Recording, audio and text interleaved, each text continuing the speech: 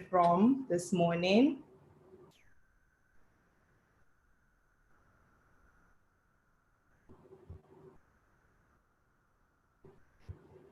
Nice. Welcome, welcome, welcome.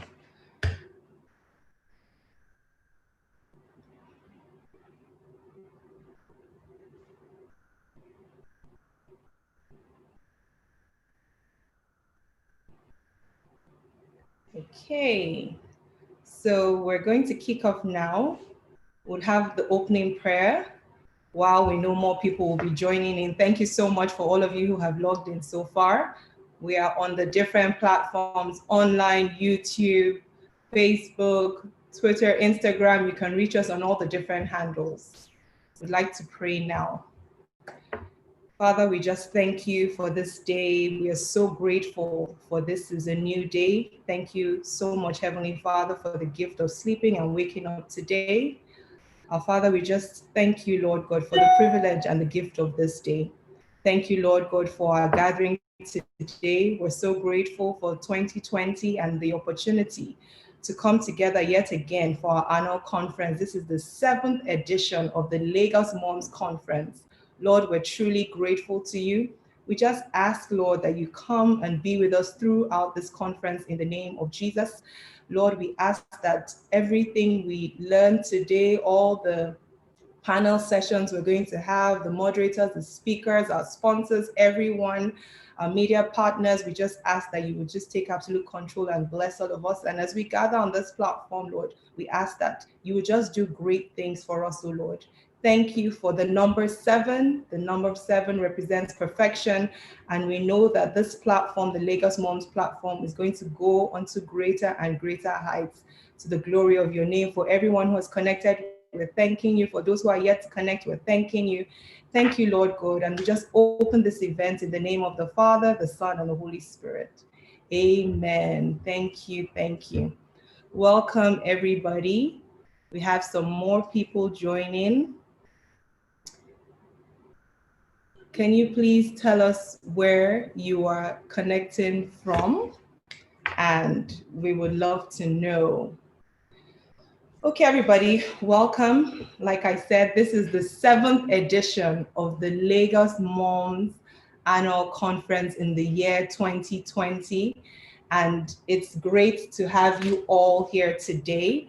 The theme for our event this year is Gen Z, Growth and Grit. We are all pivoting. And as we all know, growth is something that is important to everybody. We all want to keep growing, we want to keep improving, and we want to keep being better versions on a daily basis. So that is our theme for this year. We have an amazing lineup of speakers. We have really interesting panel sessions today.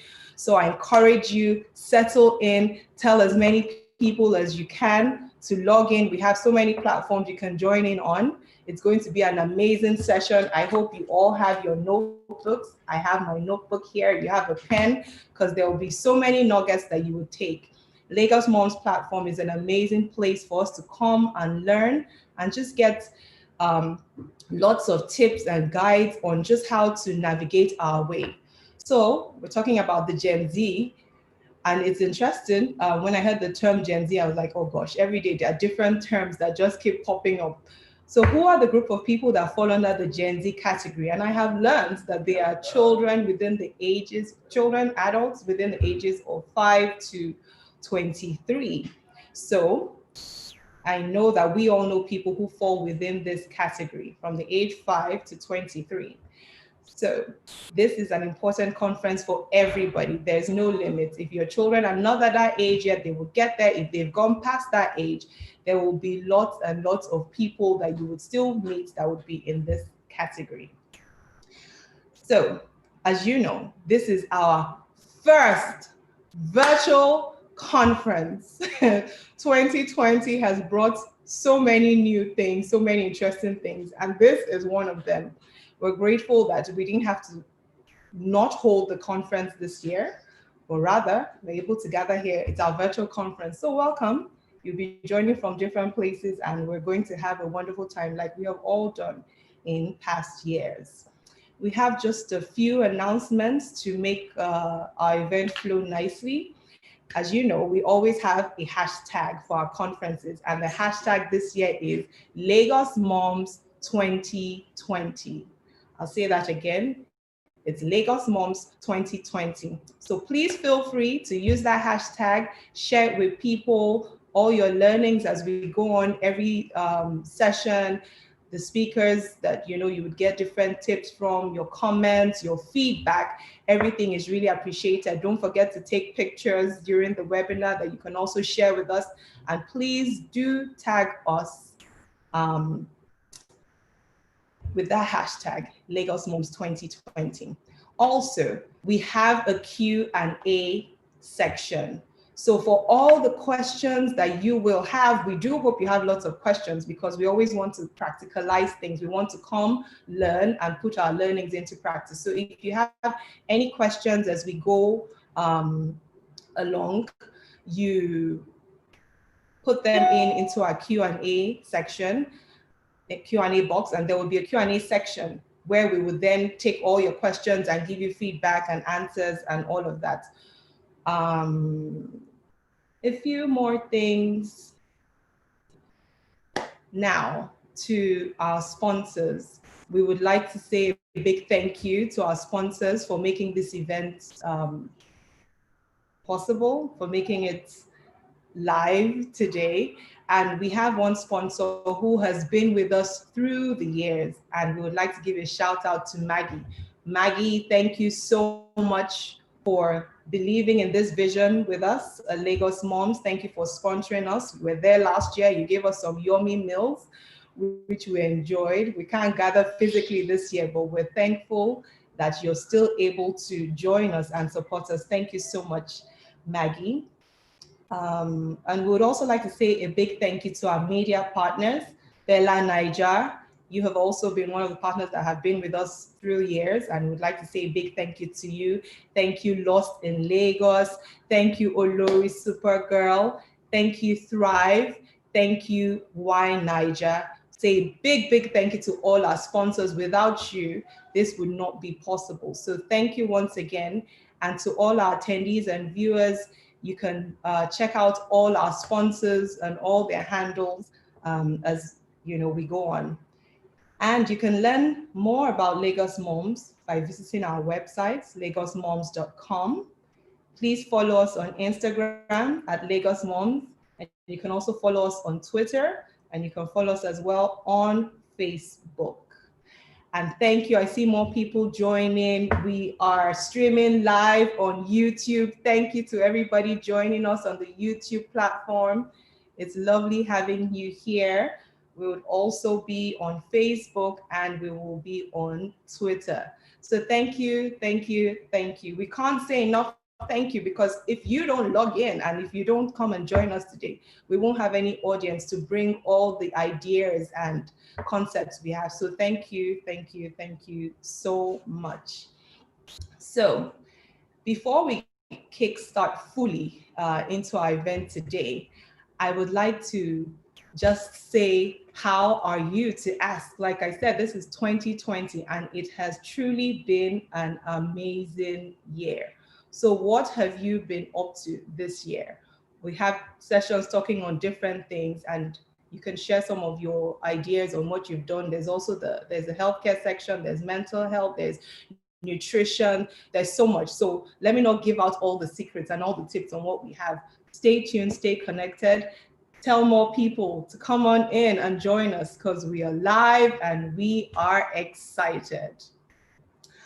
We would have polls during the course of this program. Would just like to know, let me check again and see if people have told us. Oh, more people, thank you so much.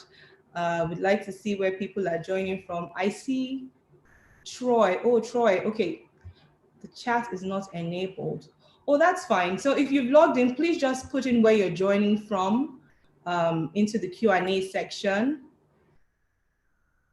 Troy, welcome. Ajibike, welcome. Thank you so much for being present, and thank you for being active. Where are you logging in from? From London, Jade Sola, thank you so much. Welcome, Jade. Troy, where are you logging in from? Buki, welcome from Lagos. Oh, thank you. Welcome, welcome.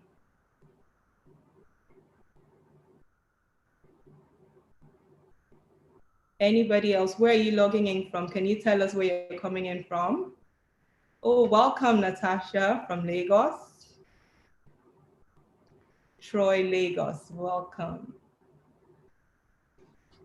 Thank you. Shout out to the top 10 people who log in. So I see Troy, Jadisola, Buki, Natasha, top 10, top 10. I'm looking for top 10. We're taking notes of all the names. Our top 10. Shola from Lagos, Tolutomi and Ademide, Shola from Lagos, Nephi from Lagos, thank you, Lagos, thank you, Lagos, well represented. Caris, thank you, you're welcome. Our top 10, Omololafa Sheshi, welcome.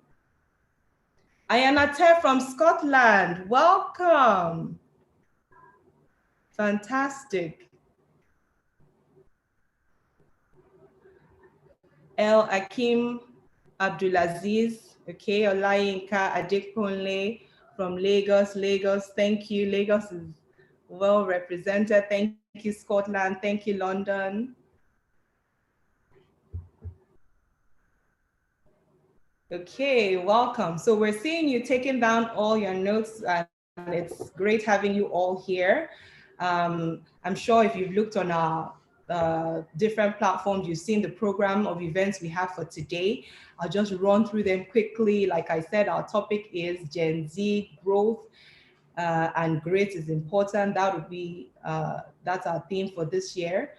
We're going to speak on getting ready, jobs of the future, because we all know that the description of jobs is changing this year. It's no longer fixed to certain types of jobs, right? So we need to start getting ready, getting the next generation ready, understanding Generation Z, mental health, and our children, very, very important, especially this year. I have had a greater appreciation for mental health and wellness, because honestly, being indoors, being restricted in different ways has not been easy. It's not been easy on parents. It's definitely not been easy on our children.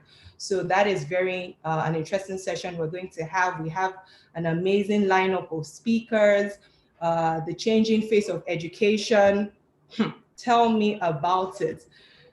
This virtual learning, homeschooling, it has been a true experience. I would love for you to share, your experiences on our platforms as well as we go on. But, it's really been very, very interesting, homeschooling. So the change in the face of education, we're going to have a session on that. We're going to talk about self-care as well. And then we're going to speak on FOMO, FOMO. Have you heard that term before? If you haven't, you need to stay connected. It's very, very important. It's something you need to know about. So we're going to have a great session talking on FOMO. I'm not going to tell you what it means. If you already know, fantastic. If you don't, stay connected and you'll find out really soon. And we're going to also speak on social media and how it affects us. That is a topic I'm always, always ready to listen in on and learn from, because personally for me, sometimes social media scares me, but then and Lagos Mom has helped me a lot in understanding that, there are pros and there are cons. So if you are informed and you have knowledge, then you would know what to do and how to make the best use of social media and allow it to affect you positively.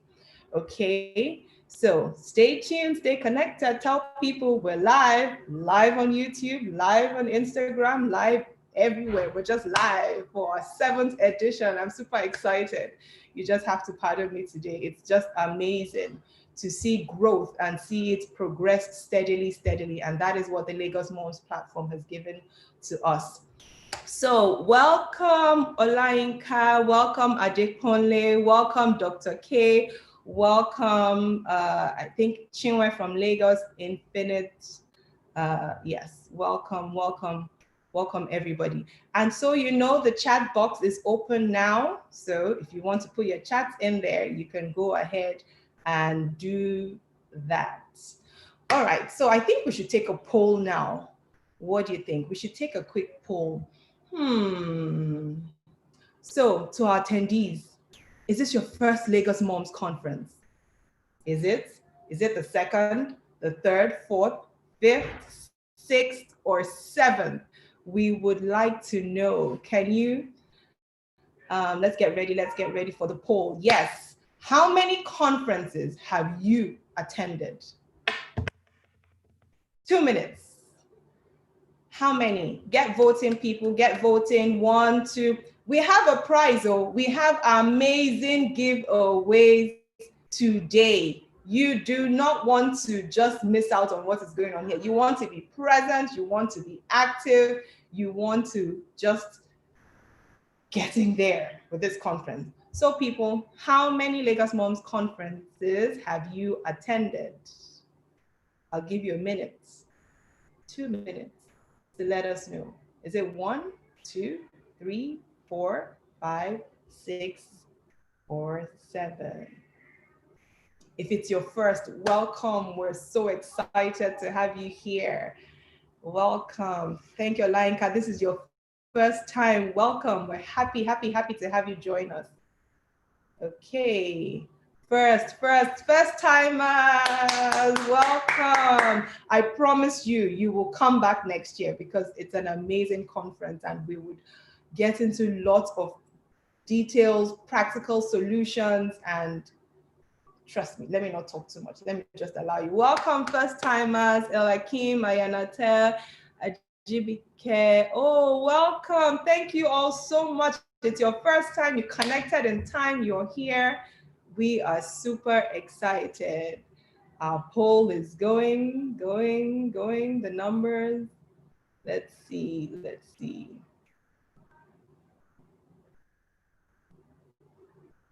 First timers, welcome. Last year we had, oh, nice. There is a number 6. Woo! Someone has attended 6. We have 3. We have 2. Amazing. Thank you all so much. So the poll is going. We have 1 more minute. This is the real 1 minute. 1 more minute. Oh, welcome. Thank you so much to our first timers. We appreciate you. If this is your second, we're so grateful you tuned in again. Your third, thank you so much. 6th time, amazing. Thank you so much. We would love for you to share why you keep coming back. Oh, it's amazing. Okay. Welcome. We have more attendees. The numbers, Troy, the number 6 should be my mentor. Troy, make sure you, next time, when we log in next year, you would, it would not be your first time. Number 6 should be my mentor. First time. Oh, welcome. We appreciate all of you. If it's your first time, second, third, fourth, fifth, sixth, seventh, we appreciate each and every one of you. Thank you so much. So to the attendee who has been here 6 times, can you put out in the chat? Let me see.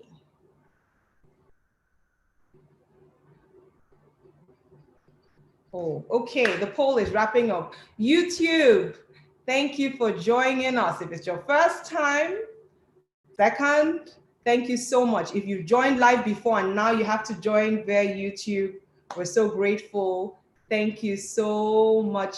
Okay, so that poll is done. And we have the highest percentage of first timers.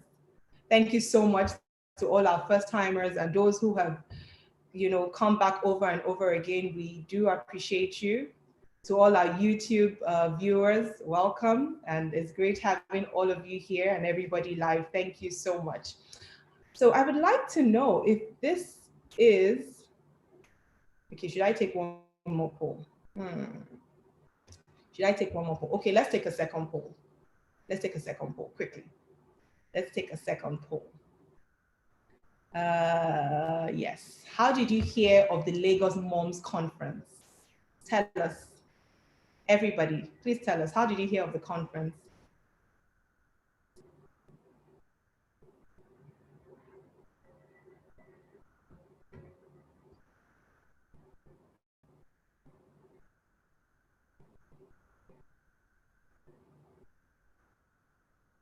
Okay.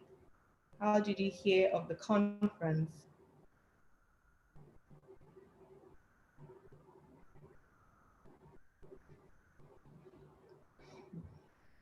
I give you 1 more minute.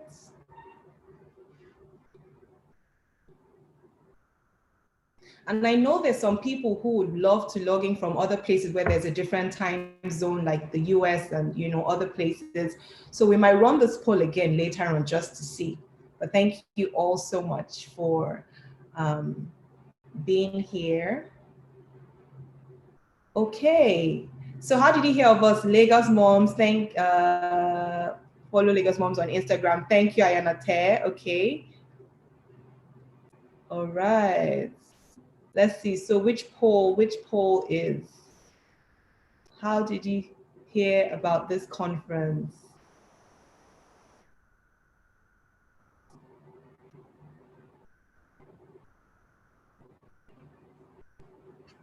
Okay.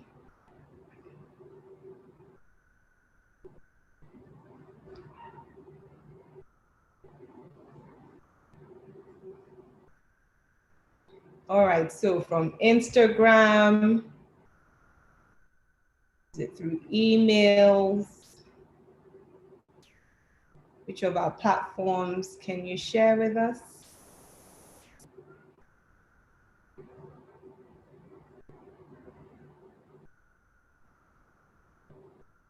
Hope you can all see the poll.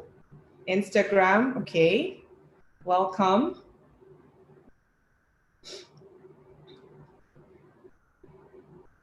Got 30 seconds to the end of this poll. Oh, okay. Modupe says from the Family Life Therapist on Instagram. Fantastic.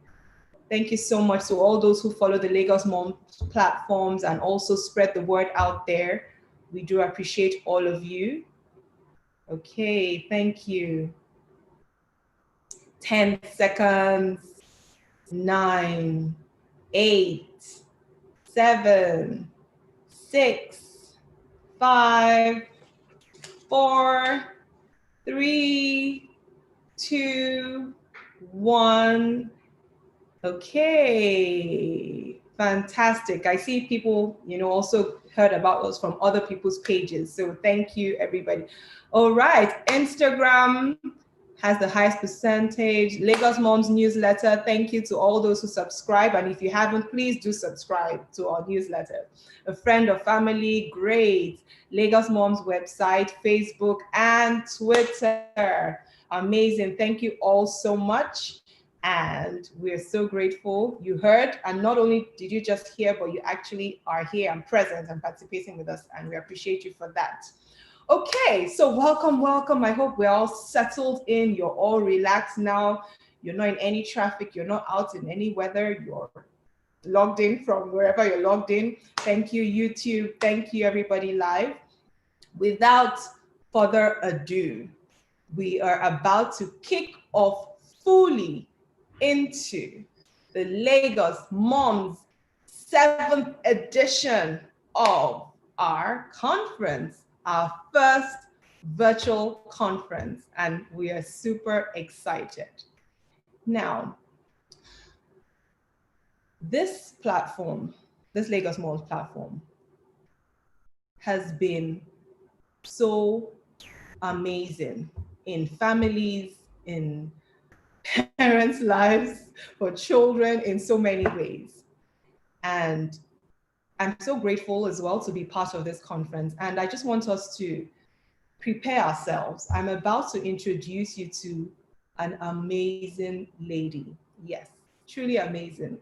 The one who has gathered us year in, year out for the past 7 years, the one who heard her call, ran with it, put her vision in front of her, unafraid, and she ran with it. It gives me great pleasure to speak about this lady who has also become a sister to me. The one behind this conference, the Lagos Moms Annual Conference, this platform that gives us solutions, this platform that gives us ideas, this platform that gives us tips, food, health, finance, spirituality, relationships, education, you name it. This is a platform for abundant living. If you don't know, now you know. It gives me such great pleasure to present to you all this morning the amazing visionaire, the one, the brain box behind the Lagos Moms Conference, Yeti Williams. Thank you, Tanya. Thank you. Thank you so much. Wow, good morning, everybody. It is so exciting to be here. Can we all just give it up for Tanya, our compare? This is her 3rd year running, and she's doing such an awesome job. I'm feeling her energy. Do we agree that Tanya is doing an amazing job comparing this year's conference? So I'm really excited for many reasons. You know, Tonya said something and said, I ran with this vision unafraid. And I think it's really, really critical that I want to share this. Everybody has that vision. Everybody has that thing that they're passionate about. We will always be a little bit afraid, but I believe that, you know, the confidence only comes with stepping out and continuing to do what you've been called to do. You know, sometimes I can't believe that this is the 7th one. I remember the very first one we had, and I noted it down. The first one, our theme for that year, in fact, let me pause. Who knows what the theme for the very first conference was? Does anybody know? My own quick impromptu poll. Does anybody know what the theme for the very first conference was and what year it held? Any ideas? I'm looking at the chat. Okay. But saying they don't know, they don't know. Okay. I won't waste too much time. The theme for the very first year was raising global 2013. No, it was 2014. It was 2014, actually, the very first one. And the theme that year was raising global citizens. I mean, I remember when I came up with that topic then, I thought, okay, raising global citizens, you know, why are we talking about that? What does it mean? But it is so important that we understand that we're not raising our children to be good enough for our local government or our community, but globally. And can we all just agree that that is exactly the world we're living in now? Who else agrees? All our children are being raised in a global world. Your child might be from Nigeria in your living room, but they have understanding of what's going on in the US, in China, in anywhere in the world. They know a little bit more than we do. They certainly do. And my love for this technology age and digital media and social media has been twofold. One reason why I love it so much is because it allowed me to connect with all of you. If not for the internet, technology, social media, I wouldn't have this amazing community that I call Lagos Moms, that we get to share, learn, grow together.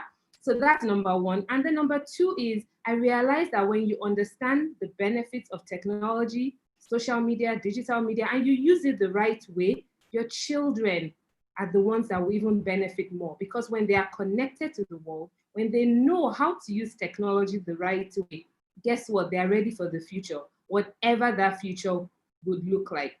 And we are all in the 4th industrial revolution. We're in the digital age, which means how we were raised, what happened when we were children is very different.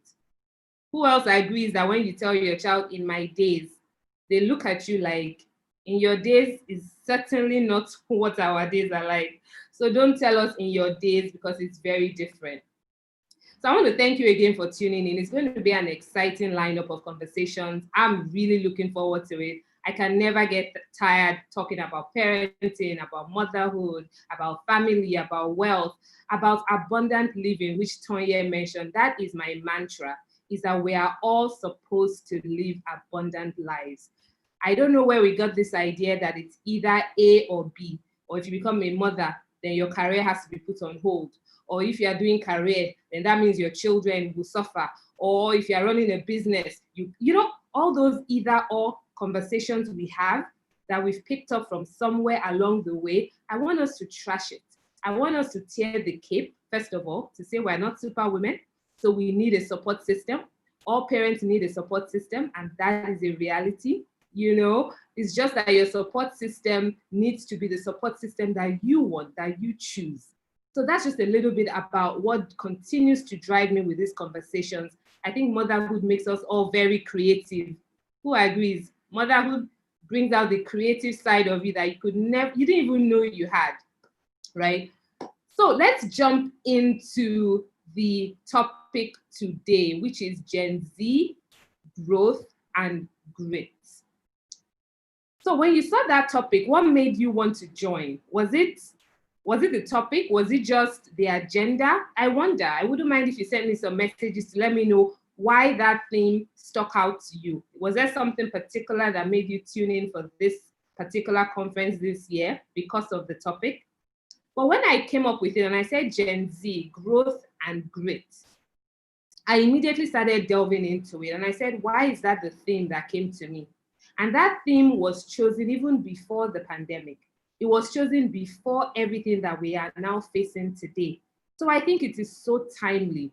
Why do we talk about growth? We want our children to grow. We want them to grow healthy, sound, successful, equipped, happy. We want them to grow in the strength of knowing that they can do whatever they put their minds to. We want them to to be able to take advantage of what is going on in their world. So we want our children to grow in all of that. Then on the second side, when we talk about grit, what does grit mean? Grit is resilience, the ability to overcome challenges. And that is exactly what is going on now. Everybody has been challenged one way or the other by what's going on in the whole world. I won't even limit it to just the pandemic. The pandemic is there, yes. But what about even locally, SARS and what's going on there? SARS is going on. We have the Me Too movement. We have Black Lives Matter. There's so much that's going on in the world at this time. And we're all connected because it's a global village. So we're all connected. And your children are also seeing all of this. They are hearing all of this. They are making their decisions about life, about the future, based on what's happening around them, based on what they are seeing, what they are hearing, and what you, their parents, are speaking to them at home about these things that are happening. The worst thing we can do as parents today is to not talk about what is happening, is to imagine that they don't know. They know. So far your child is in this generation, they know what is going on, both from the internet, from friends, from social media, from the news. They know. So we can't be ostrich parents. You know, ostrich, what do? They stick their head down in the sand and they say, I don't want to talk about it. That is not us. This community is about intentional parents who understand what is going on, who understand the times that we're in, and who are therefore equipped to ensure that we help our children achieve their best future self. The African proverb says that it takes a village to raise a child. I believe it still does. It never stopped. Somehow we got into a world where people don't know their neighbors. It's me, myself, and my children and my family. But I believe it still takes a village to raise a child. If you agree, tell me I agree or give me a thumbs up. It takes a village to raise a child. And in addition, I say it takes an e-village to raise a child. So that is my own addition to it, that it takes an e-village. I might not be able to see you or know you personally, but this e-village, we're raising our children together. These children that we have, they will be great. So Gen Z, as Tonya mentioned, are children between the ages of 5 and 23 years old. In fact, I'm going to run a poll now.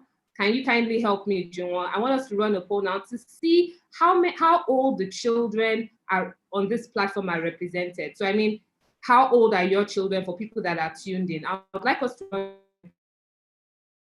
just a sense of where we are. So Gen Z are anything from ages 5 to 23. Ages 5 and below have a new term. I don't know if you've heard it. That's called the Gen Alpha, Generation Alpha. The characteristic of Gen Z that we're talking about today is the fact that they are the first generation to be 100% digital natives. That is what makes them so different. They are the first generation to be 100% digital natives. That means they were born into a digital world and all they have known is a digital world. Anybody older than 23 might know a little bit about the analog world. They might know about a life pre-internet, pre-Instagram, pre-TikTok, pre-Snapchat, pre-house, what's the other one? House party. They might know a life before that, but Gen Z, all they know is digital. All they know is connectedness. All they know is online life. So they don't know another world. So they're called digital natives, digital citizens. And then the challenge comes when we, the parents, we are digital aliens, and we're supposed to raise these children in a world where they know more about technology and digital than we do. And that is what I find many times causes a lot of the tension that we find between parents and their children. The parents are worried, they are scared, they don't understand how you want to be online all the time. They don't understand why you're taking selfies. You will give a 2-year-old a device, right? And that 2-year-old will just know how to operate it. And you're wondering, how did you figure out how to do that? Nobody taught that 2-year-old, right? But they can do it. So we're focusing on that generation because they are really critical. It is important we understand them. Of course, millennials, we also need to understand them. But our oldest millennials today are, guess what, 39 years old. So some of you here are millennials and you have children who are Gen Z or younger. So that's what we want to talk about today. We want to talk about the fact that there's so much going on in their world and in their life, and we want to ensure that they are growing and they also have the grit that they need to get through all the challenges. So the poll results are in, and 60% of us here have children between the ages of 7 and 10. Welcome, welcome. You are at the end of the first set of the years that are the foundation years. Foundation years for our children are between 0 and 10. And it is so critical that you get those years right, because that is what forms the basis for everything else. So welcome, you're in a very good place. Then the next highest group is people with children ages 0 to 3. Once again, welcome. Early years are so critical. What you do in those years, not giving them too much screen time. Yes, I'm a screen time monitor. Not too much screen time, not too much television. Make sure that they're doing so many things to make sure that 0 to 3 is very it's a very powerful phase in a child's life. So the next highest group have children 0 to 3. After that, we have a group who have the children between 11 to 15. Once again, welcome. I understand you. Those teenage years, I'm there myself. The teenage years are certainly interesting. And we're raising teenagers that are super turbocharged. They are connected. They know more than us. Let me not say it out there, but they do. There's some things you say and they're looking at you and saying, how don't you know that? So imagine trying to raise a child that seems to know more than you. It can be challenging, but we can get through it. The next group is then people with children between the ages of 4 and 6. And then we have those with children 16 to 19. And of course, we also have parents here who have children between 20 and 23. So you are the older Gen Z that we're talking about. So we're well spread out. We're well spread out. The majority of us have children between 0 and 15, and then we have 16 to 19, 20 to 23. So this is good to know that we are spread out quite well, and these conversations today are going to serve you well, because what we'll be talking about, from mental health to changing face of education to the future of jobs. When I was doing research for this program, you won't believe some of the jobs that exist out there today. Some of the jobs that you've never heard of before, and they keep coming out. So you can't even afford to raise your child based on the fact that it's about engineering or medicine. All of that has changed. So I just want to welcome you. I want you to have an open heart. I want you to have open minds. I want you to be ready to take your notes. Be sure to share what you are learning with us. And I would love to always hear back from you so that we can continue to serve you better. What do you want to hear about? What do you want to talk about? What would you like to discuss when it comes to parenting and family? What we try to do is make sure that we're giving you what you need and we're talking about what we need to talk about for our children. So I think it was just a quick intro to say hello to everybody. Thank you for joining. Help you understand why this is what we're talking about. Help you understand why it is important to discuss it. And to ensure that as parents, I believe that we will win. Yes, there's a lot of distraction out there. There's a lot of confusion, a lot of uncertainty. But guess what? God has given us our children for a reason during these times, for such a time as this. So we then need to upgrade our parenting, give ourselves the right skills we need to ensure that we raise our children to become adults that we will be proud of. And there's something special that I'll also be launching, which kicks off today. It's something called Designing Your Life for Abundance. One of the things that I found is a lot of parents, especially mothers, when they get married, they have children, they put a lot of things on hold. And you know that struggle, that balancing challenge we all seem to dance between. Can I have it all? Is it possible? I want to tell you that it is possible. How many of you agree that you can have it all? If you agree, just give me a thumbs up in the chat room that we can have it all. You can, I can, we all can. It's just that you have to know how to have it all. You have to know how to make it happen. And many times it's who is in your network that will help you achieve that all or not.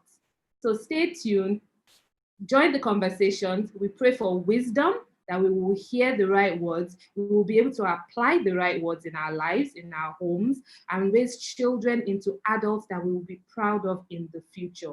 I want to thank all the speakers in advance. These are all people who've taken their time out to just share their expertise with us. I thank all the vendors, the SMEs who have said, you know what, they believe in LagosMums, and they've come to say that today we're going to share our products with the world. I want to thank our sponsors, our media partners, our speakers, everybody that has helped make this possible. I thank God because I call God my CEO and I'm the COO. So he tells me what to do and I'm the very diligent student and worker that makes it happen. So thank you so much. Over to you, Tonya, and I look forward to an exciting conversation today. Thank you so much, Yeti. Thank you. We're super excited, for the lineup we have today. And just as Yeti has said, we have so many amazing sessions on today. And thank you to everyone sponsoring, and thank you to everybody joining on YouTube and live. And please follow all our handles and keep getting updates on all we're doing. Right now, would be watching a quick video from our sponsor, Maggie. We have to appreciate our sponsors because, like I said earlier, if they don't sponsor us, right, we might not be here. So let's have a quick video from our sponsors, Maggie. Thank you, Maggie. You've been with us past years, and we really do appreciate you. I had invited the boss for lunch. Okay. Then I get called to handle some emergency. Then my plan B, the caterer, gets hopelessly stuck somewhere. What? Then I call hubby, and he says, What are we going to do? Relax, we got this. No, we don't. Now it's up to me and him to save the day. Are you okay? With help from something special, the new Naija pot seasoning from Maggie. Specially made from natural stockfish, smoked fish, crayfish, and other ingredients to give your soups and pottages that Nigerian bottom pot taste.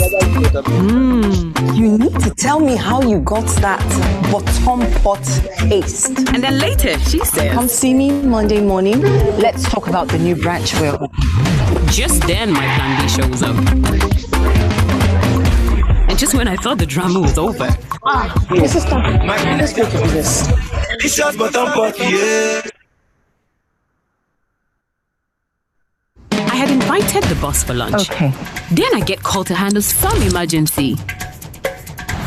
Then my plan B, the caterer, gets hopelessly stuck somewhere. What? Then I call hubby, and he says, What are we going to do? Relax, we got this. No, we don't. Now it's up to me and him to save the day. Are you okay? with help from something special. The new Ninja pot seasoning from Maggi, specially made from natural stockfish, smoked fish, crayfish, and other ingredients to give your soups and pottages that Nigerian bottom pot taste. You need to tell me how you got that bottom pot taste. And then later, she said, Come see me Monday morning. Let's talk about the new branch we're opening. just then my plan B shows up.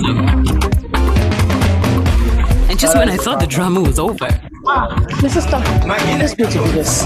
Delicious bottom pot, yeah. We've decided to buy two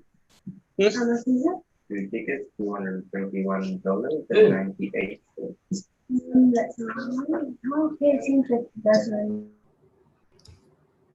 Okay, thank you. So for that delicious bottom pots, we know that Maggi is right there for us. I'd like to also say a special thank you to our SMEs, and please attendees, you'd get all their information. We'll share all their information on YouTube and Facebook, but right now, can we just appreciate our SMEs? John?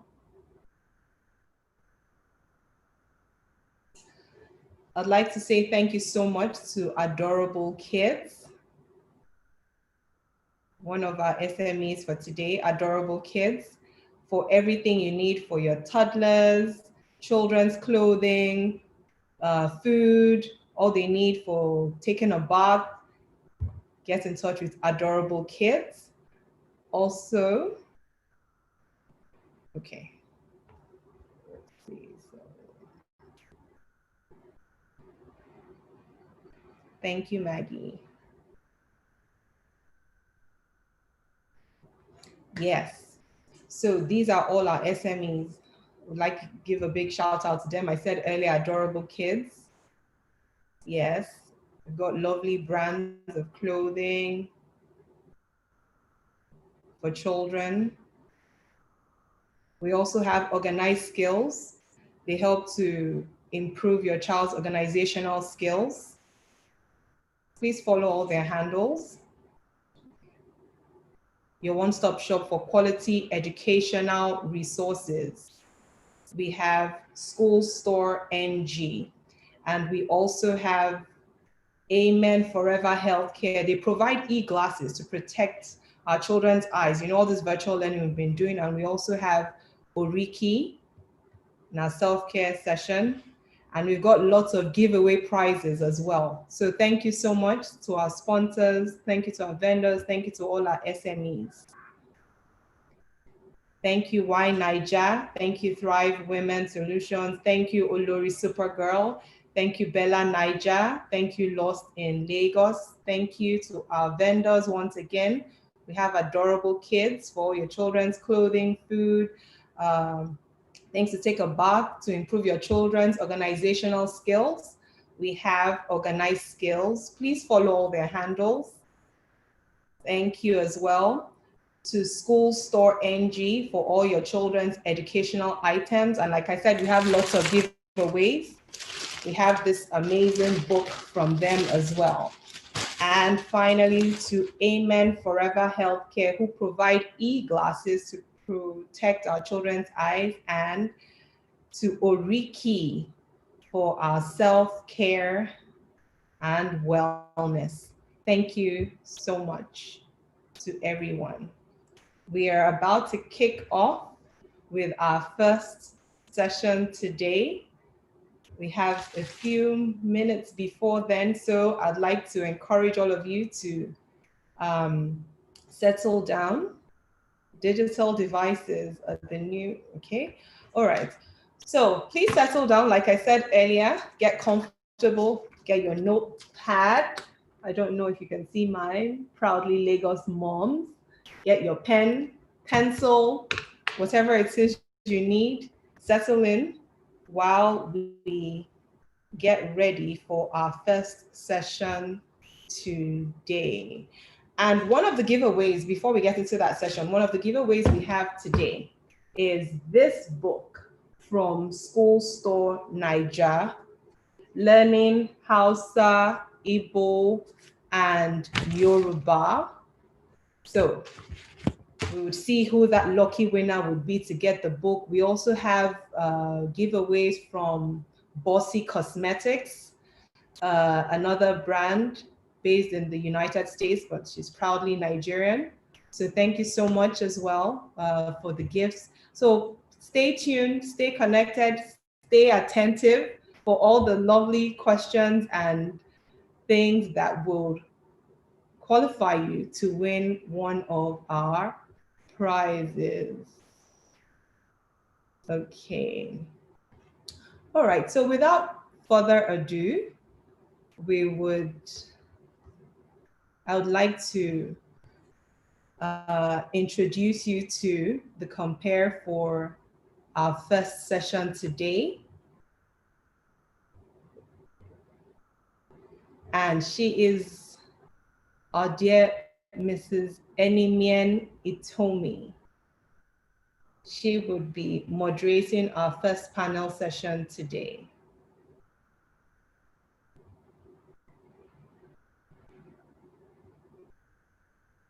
Getting ready, jobs of the future. We have an amazing lineup today.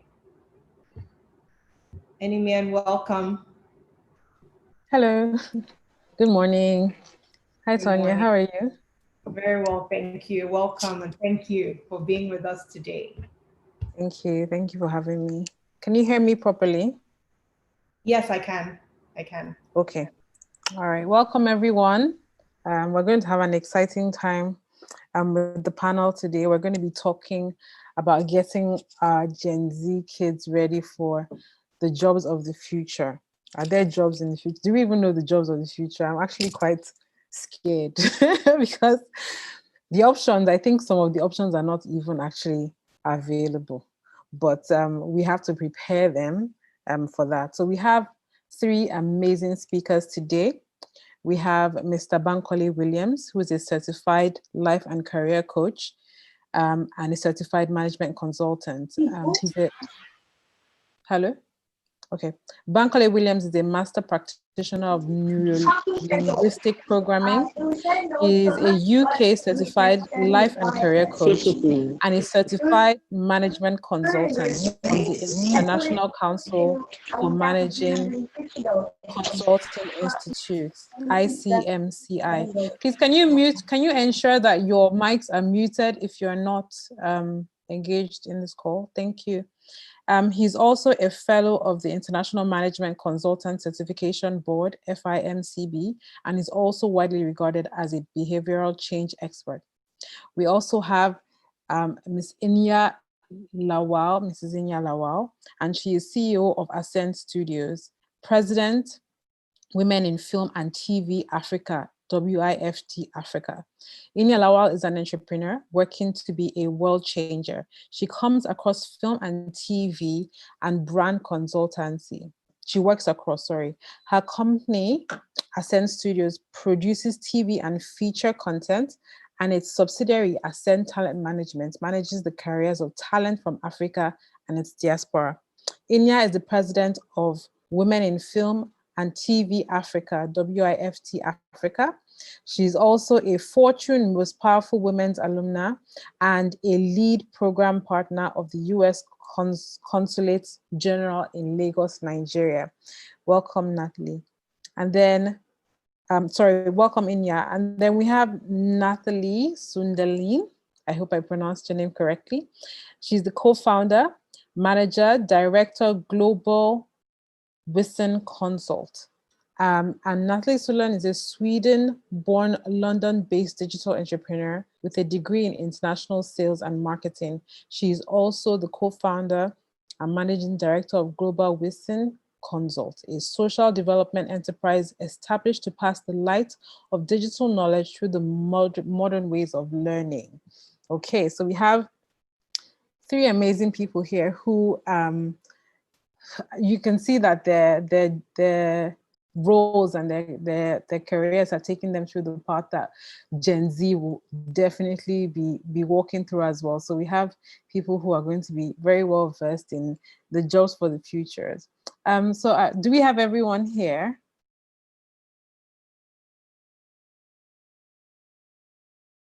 Are they here?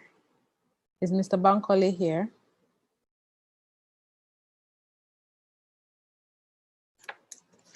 I can't hear anyone. Is it just me? Oh, I'm here. Inya Lawal is here.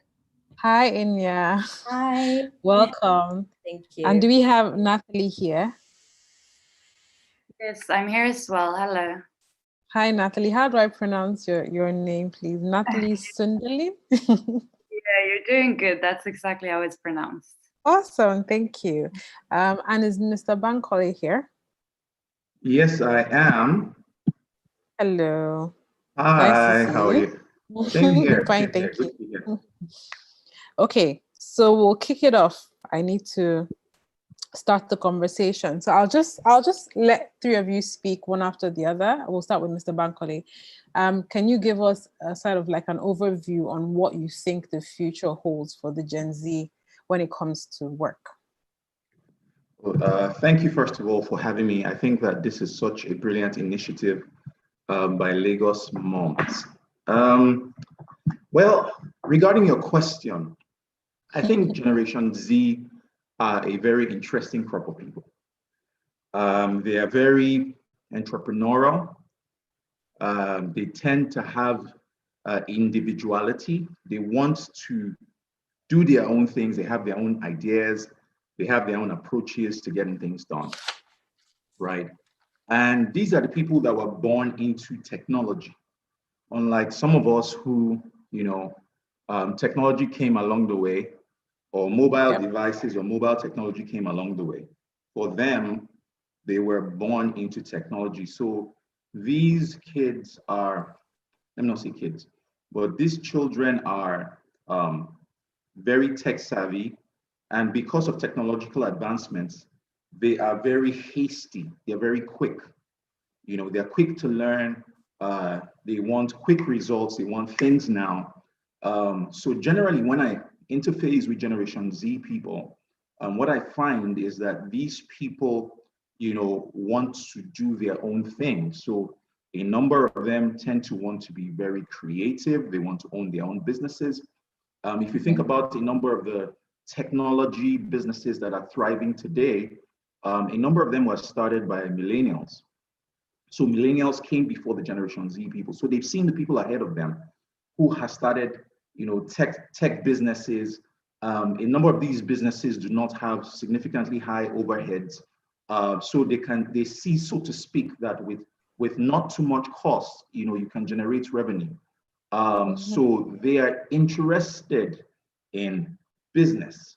They're interested in creating their own ideas and charting their own path, right?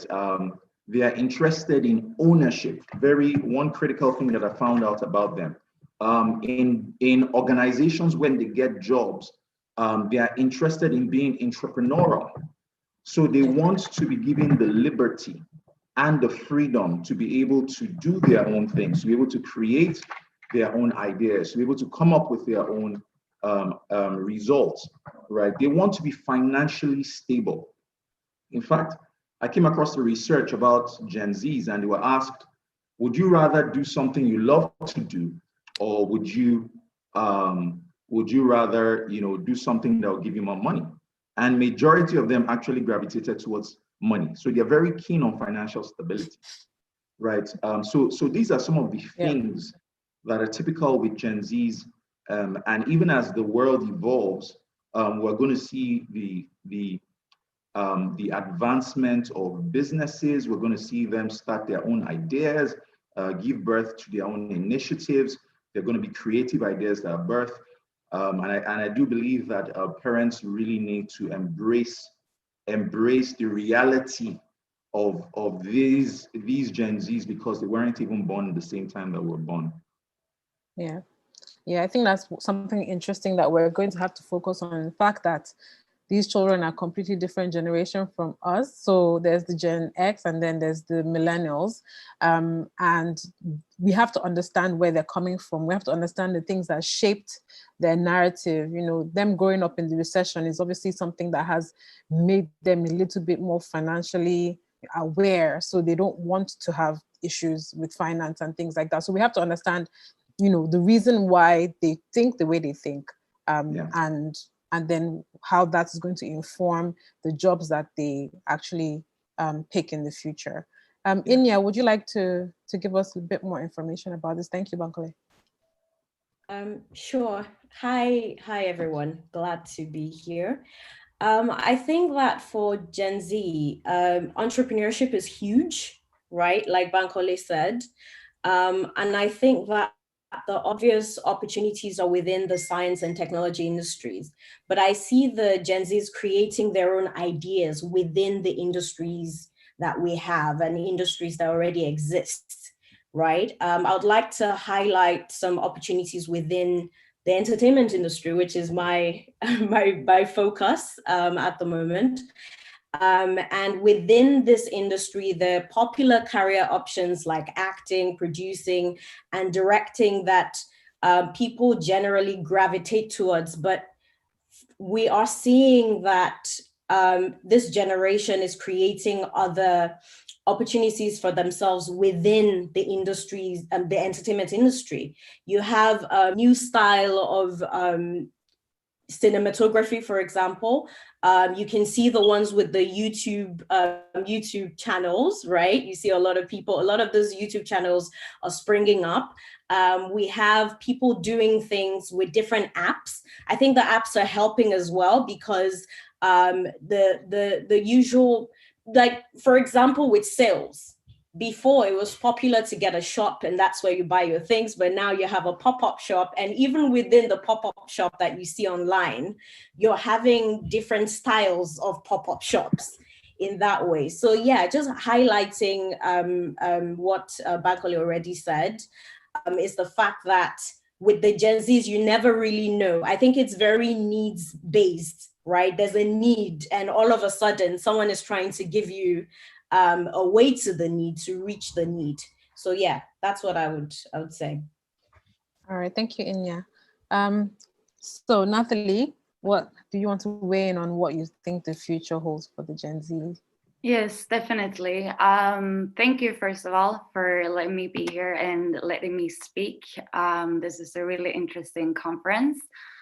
Both Bankole and Inya has already, in my opinion, highlighted the most important things. But I also think it's important to talk about the actual market, because we've now talked about like how the generation Z is going to be in this market. And when we're looking at the future of jobs, in my opinion, I would say that those jobs are already there. They're already created, is starting to change. And we see a lot today when we look at businesses, for example, we can see someone sitting on a digital marketing position, but when they went to school, they got a completely different degree. And that's when we're looking at millennials, for example. We can have someone who's a digital marketing manager in a huge business, but what they studied in school was something within, it might even been a doctorate degree, because it wasn't there for them to actually study digital marketing in school. Exactly. Yep. So we've seen how the market has changed. And I think the generation Z has realized this and realized that maybe I don't need that doctor's degree. What I need is to actually go out there and get my own knowledge and find my own skill. And that is there now. It's possible for them to get this knowledge, to be able to get that job or start that business. Both Bankole and Inya talked about. A lot of them wants to start their own thing. And even if they're not starting their own thing, which Bankole said as well, when they are working for a business, they want to see that they have decision-making power. They want to be a part of developing that business. And they do that by developing their own skills, by realizing that if I sit on this skill, if I get an extra skill, I will be allowed into the decision-making table. And we see how the market is changing with the same jobs being there, but they're developing in a new way. So someone who sat in a position earlier, it was very straightforward what you were supposed to do at work, how you were supposed to do it. but now you have that freedom. You build your own positions in a company, you build your own responsibilities. And I feel like the individuals are supposed to grow together with the business, no matter if you're the actual founder of the business or if you're an employee. And we're seeing this hierarchy kind of dissolving as people take more place. And I think this is because of the Generation Z, that they know how to take their place. They know what they're good at, and they know how to take a seat at the table. And I think that's something that should be something that we push them to do, and something that we should be open to let them do, because that's how we will see kind of the markets and the generation merge together. And I think it's something that is going to become really extraordinary. Yes, I agree with you, Natalie. And this leads me it leads me to my next question, because I wonder really how prepared the Gen Z are for these future jobs that are coming. You all work with young children, and you all work with children in the Gen Z generation. Do you find that they are actually prepared? They actually have you were talking about the skills that they have, Natalie, and the skills that they're developing. Do you believe that they actually prepared and they're ready for what is coming in the future? I'll start with you, Natalie. If you look at the actual generation, they're so hungry. They're hungrier than something we've ever seen before, and it's something that makes me so happy. However, there's a lot of things around this that needs to be done. We've talked about the market. They're ready for this hungry generation. I've never seen a generation that is more ready. But there are issues coming along the way, and that is that the rest of the world might not be ready for it. It's a road that is less traveled. There is no real structure before this happened, and before this kind of switch, we were able to give our children a map. Someone had traveled that road before. We know how to do it. We knew what school they were supposed to go to. We knew what degree they were supposed to get, what people they were supposed to interact with, how much time were they supposed to spend on devices. And all of those things is something that we get from experience, and from roads being traveled, and we have a structure. And that is not really there yet, because this is the first generation doing something like this and being the way that they are. But I believe that this kind of hunger that they have will lay out that structure, because they're building the road for themselves. As we've mentioned, they're coming up with the businesses themselves that will help them get to where they want to be. But I think the generation is definitely not an issue. They're hungry, as I've said. It's just that structure and to lay out that road for them to be able to get all the opportunities that they should be getting with everything that they are sitting on. Yeah, so basically there's no blueprint for what is happening now, because it's all brand new. And so I think even the millennials, we're all figuring it out together and trying to help them, to steer them in the right direction, I guess. Inya, what do you think about that?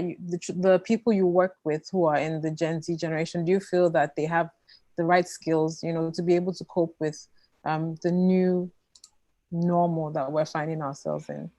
Yes, I think they do. And I also think that they're a very energetic pack of people, right? They have so much energy to expend. And for as much as they would like to do, I think there's some factors that would sort of hinder them, right? In that way, I think parents can be a hindrance to children in Gen Z, no matter how ready they are. You're like Natalie was saying about, having a certain structure and what to do and how to do it. If you have parents who are used to that, and you go to that parent and say, for example, like some of my nieces would say to me, or even my nephew, this is what I see for the future. I'd like to do this. I'm like, okay, so how do you want to achieve that? And they're like, I don't know. I'll just go with the flow. I would ask you, what is that flow? But I think that's where we need to, give them whatever support that we have. Another problem that I think they may have is the fact that they're always used to you know, everything working so fast and so instant that if things don't happen fast enough, they can be very impatient. We have a very impatient pack of people, right, who want things to happen and happen right now. And as ready as they say they are, I find that some of the people I work with are lazy, right? Because they start something and they don't want to finish it. Because as it is on Instagram, if you, let's say you're a music artist, you put a song on Instagram, you get so many likes, it goes viral. All of a sudden you're on BBC, CNN, and everybody's shouting about you. And then you have another person who is that talented and puts out, you know, his or her music in that way, and it doesn't happen that way. Oh, people don't like me. Oh, maybe I'm not good enough. You know, there's always that thing. So yeah, it can be a blessing and a curse when it comes to, you know, how ready they are. In that way, it's like, yeah, I'm ready to give the world this, and the world needs to be ready for me, you know, but it doesn't always work like that. Different people have their different processes, even in life. Things don't happen for different people in the same way. So yeah. Okay, thank you, thank you. Yeah, and I think this is apt for what's the name of the conference that we're having right now? It's Growth and Grit. So Mr. Bankole, you are a certified life coach. Do you find that this grit is something that we've been able to, the children in Gen Z, I shouldn't call them children, the Gen Z generation, is this something that you find that they have? Because it's something that you definitely need. Some of these softer skills, yes, they're a technology-driven generation, but there's that underlying grit that is required to be able to follow through and to push through and to get through adversity that they might face. What do you think about that? Yeah, so I really do agree with what Nathalie said. And what Inya said. I see that there's a lot of energy. In terms of readiness, I think that there are a lot of stakeholders. There are a lot of parties that will play a role in their readiness. So what I find is a lot of zeal, a lot of drive. In terms of grits, I think going through the process is really what helps people develop that. And what I have found out is that a lot of Gen Z people want results quicker, faster, you know, they want it right now.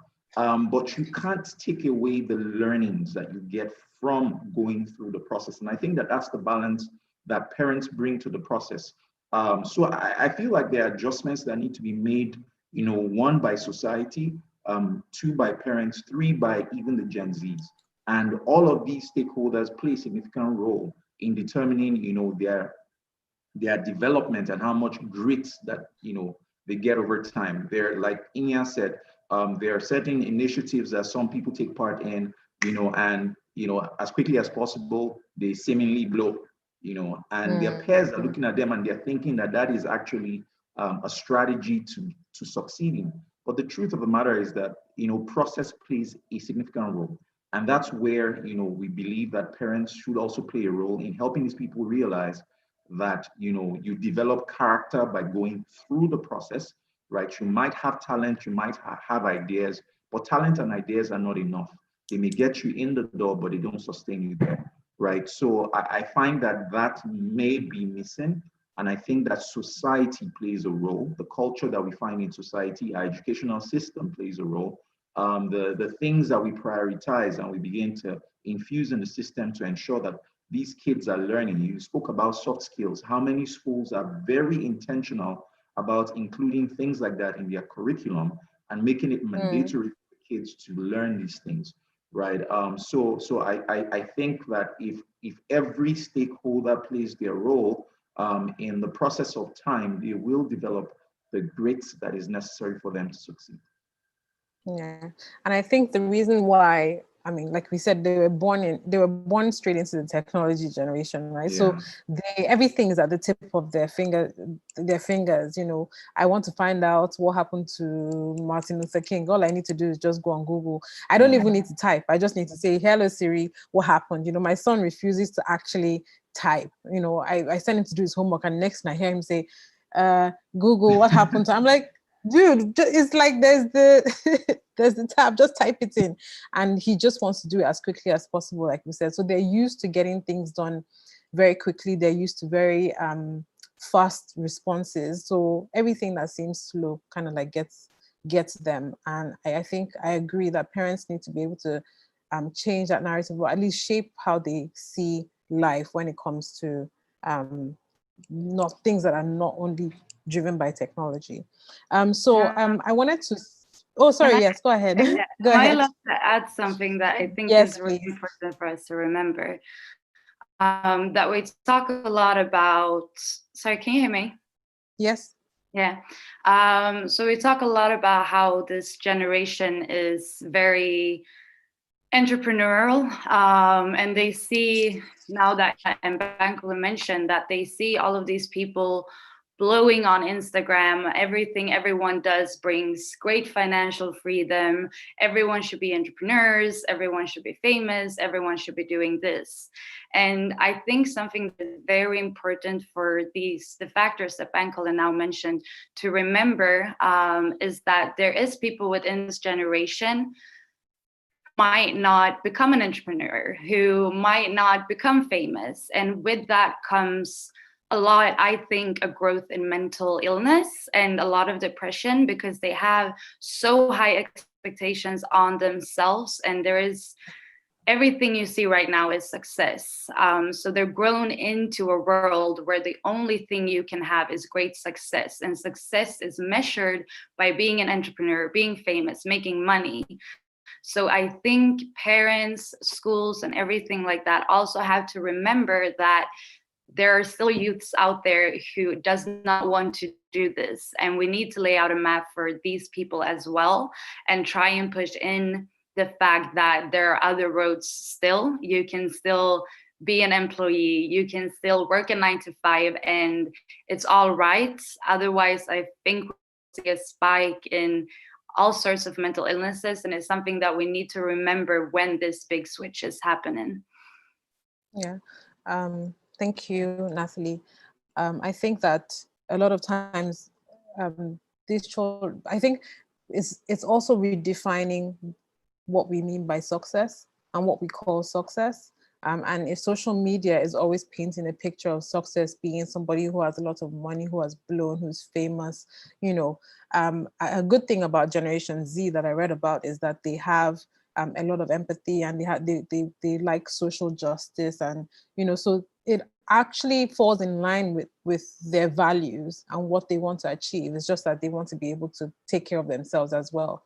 So that is something that can be incorporated into their learning as well. And parents, like Bankole said, and Inya said, have to really play a big role in watching their kids and making sure that they're not thinking that success, the only path to success is riches and blowing and being successful in that way. So just to move on, we're in a pandemic, hoping that it passes soon. But how have you seen the pandemic sort of change the way we work and how things will possibly be in the future after this experience? Would anyone like to go first? Should I choose somebody? Inya. I was going to choose me anyways. So I think before I get to speaking about professional work, I'll just say the pandemic has been a blessing in this regard. Parents have had time to have been able to spend time with their children.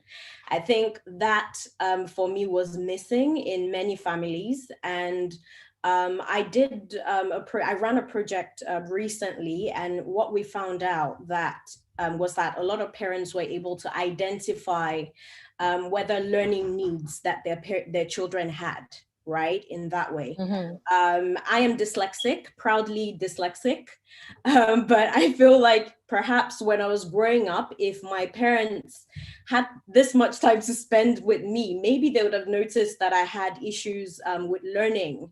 or I had an ability. I call it an ability and not a disability, because all it is that we learn a different way and not the structural way that everybody expects us to learn.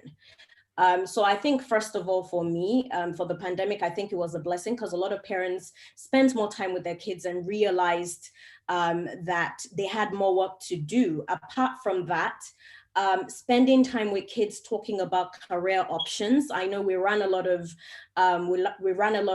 programs during the pandemic that had parents and children sit side by side to talk about, their future. I think that was the best blessing as well. And then for parents or for the general public or the working public, the feedback has been half and half. I'll talk about the entertainment industry first. For the entertainment industry, of course, we couldn't shoot TV series or films because we couldn't gather, so many people together.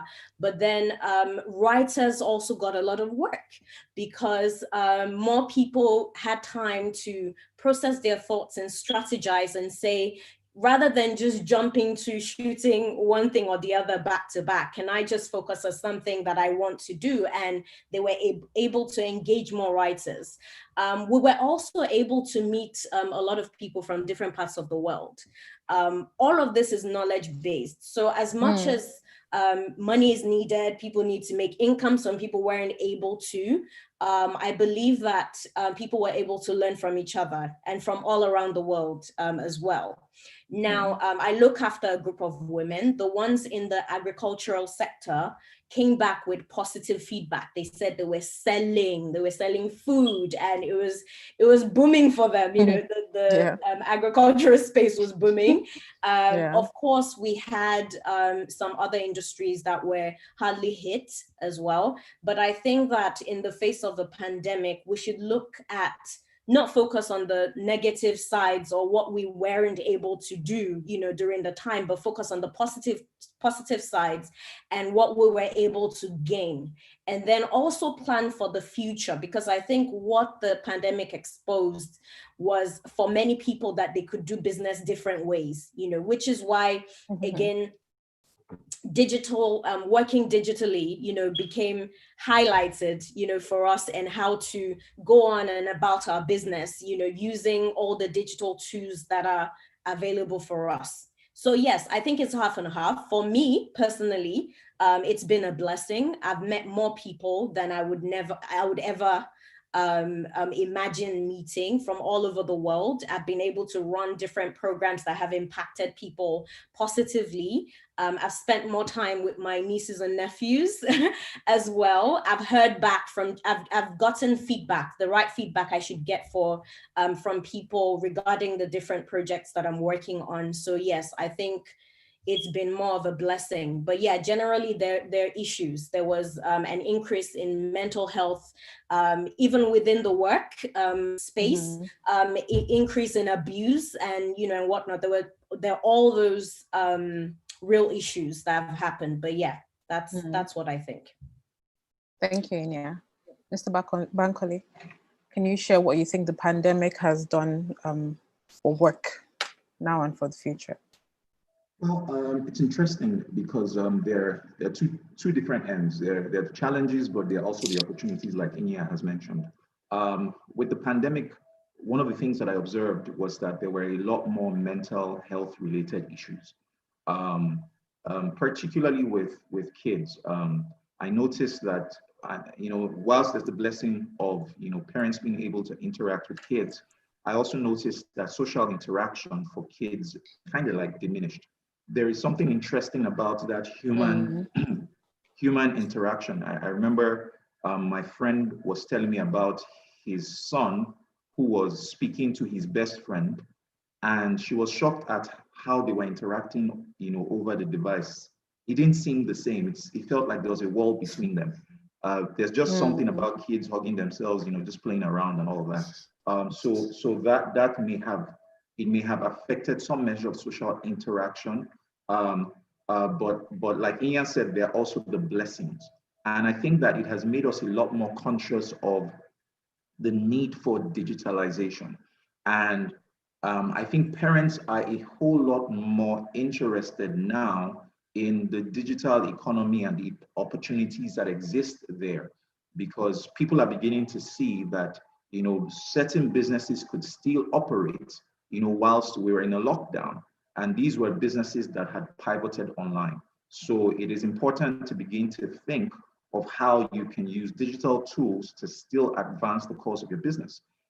For kids, kids are seeing that, I can learn on Zoom. And you see, when you have experiences like that, it enhances creativity. So you begin to think of how you also can leverage digital tools to do things, right? I'm one of those people who strongly believes that children should actually learn coding. And that's because, with the pandemic and with different things that have happened, you can only just project into the future and begin to see the importance of, AI, artificial intelligence, machine learning, and all of that. Technology is definitely not just the future, but the present, right? And there are people with their own experiences who have been able to look at patterns of the past to predict what the possibilities exist in the future. So it's important that children are exposed to using digital tools, so that digital tools like code, or learning digital skills like coding, helps you with problem solving, helps you with creativity, right? It's helping the faculties of the brain, but beyond that is the fact that you can then begin to expose them to the opportunities to create products that will be relevant in that time. So I see the pandemic, yes, it's had its own effects on, like I said, social interactions with people, but beyond that, it's making us a lot more aware of the need for digitalization and the need for learning digital tools, which, if you think about it, in our tertiary institutions are not even prioritized in the curriculum. So we have to learn them, by going, for a certification program or attending a course, so that's why I said earlier on that there are different players. The society plays a role. The tertiary institutions, primary schools, secondary schools play their own role in the full development of the kids for the future, that we're taking them into. And I think what's amazing as well is the fact that you can shape your own learning, So if the institutions are not doing what they're supposed to be doing, they can go ahead and do these private certifications online. There's so many courses now teaching you everything that you need to learn. So that's something that, we're not restricted to learning in any particular way anymore as well. Natalie, thank you, Bankole. Natalie, you're a digital entrepreneur. So have you found that there's a difference in how you work now, pre and post-pandemic? Or, well, we're not post-pandemic here, but pre-pandemic and now. Has there been a change? Have you seen, something different? Yeah, I think the pandemic has created a change for everyone. No matter what you do, because the world has changed. We're living in a new normal. And for me, as I like to call it, a digital entrepreneur, it has still changed, because even if I was working digitally, we run a business and we have an office, we have a team, we have prospects, we have clients, we have customers, everything like that. And as long as their lives are changing, so is mine. And when we're looking at our team, for example, at Global Western Consult, we used to be used to always be in the office, sitting and working together. But during the pandemic, that was obviously not something that we could do. But to me, it made me grow a little bit as a managing director, because keeping, as Bankole said, like the social aspect, keeping a team together and being able to work together when you're not seeing each other, it's a challenge, and it's new, because even if you're working in the digital space, you're used to seeing each other, you're used to actually interfering with each other physically, and that physical connection is really, really important, especially when you're working towards one goal together. So that was a great challenge, but I felt like all of us grew together with it. And if you look at the pandemic, I think that the single most important thing that it has done is that it has showed us the truth. It has taken the world into the place where it was heading just a lot quicker. And and if you think about it, like if you look back at history, we never really learn until something happens. We learn from history, and now this happens. So now everyone has learned how we need to work, what needs to be done, what skills are important, how important is the digital literacy for every single person. It's not just for this generation that we're talking about, it's for everyone out there. And looking at the factors that Bankole mentioned, I totally agree with them, because right now, when we went down into a lockdown, we saw industries that might not have even looked into the digital aspects being forced to looking into it. We see education completely shutting down. Now, kids not being able to go to school, not being able to take their classes or take their classes in a way that they've never done it before, and not being able to learn. And we see parents actually seeing the positive side of the digital space and the positive side of their children spending time on their devices and learning through it. So to me, both as a digital entrepreneur, no matter how it has changed my interaction, and to the children, to the industries, I think what it has done is that it has showed us the truth, and it has pushed us towards the direction that we need to be working towards. Thank you, Natalie. Okay, so I'd just like to let the participants know that in about 10 minutes, we will start to answer your questions. So if you have any questions, please use the Q&A chat function to ask your questions, and we will go through each one. Please don't put it in the chat because it might get lost in the chat. All right, so one of my last questions that I have to ask our wonderful panelists is, when it comes to parenting, what do you think parents can do? We've spoken about how we feel like they are part of, you know, the shaping of these the Gen Z generation, and how they have to be included. Bankole has mentioned how they are part of the group that needs to be, you know, influential in their development. So what do you think that parents can do, and what do you think the challenges are that they might face?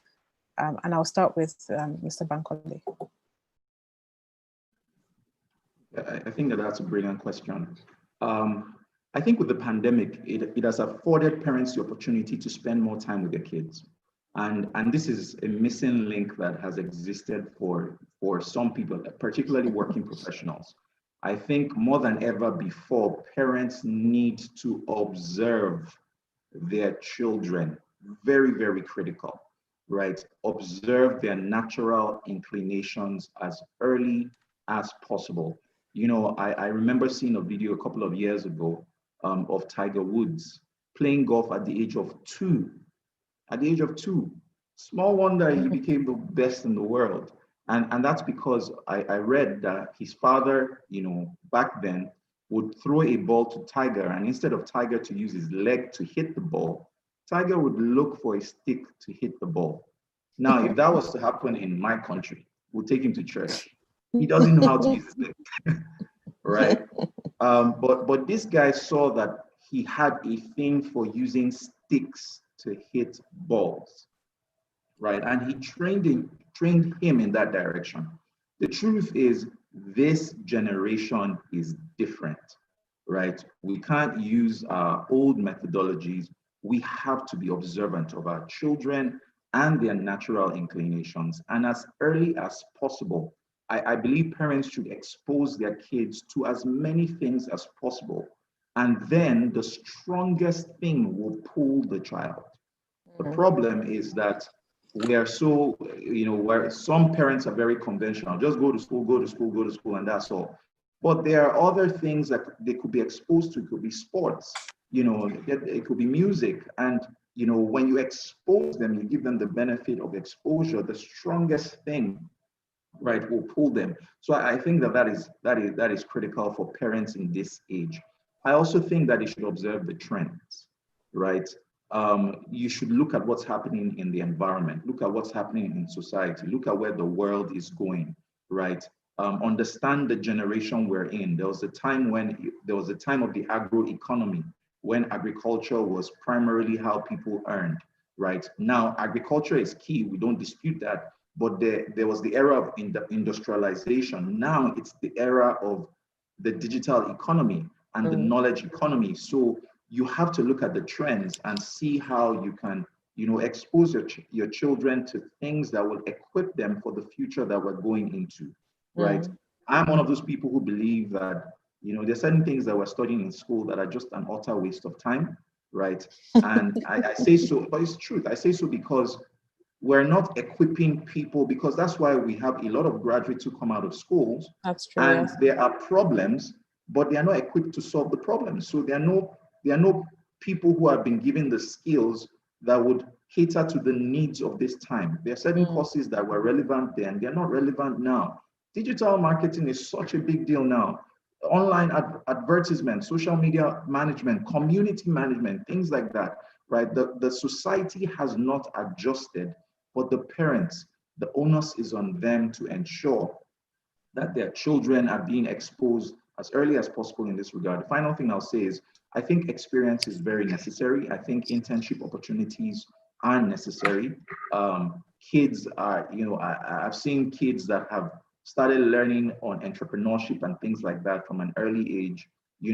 I think it's important to just give them that exposure, work in an organization, volunteer, pick up a skill. Just by doing that, you are preparing them for the new world that we're in. The new world that we're in, one of the top skills, when you look at the future of work competencies, one of the top skills, in fact, it's been number one for a number of years now, is complex problem solving, right? We need to expose our kids to environments that will give them that competency for them to be able to thrive with the new world that we find ourselves in. Yeah, critical thinking is really, really important, and it's something that parents should be working with their children, even from a very early age, to think for themselves. And I think that's something that I noticed very early on that we don't do in Nigeria. You put on shoes for your children, you carry their bags for them, they ask you questions, you give them the answer right away. You don't ask them, what do you think about this? A child asks you a question, ask them, what do you think? Ask you for a solution, what do you think the solution is? And then if they can't, then you give them some sort of support. But it's important to allow them to grow, allow them to think for themselves, allow them to say no sometimes. We hate it when children say no to us. Oh my gosh, she said no. Things like that they're detrimental to the development of your child. So allow your children to think for themselves. So thank you, Mr. Bankole. Inya. Okay, so I will start with the parents, right? And like Bankole said, pay attention. So for me, the key thing is to pay attention to your children, and also paying attention to them will help you identify some skills. Now, some children are very vocal, right? And very good at telling you what they want to do. I was one of those children. As young as 2 years old, I would walk to every stage that I had, whether it was in church or anywhere, and just stand there and dance. I wanted to be, at the center of it all. And I remember when I turned 8, I went to our pastor in the church, and because I had already joined the junior group for junior section also, and then I joined the one for the youth. They were quite older than me, but I was able to tell them that I wanted to join the group because they were doing drama and singing. And I walked up to the pastor and I said to him, look, with this senior choir, which is, filled with older people, I'm sure there would be songs and they would need a child to do solos. Like, wouldn't you need a child to do solos for you? And the man was so impressed that, he made me, he allowed me and spoke to my parents, because I told him, I said, well, you have to go convince my parents.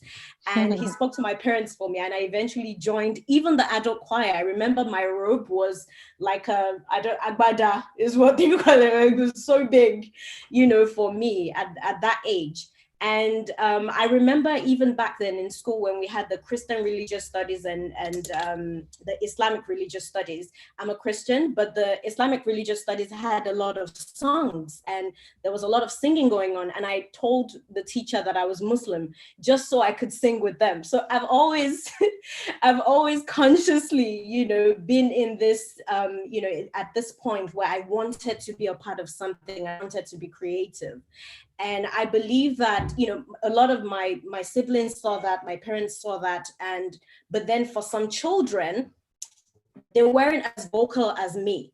So yes, there will be those kids who will come out and see what I love to do and all that. And the parents should be able to pay attention and note, what their kids are good at. Another thing for me is a lot of creative children are dyslexic. I'm bringing up dyslexia again. I think that parents should also pay attention to that. I think it's very important. Being creative and not really enjoying the regular schoolwork or the structured schoolwork that you give to kids does not make them dumb. They're not stupid. Like some parents say, oh, my child doesn't know how to do this and whatnot. It just means that they're learning a different way. So yes, that still comes from paying attention to the skills that your children will have. Going to school wasn't fun for me at all, but I would sit in class and I'll watch my teacher and my teacher would just say something like football. And then I'll come up with this big story about football and how, there are different characters in a cartoon or in a film. And stories so that, no one would be able to comprehend how I came up with that. So I believe that, yes, when it comes to learning, when you start seeing certain learning defaults in your children, I think it's good to it's a key indication that, okay, maybe my child may be leaning towards the creative side of things. Also, it's good to look for ways to develop children's skills. You can expose them to conferences, put them in camps, right? You can travel with them. You can attend some of these conferences with them, get them to volunteer and intern, like Bankole said. I think that's very important because they have direct learning from other people, and nothing trumps that really. Also, finding your child a mentor. I think it's very important to find your child a mentor from a young age. People who they look up to, who are doing things that it's also very important. I'll talk about challenges as well. So for parents, the first challenge for a parent is to avoid forcing your unrealized and carefully planned dreams on your children. You want it to be this and you couldn't make it, and now you felt that, okay, yes, I've given birth to my junior who would make sure that this thing comes to life. And there's a thin line, between letting your child, guiding your child through their skills, whatever skills that is, or forcing them to do what you plan for them to do. So I think it's good to pull back and ask yourself, am I really seeing some of these abilities in my child, or am I forcing it on my child? Because whether we like it or not, you can end up being the enemy within in that way. Another thing is you have willing and unwilling children. Sometimes we've talked about the Gen Z. Sometimes children will start something and I'm not doing it now. It's your call as a parent to continue to encourage them and say, you can't give up now. If you really like this, you have to, literally move on and to aspire. Or if your child is disinterested, I think it's okay. Sometimes we think we like something and then we stop liking it and then we pick up something else, in that way, and that's still okay. I've heard a lot of, I've bought ballet costumes, you must wear that ballet costume, till you grow out of it. I've heard a lot of that from parents, and I always say to parents, it doesn't have to be really, you have to allow your children. I think another thing is to also allow your children to learn multiple things, like Bankole mentioned as well. I ran a study circle in Sweden, and it's an African dance study circle, and we were always 40 in the class, and 30 people were from 30 different industries, right? So you had people who liked sciences, who liked all sorts, and who were working within those industries. It's okay. It's okay to be a doctor throughout the week, and then on weekends you're producing a film. It's fine. So you allow your children to learn multiple things and multiple skills as well. Yeah. So thank you, Inya. Thank you. And then finally, we'll have Natalie give her take on things, and then we'll move on to the Q&A. Yeah, I'll keep it short so that we can move on to the Q&A. And I think Inyam Bankala has mentioned a lot of really, really important things. I have about 3 things that correlates with what they've said that I think parents should keep in mind. And one of them is that previously, when we raised our children before the digital era, we used to look at the markets, and we used to look at what kind of positions were out there, what talents were out there, what was the dream job, and what is something that you could actually do with your life. But today, you can basically make a living out of any talent. Whatever it is, we've seen people become the biggest thing within something that we thought you could never make a living out of. And with this being said, I think the single most important thing is that parents should be open-minded. Instead of looking at the market and trying to see what talent their children have that could fit in within a certain position out there, they should look at their children and let their children explore their talents and see what could be built out of that. And by doing this, we need to let our children explore, which both of them has mentioned. We need to allow them to find this talent, to come up with this idea without kind of tying them back. And what comes with that is that it has been a big discussion around devices and how much time should you let your children spend on devices? So where should they be on devices? And I think the question should circle around where should they spend time on devices, not how much time. We've talked a lot about how everyone who's born in this generation is digitally savvy, which is correct, but there is the right knowledge and the wrong knowledge. We can feel like we're very, very savvy and go out there and want to start a business, but we don't know the actual strategies. We don't know how to actually use these things. So if we're going to tie our children down to something and kind of put some rules around it, I think what should be done is figuring out what platforms they should be on. Make them get on their phone and actually learn something instead of just chatting on WhatsApp or being on Instagram or creating a trend. Find these platforms that they should be on and do the research yourself. And with that being said, I also think the other thing, it takes me to that thing, which is the right tools. Inya tapped into it as well. The right tools is more than just finding the platforms. It's giving them a mentor, because as I mentioned earlier in this panel, there's no road, there's no map, there's no blueprints, but there is people who has done similar things before, and there is people who has done what you're doing before, and they are at the palm of your hand. You just have to provide your children with them and find that mentor that can help them if you're not in a position to do so. All of that time that parents used to put into finding the most prestigious school, finding the best teacher, finding the best whatever, we need to put into finding a mentor, finding a platform for networking, finding the right skills, finding the right platform for where they could learn these skills, and kind of just be open-minded and let our children explore the world that is out there and realize that any talent you can make a living out of any talent in these times. And I think those are the 3 things that parents really need to remember. Thank you. That's really amazing. Thank you, Natalie. So I'm going to go into the questions now to see if we can take a few before noon. So we have about 10 minutes. So Precious Araromi says, how do we balance what the children are doing online? Because one may think that they're trying to do research or find out something online, only to discover that the child is doing something else. Who wants to take that? Natalie, will you take that? Oh, okay. Okay, Natalie can go and then Inya can quickly go after. I think this is what I tapped into earlier, saying that what we need to control is where they are and not how much time they spend. And the best way to do this is kind of trying to get the knowledge yourself, figure out what platforms could be good being on, where you could learn.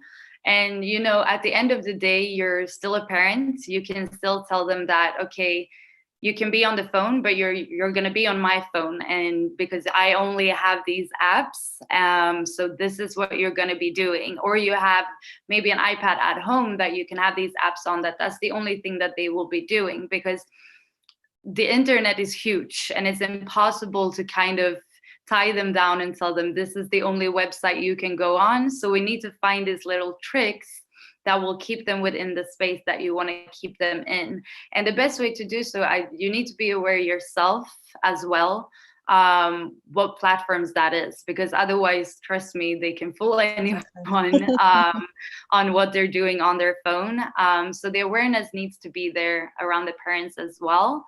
But also, like I said, if you put them in an actual camp or in an actual class, you know what they're learning there, you know what they're doing there. And even if they're spending time on other platforms while they're there, they're learning from those platforms as well, and they're getting the knowledge. So all of these camps, classes online, and having some awareness yourself, I would say. All right. Thank you. Inya, did you want to add quickly to that? Or? Yes. Okay. So I have personal experience, and I just wanted to share how I was able to resolve that. So yes, first of all, you can synchronize your devices, your device with your child's device, so you're able to see what they're doing on there. That has worked. Another thing is to check on them regularly. Just go into the room wherever they are without them knowing you're coming, at intervals, to see, you know, if they're still up to what they're doing. Trust me, no child is fast enough to minimize what they're doing if they don't know what that you're coming. That has also worked. Another thing that has worked is to have the conversation and say, I'm trusting you to go on this platform, whether it's Instagram or it's whatever platform they're interested in. I'm trusting you to go on this platform for 1 hour in the day, and then the rest of the time you're not allowed. So yeah, if you're able to guide, because your children will go on this platforms anyway. My niece has said to me severally that her friends come to school and use their apps and then delete them before they go back home. So when they get back home, their parents will see their phone and say, oh yeah, my child, I don't allow YouTube or any of this platform. They're so sure. They're telling their friends, no, it's not allowed. But these kids are using it, when they go to school. Or they'll say, yeah, mom, I may need to call you. And you're like, yeah, you can take your phone, for safety. But they'll use it anyway. So you can guide them on using, someone said digital monitoring spirit. That's what made me laugh. Laughing, sure. So you can guide them. You can guide them to use it properly and effectively. And even this, I feel like this is a conversation opportunity to also show them how social media can enhance businesses. So eventually when they start running something, they can promote it on social media and guide them, towards that path. Yeah. Thank you. I asked Mr. Bankole this question. Olayinka says, Folashade Olayinka Bodi says,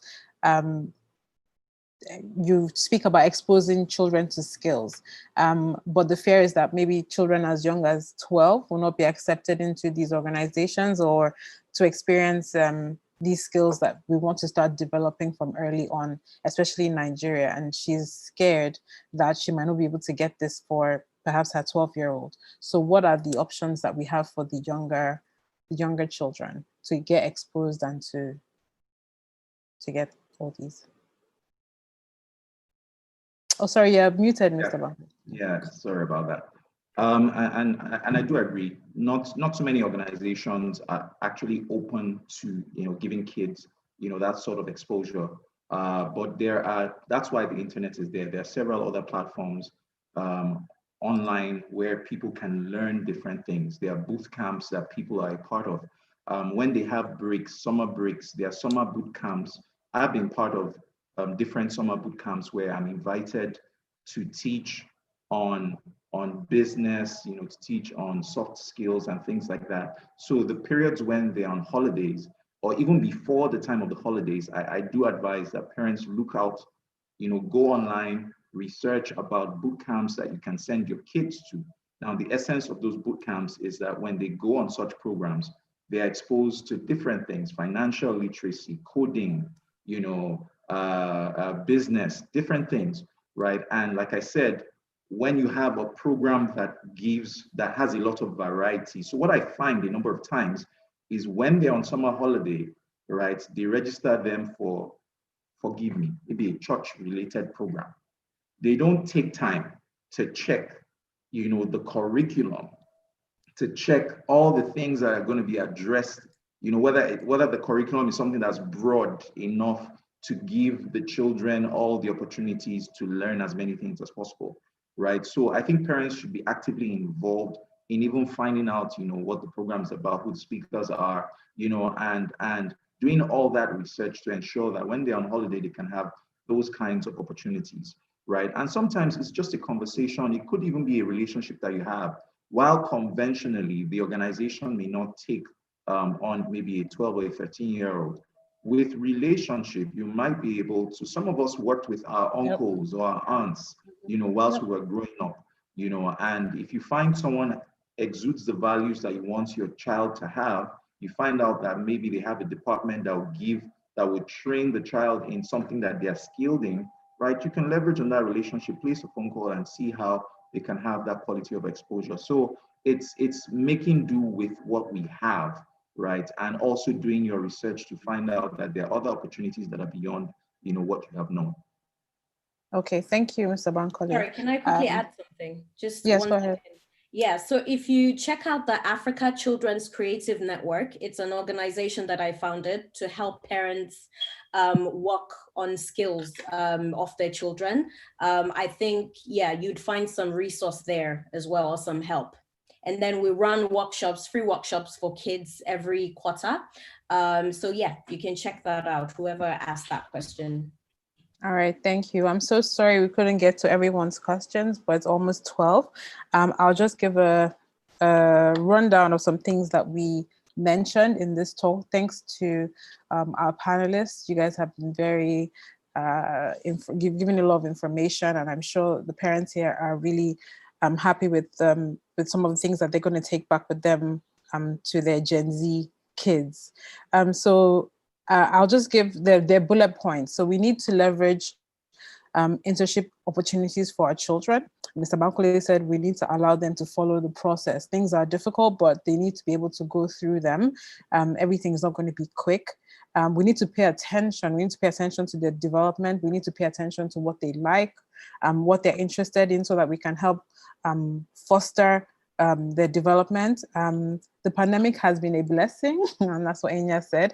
It's helped us to get to understand our children a bit more, to be able to see them for who they are, and to be able to address some of the things that we didn't like, we don't like, and the things that are not our values that have been instilled in our children without our realization, because we haven't spent so much time with them.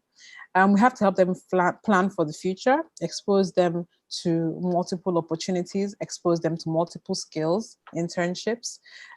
We have to help them with critical thinking, because that's going to be one of the soft skills, one of the core skills that they require, regardless of it being digital or not.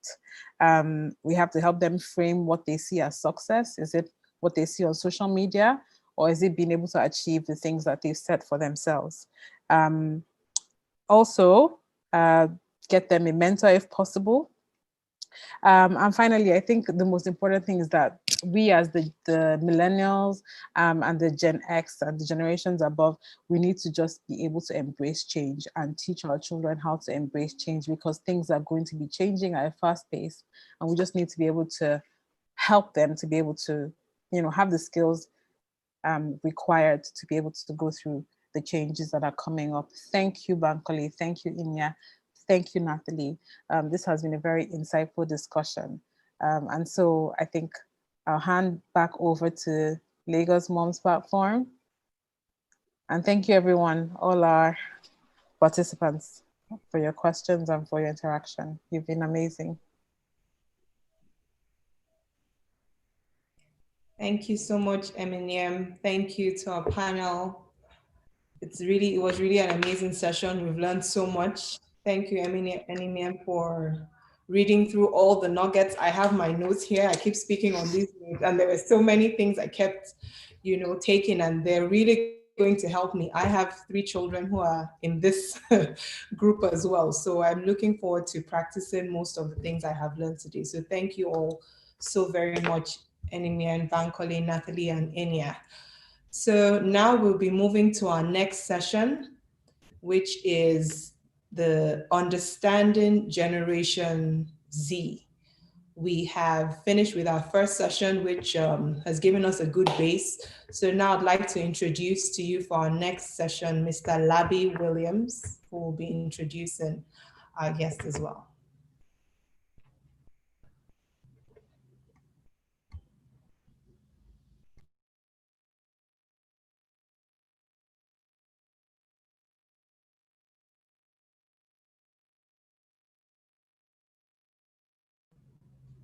You need to unmute yourself, please.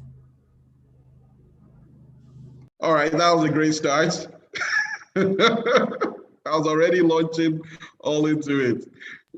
Thank you, Tonya, and thank you to LagosMums for the invitation. Thank you to Mr. Praise Forward for joining. Thank you to our sponsors. Thank you to all our attendees joining, and good morning, good afternoon to everyone. Today we're here to discuss Gen Z. We have Mr. Praise Forward joining us, and I think he may not have a virtual background, but I think that doesn't really matter. We have him here in person, at least physically, and can see him well. So thank you and welcome. I'll turn it to you, Praise. I'll just ask you to say a few words about yourself, and then we'll go right in. Okay, Labi, thank you very much. I hope you can hear me loud and clear. I'm so excited to finally make it to this conference. I think it's been for like 6 years thereabout. Yetunde has been trying to get me in here. She's been a wonderful friend, and thanks so much, Yetunde, for what you do and your entire team. Well, Praise Forward is Praise, we had your better half here. We had your better half here in the intervening years.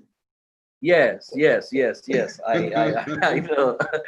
Okay. So I'm so excited to be here. Like I said, my name is Praise Forward. Basically, I function as a family life professional. So which means I cover a wide range of issues that concerns family life, from marriage to parenting. Basically, those are my core forte. So I coach across different countries, troubled homes, and parents who are having a bit of difficulty parenting their kids. And I have got books and courses in that regard. So whatever concerns a family, your family stress is my own business. And that's basically what I do. I love what is happening here, and anything that has to do with family and parenting, that's where you will find me. So I'm excited to be here. I think that should be enough about me so that we can get into the business of the day. All right, thank you, Praise, and welcome again. I hope everyone can hear me clearly enough. Yeah, we can. All right, great. So tell us, maybe it's helpful to hear from, in your own words, how you see Gen Z and what sort of traits they tend to have. I know we heard quite a bit from our previous panelists, but it'll be helpful to also hear your views and context around Gen Z. I love to describe Gen Z as the punishment that the divine power has sent to us for our inability to question our parents.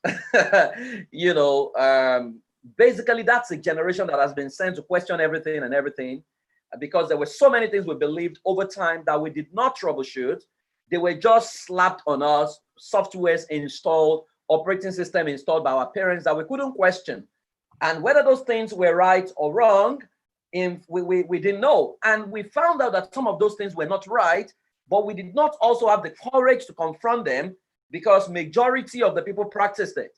So Gen Z is that generation that is basically here to troubleshoot and question everything. Like I always say, Gen Z, I mean, we use gadgets. Gen Zs were born with gadgets, right? So we had to learn, but they, I mean, it was part of their DNA formation, kind of. So Gen Z is that generation. Somehow they could cut across as maybe a misbehaving generation, but I don't think that is what it is. It's just a generation that is fearless, a generation that would question everything. They want to work as collaborators. They want to be part of decision making. From what we eat as a family to the next vacation, they want to be part of that discussion. You don't just, I mean, when I was growing up, my father's appetite determined what we all ate. So I used to say to people that, you know, one of the meals you would struggle to find in my house is pap, because the pap I would need to eat for the rest of my life, that my children and my grandchildren will eat. I already ate it with my father because that was his favorite meal. So pap was almost every other day in my family, you know. But Gen Z wants to know, you know, why can't they be part of that discussion? Why can't they determine what's going to happen? Why do you need to go to San Francisco for your holiday? Why are they not part of that discussion? What if they don't want to go there? Why should we go to conventional school? So many things that, you know, we have put in the realm of mystery.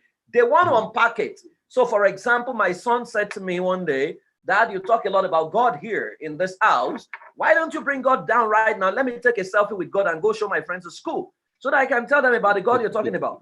Now, for the life of me, those were things I couldn't have thought about when I was growing up, because, I mean, I remember how we learned about God. It was like, what do you call it now? A memory verse. God is a spirit. We can't see him. He sees us. He knows all things. He sees all things. That was how we learned about God. So this generation is asking all kinds of questions, and they're asking, why can't we do this? Why can't we do this? Why can't we do that?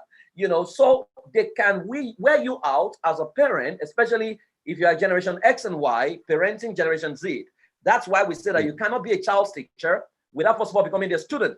So you need to understand them and realize that they are not being rude. They have just come to make your life better. So it depends on how you say it. Some parents are having a torrid time right now because they see them as, what right do you have to question me? As long as you live in my house, it doesn't work that way. You know, so they have come, if we embrace what they have come with, we will become better parents, because we will now begin to check what we have believed that may not be totally correct. And for the first time, begin to get to the roots of many of the things, you know, that we have just, that's been slapped on us, and begin to embrace what is true and what is right at the end of the day. So an amazing generation. I mean, I love working with them. I love listening to them. They see everyone as, you know, peers. That's why they call you guys. They're talking to their parents, you guys. They don't discriminate. So when you say, so you might be shocked if you realize that your child is in school, bro, and he has a classmate that is, his sexual orientation is different from what you have accepted. And he would say to you, well, but his sexuality is not affecting his intelligence. And you are wondering, hey, I hope turn my child into something else, you know. So they don't discriminate. They want to collaborate. They want to work with all kinds of people. They don't see Christian, Muslim, you know, the biases that we have. You know, they have been able to, you know, crash those walls. And what they just want to do is work with people of like minds and create a better world. And they are very audacious. You know, you hear 16-year-olds saying that they want to make $1 million, $2 million. And you are looking back at when you were 16, you were probably writing love letters. You were not thinking of what you want to do with your life. You know, interesting generation. So I think it's a welcome generation, and we need to embrace them, study them, embrace them, and guide them. That's what we hold them. Yeah, not to fight them. Okay. No, I think that's a brilliant introduction to Gen Z. Thank you so much. I heard some common themes with, you know, Natalie talking about they want a seat at the table, you know, which you emphasize around and Bankole also spoke about the fearlessness, and you really put this into context about the audaciousness and, you know, courageousness of the Gen Z.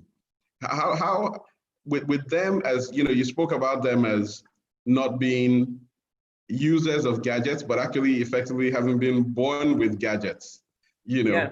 How do you think that may have shaped some of those values and behaviors? You know, I know the term Gen Z and the various generations, millennials, X, baby boomers, tend to be more US definitions and US sociologists and marketers. But indeed, there are some common traits across nations, in as much as there's certain shared experiences and certain more nationalistic experiences. But how would you describe the traditional Nigerian Gen Z digital native? Okay, I think for the traditional Nigerian Gen Z digital native, we need to understand that some of them are in the urban area, some of them are in the rural areas. So the experience, because I mean, a typical 15-year-old in Sokoto State, for example, and Maiduguri, is not a 15-year-old in Lagos. So we also need to put it in context to say that Gen Z is a descriptive word, based on observation, to say this is behavior we have, observed, and that's why they put it together. So a child who lives in some village, in the north or even in the south, who has never seen a mobile phone, who has never seen the internet, we can't be talking about some of the things we're talking about. So again, we need to put it into context, to say that the digital natives in Nigeria are not the same in some other countries where everything works and what have you. But if we stay with the ones in the urban areas, at least that we have found, one of the things you notice, which I think will be a challenge, is there's information overload. And information overload in the sense that, unfortunately, a lot of parents have not done the foundational work, because these children are in your hand before age 7, when the formative years is completed. So I break parenting down. It's an 18-year curriculum. What happens from age 19 is your report card. So don't hide under Gen Z to say, oh, my child is now very rude and blah, blah, blah, because your job from age 0 to 3, you are supposed to be a scout to observe what your child is doing and pick signals. Your ability to interpret those signals accurately is key.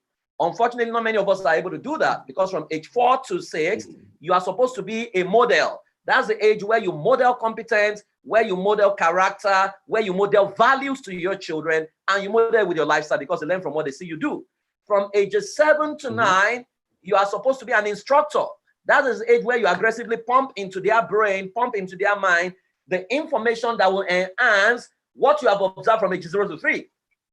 Now from ages 10 to 12, you are supposed to be a friend. That is the age many of us lose our children, because you think they can take care of themselves. That's the age where they begin to have supposed to be their best friend at that age, where you talk about everything, share secrets, share tips.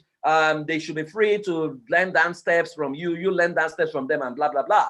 Because from ages 13 to 18, you are supposed to be a coach. At the level of a coach, you are no longer enforcing things, you are balancing perspectives. But if you don't manage the transition of friendship to coaching, you are going to lose them, because they won't come to you. Now, because from age 19, you are now a cheerleader and a technical advisor, where they are no longer obliged to obey you. Now, if in the midst of everything that has been said about Gen Z, if you do your bit as a proper parent, you would realize that you'll be able to still raise a child with character. Because the Gen Z that we see around right now, the digital native, is such that they get on their phones, they Google everything, and people need to understand that whatever you necessarily find on Google is not the truth, is the dominant information that is stored in there. So I remember to battle with a bit of mild depression. I used to fall sick. Every symptom I felt in my body, I'll go on Google and I'll type, something, my hand is shaking. And Google will come up with some negative stuff, and which will throw a lot of fear into me. And I didn't know it was damaging me until my doctor said, Praise, stop doing that. Okay, stop doing that. He said, for example, go on Google and check, Praise is happy today, and see what you find. So I Googled, Praise is happy today. And the first thing that popped up was, that's too good to be true. Google does not know you. You need to understand that. Unfortunately, our children don't know that. So that's why you see a lot of funny things that form their belief system, where they just come up with funny stuff to say you need 29 ejaculation in a month for you not to have prostate cancer and all those kind of things. So anybody can put information, and that is where we need to come in as parents to provide assistance and support, because they are digital native, they're exposed to all sorts. They can get to London, US at a click, unlike us. Remember when we were growing up, if your father doesn't buy newspaper, you may not even know what is going on. And how many homes even had VHS? Or is it Betamax or VHS, vid? How many homes had that?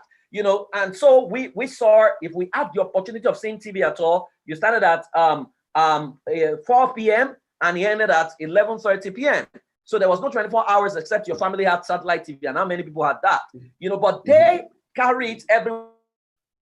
Access pornography, for example, at a click, access anything at a click, access any information at a click, so all kinds of information. The good thing is this information are available, but who they are, we determine how that information is now used, which is where our work now is, to say you now need to groom them, especially in that area, in that time and age where they're still dependent absolutely on you. You need to quickly groom them and pump the right values into them, so that when we go online or they from other parts of the world and say this is worldview, they already master the identity, because everything they find online is actually a direct attack on the identity, to say, no, this is not right, this is not normal, this is the new normal, and all kinds of things. So they consistently adjust, and they consistently feel out of place when the dominant of majority of people are doing something else. So the most important lesson you now need to teach is that everyone is doing it doesn't make it right, and that you are the only one doing it doesn't make it wrong. So you can create your own peer pressure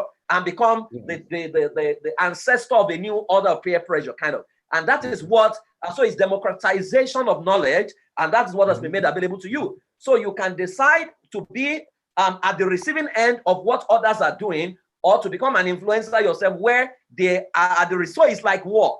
It's like war right now. So you are either captured or you capture others. So we want to quickly pump into them to say, you know what, you need to capture other people. And what are you going to capture them with? Your values and whatever. So I think that's the difference, and you need to admit that we are still a bit, for lack of a better word, sane in this part of the world, even though that is also subjective, but so we need to provide direction for them to say that it's not just that you are a Gen Z, what your Gen Z is able to produce is the bigger deal, right? And when we do that, then we'll raise a Gen Z that is not just users, but they are creators. And what they are creating is the kind of things we want to be proud of at the end of the day. Yes, yeah. No, that's absolutely brilliant. I mean, I think, Gen Z are generally described as children born between about 97 and 2012. So that puts them between about 8 and 23 years old today. So, many here will have children in that range or approaching that range.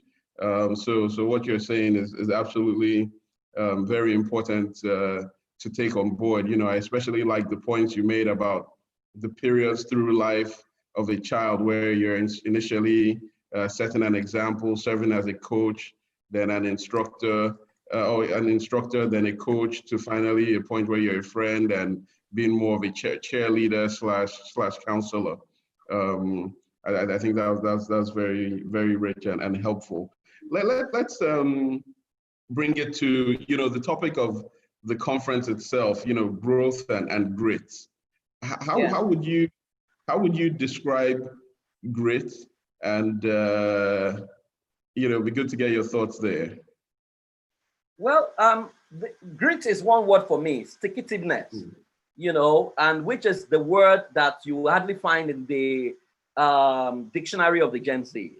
The ability to stick to your stick-to-itiveness, the ability to, the staying power to stay in there till the goal is achieved, to eliminate every distraction, to achieve the goal that you are, and that is one word that we need to help Gen Z master, because they are distracted easily. Yeah. They start something, so for example, they see something, they say, they ask that, pay for this, and you pay for it, and in the middle of that thing, they find out that they don't like it, they're on their way out. Now, you are not going to become great or create anything that way, right? Because at the end of the day, while it's good to experiment, we need to understand that patterns are predictors of future, and we need to build patterns. And a pattern, there is nobody in the world who has achieved anything great who is not going to encounter failure, so that you don't even feel like it. I mean, I said to my children, for example, You think we feel like going to work? We also love to sit at home. We also love to, I mean, if there was someone paying the bills, we would love to sit. I mean, who loves to work? Is there anybody that was created to come out? I mean, we love to sit and just bring food to us in the bed and watch TV all day and do all those kind of things, you know. But you are not going to go anywhere. I mean, you are not going to go anywhere that way. So great is their ability to set a goal, stick to it, even when they don't feel like it. Because great people are men who have learned to do what they hate to do to create what they love. So that is one thing this generation needs to begin to understand. And I love the fact that Yeti and their team, they are bringing this up, because that is the missing link among the Gen Zs that we see right now, to say that they are testing so many things. At the end of the day, they are not loyal to anything, right? That you will need grit whether you want to get married eventually, because lack of grit will produce more divorce. Because people get into marriage after 6 days, say, I don't feel like it anymore. They're on their way out, right? You need grit for parenting, because they're going to become parents. You need grit for whatever business you're starting, because it's not from day one that people are going to patronize you. So, and that's why you realize that the biggest, you know, challenge Gen Z are having, you know, is with the employers of labor. I mean, ask a typical HR person, they will tell you, once they come to the place of work, they go through orientation. After about a few days at work, they'll just tell you they're no longer coming. And you are wondering, where is this coming from? You know, it's not as if they have any other option. They are no longer coming, they are no longer coming. And you are, so this level of staff turnover becomes very high. And I think is actually the failure of parenting, because we are the ones that ought to have built that into them. So I'll tell you what I've done. You know, what I've done to combat that is to create around, to create like a flowchart around every activity. So for example, I'll tell my children that for that sleeping is a process. Sleeping process starts with going to have your bath and wearing your pajamas, but it doesn't end until you lay your bed. If you don't lay your bed, it's assumed that you are still sleeping. You know, so what have I done? I've created an entry. You know, so eating, for example, starts with once you dish the food, but it doesn't end until the plate is washed. You know, because if you don't create that for them to know that for everything you're doing, there's a start point, there's the end point, they'll just get into the middle of the food and dump the plates on the table, you know, and just move into something else, because they are a very restless generation. So grit is your ability to help them understand the goals and help them understand the price of the need to pay to achieve the goal, wherein the price includes long suffering, includes patience, includes you know, your ability to stick to it when it's not working, to ensure that it works. And that's why for parenting in this age and time, you need to leverage on a number of people who have become successful that you want to be like, who failed several times.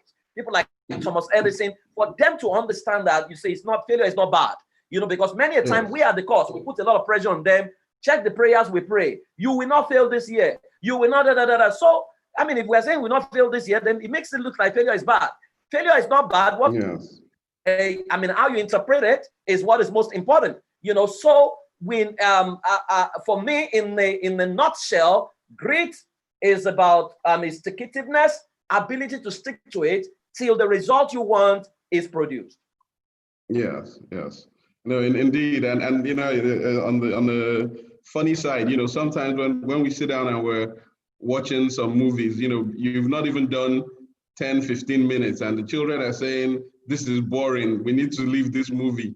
And you're thinking, you know, before you're even happy you have a movie to watch with lights to watch it. And here they're ready to zip through 5 movies in 1 hour. If it's not interesting, you know, all the rest are click away.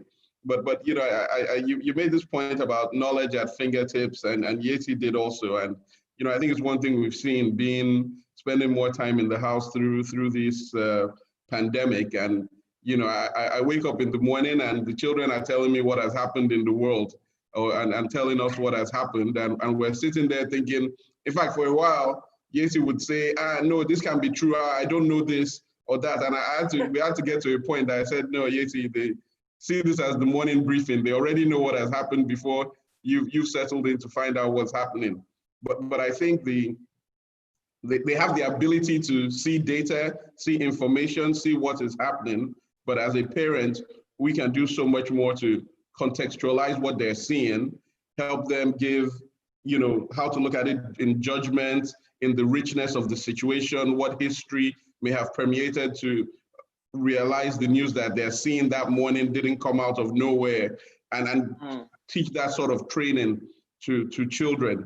It places some more onus as parents, because you may not know, so you may also have to go and do your own research. But I think it gives you, again, that tighter connection to be able to guide them by showing you also take interest in what they take interest in. And at the same time, you also seek to know more than they do, or as much. And you also have similar ways to find that out if you don't have that knowledge to hand already. Yeah. And on this point around grit, why, and this may seem like a hard question or an unexpected, but why would you say you're qualified or have the experience to be able to train or raise children with grit? Okay, I mean, I'm a researcher for starters, and I love to research templates and models. When I see what is working, I go after it. So over time, it's been 18 years in this sector. I think I pioneered basically family life industry in Nigeria, as it were. I mean, I work across different countries right now, creating models on what parents can, I mean, basically helping parents resolve their most complex issues when it comes to parenting, what I've done is, so I look at a Bill Gates, for example. I went to find out the template I was used to raise him, and I matched it with Mark Zuckerberg, with Elon Musk, and with some of those guys, and I saw similarities.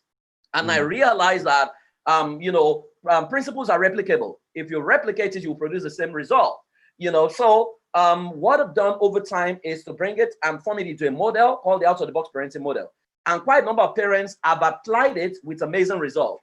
Usually right now, a lot of parents are looking for me when they're having issues with understanding their children. Some of them will tell you, my child is bad, but oftentimes it's just a lack of knowledge, or the fact that they can't understand their child, because your child is a seed, and you need to understand the type of seed in your hand, which is what many of us never do. Because in the parenting quadrant, you have the seed owner, which is God, you have the seed, which is your child, you have the seed environment, which is your culture, but you have the seed handler, which is you.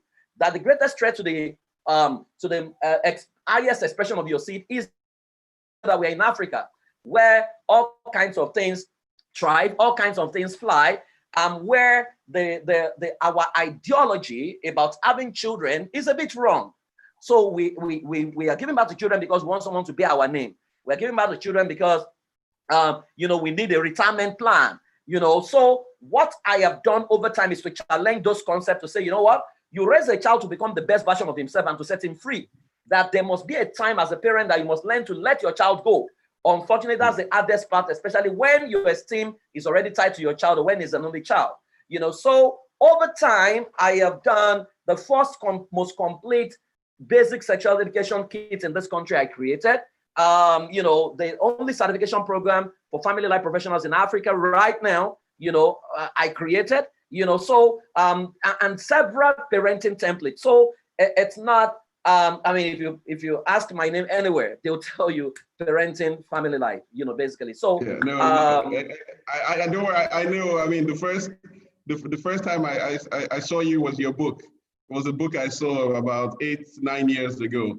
So, I know, I just thought it would be helpful for you to also, give that wider context to our attendees today. So no, great, so much. It's so great to have you and hear all you have to share with us. In terms of talking about grit and children, how do we further help ensure that they're not too weak and liabilities and can face, the challenges that life would throw their way? You see, foundations are conclusions. And I think the critical problem in our world today is parenting, because a lot of the parents themselves were not well parented. Many parents are hurting, and they are projecting their hurt on their own children. So because there is no template, and remember we are Africans, we are not used to systems. We are used to emotions. So our father's emotion determines the mood of the family, right? And if you check any developed country, you will find that systems is a combination of systems and strong people. In Africa, we are a nation of big people and weak systems. So an average family is not systems based. So when your family is not systems based, you will fall for anything. So if they say, oh, so see what we're doing right now. You say, oh, every parent, buy your child iPad. Parents are rushing to buy. You're not asking, who is my child? Does it deserve iPad? Is that what it needs right now? Is that what I need to do? We are not asking questions. And the most critical question in parenting, which is, who is my child? Because the first skill in parenting is observation. You don't take a position, you observe. When you observe, you're able to see what your child is demonstrating, because the question you must ask is, what did Serena Williams' father see that made him take her to lawn tennis court at the age of 4? What did Tiger Woods' father see at the age of 5 that made him buy golf kits? What did your own parents see at the age of 5 and 4 when they were raising you? They didn't observe. And because observation is not part of our culture, meditation is not part of our culture. We don't observe. We live by faith. That we even quote it, not by sight, right? Forgetting that you need to observe sight first before you apply faith. So if we learn to observe, then you will see the trait your child is exhibiting. Based on the trait your child is exhibiting is where you now develop a script on how to help that child become the best version of himself. So there is what we call the domestic educational system, which is not the educational system of the country you are domiciled. It's your own personal educational system for your child based on the traits it's showing. So a lot of parents ask me, can you give me 5 tips to parenting my child? And I say, I don't know your child. So if you have 4 children, you most likely have 4 different children. So you can have an intimidating child, a creative child, a systematic child, and a dependable child. Intimidating child is a natural leader. That's the child that will question everything. Sitting down. Stand up is sitting down. He questions everything, right? He's a natural leader. He's the self-appointed family rep, family captain, family monitor. He monitors everyone. He tries to bully them, but he's a natural CEO, natural leader. But you have the creative child. How you know a creative child is, he's always looking for shoe, he's always looking for socks, his room is perpetually upside down. But in that upside down nature, he knows where everything is.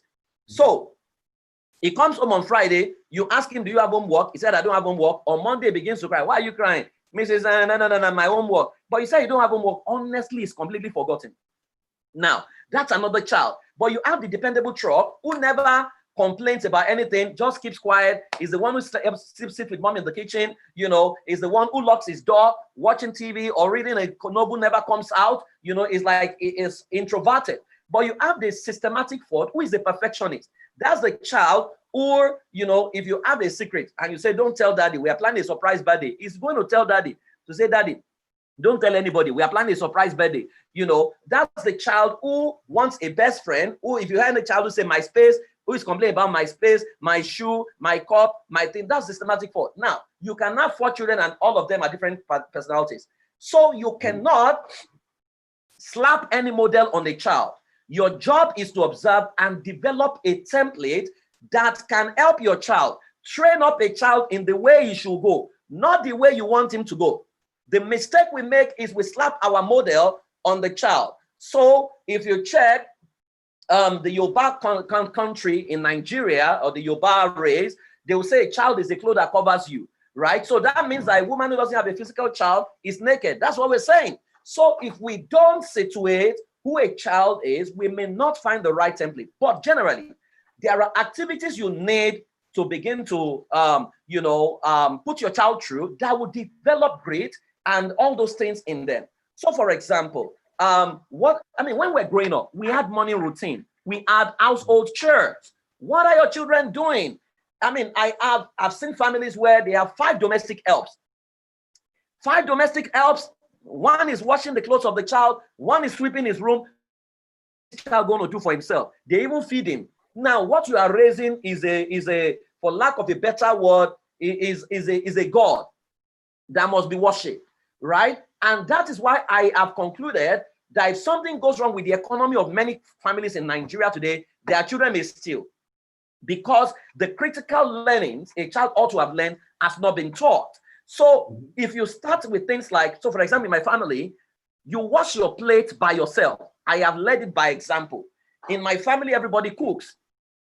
Everybody cooks.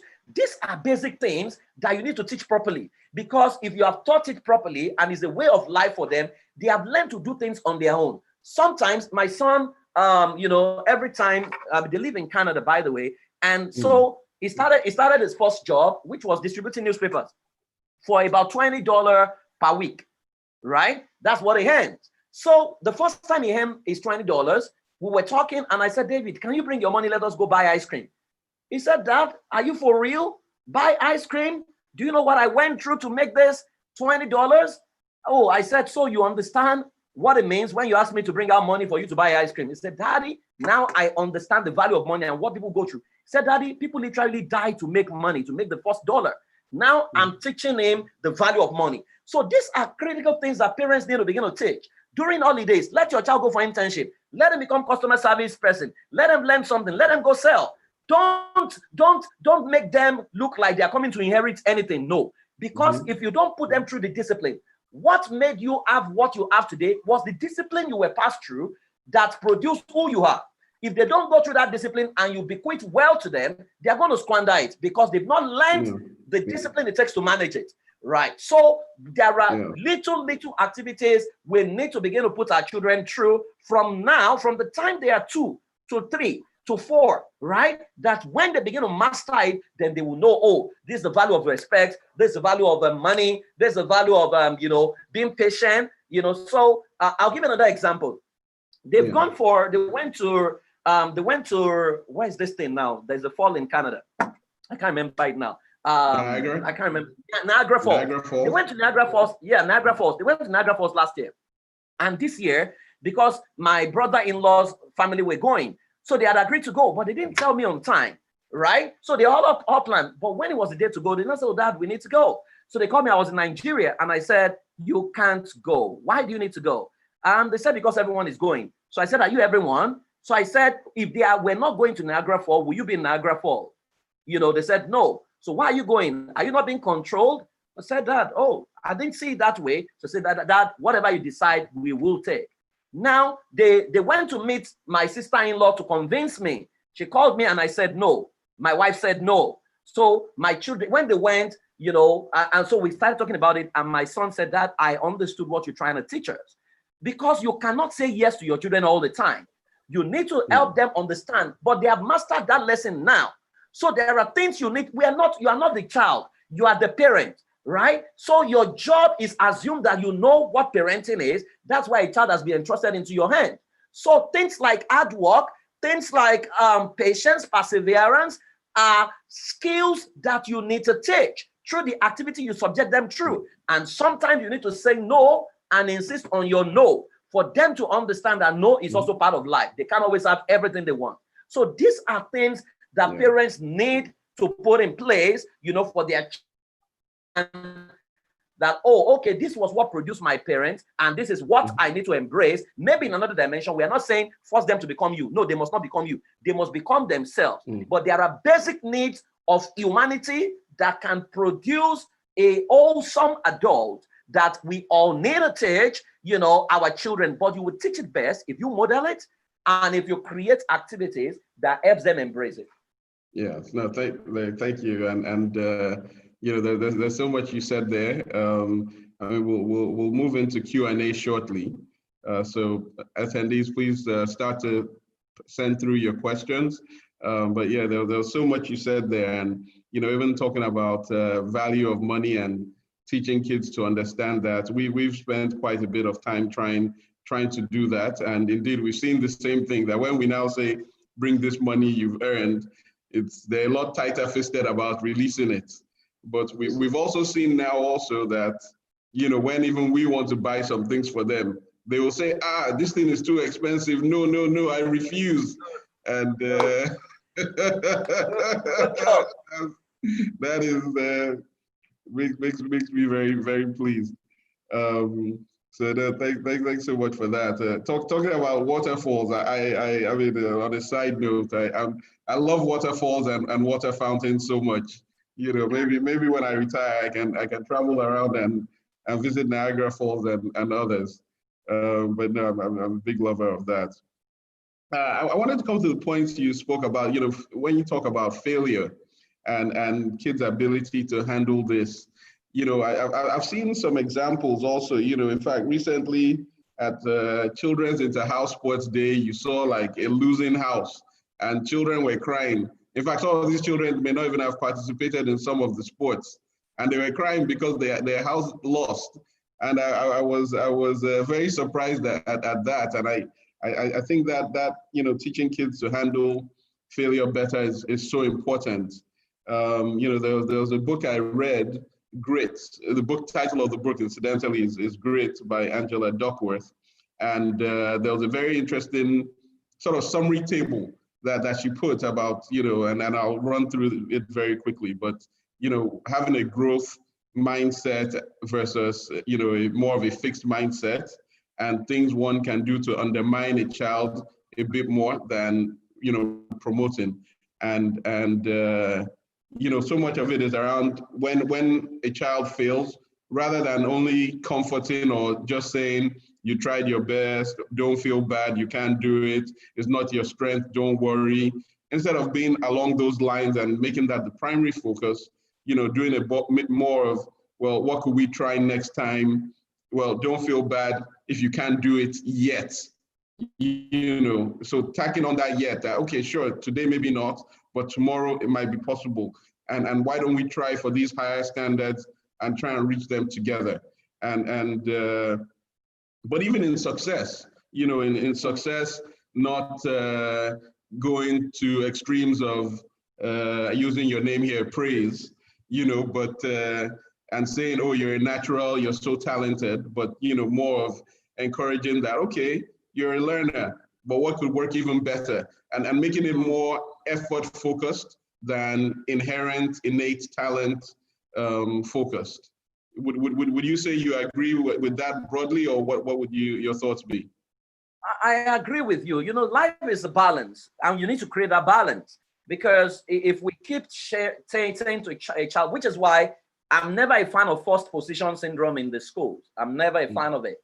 You know, I would rather be interested in what my child learns, you know, and what it becomes, who he learning, than first position. While first position is good, you know, I've never been a fan of it. When my child comes with his report card, I want to check, you know, his scores in the core areas. I want to check the teacher's comment, you know, because there are things that report card never captures.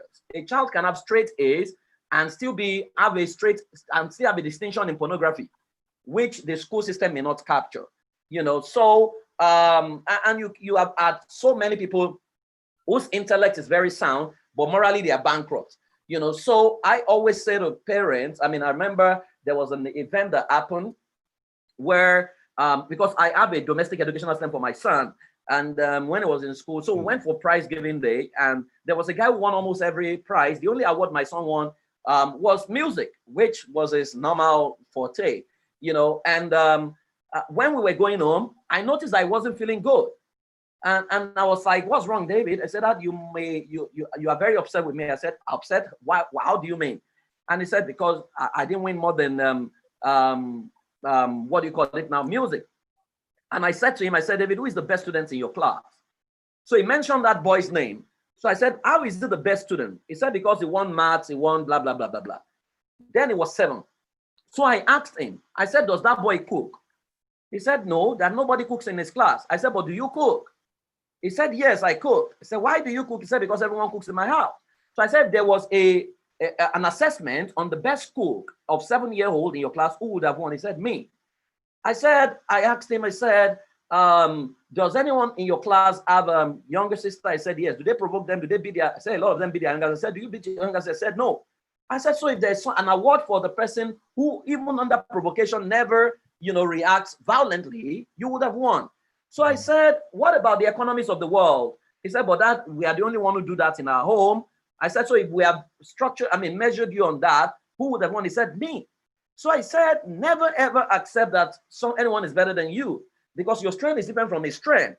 Yes, we need to praise them, acknowledge them, but you have not failed, right? You are my son. So when we got home, we had to organize his own prize giving day for him, which is basically David prays the most, the best chair for a 7-year-old, blah, blah, blah, blah, blah. And we had to do that, right? And we had to be intentional. Parents need to understand that your children are being battered there and there. Never compare them with someone else. Nigeria is even a case study. The ones who came, were the ones who came first when we're in school now. The ones we say were Olodo Rabata. They are in National Assembly. They are governors. They are presidents. They are the ones ruling over us. So it's a bit of balance to say that, yeah, you need to help your children understand that failure is part of life, but failure is feedback, basically. It doesn't mean it's fatal. It doesn't mean it's the end of the world. It only means that you have not mastered something, and you need to go back and show yourself that you can do it, basically. And so I agree absolutely with what you said. And I think every parent needs to teach their children that, because this is the age where, we love, first position. We love, my child will not fail. Your child will not fail. You will not fail this year. We don't even, we just make all those things unrealistic. There are two sides to life, even more than two sides to life. And we need to go through every part so that when there's a rough patch, you know that, okay, it's a season. And what you do with the season determines a whole lot. Who you are becoming is more important than the outcome. So I'm more interested in how he's growing, how he's developing, his interpersonal relationship with people, his respect, empathy, love. Those are the things I'm much more interested in, while not neglecting his intellect. So we need to understand that it's holistic and it has to be robust, right? Because if you have a staff, for example, he's very intelligent, but have a poor people skills, I'm sure at the end of the day, you are still going to fire him, So it has to be robust, and there are things report card does not capture that parents need to understand. Got it. Okay. Thank you. And I think we have about 10 more minutes. We'll roll right into the Q&A. It's an interesting one. Two questions we have actually take us slightly away from Gen Z to, I believe the next generation is Generation Alpha. Maybe that's the future LagosMums conference loading. But we have two questions. Yeah, we have two questions here for children who are age 4 and 5, but similar traits. The questioners are looking for tips on guiding and disciplining a child who seems to be a natural leader. They question everything. They just don't understand authority. They don't respond to discipline. When given instructions, proceeds at his own pace, and even when beaten with a cane, not sure it's working. So, what advice do you have for strong rising Generation Z, current Generation Alpha children, for their parents to manage them? Why are you beating a 4-year-old? I will never understand that. Now, so therein lies the problem. There are 3 key words that parents mix together. You have discipline, domestication, and punishment. The word discipline is the Latin word domesticate, is the word disciplina. Disciplina basically is to groom, correct, instruct, and train. It's actually the word discipleship. Within the context of discipline, there is no anger, there is no tantrums, there is no yelling, there's no shouting, there's no beating. Because at that level, you need to create a perceptual code to say, who is my child? If your child is a royalty, you use this perceptual code to determine how you relate with him. So you want to find out what is his learning style. Every child has got a learning style.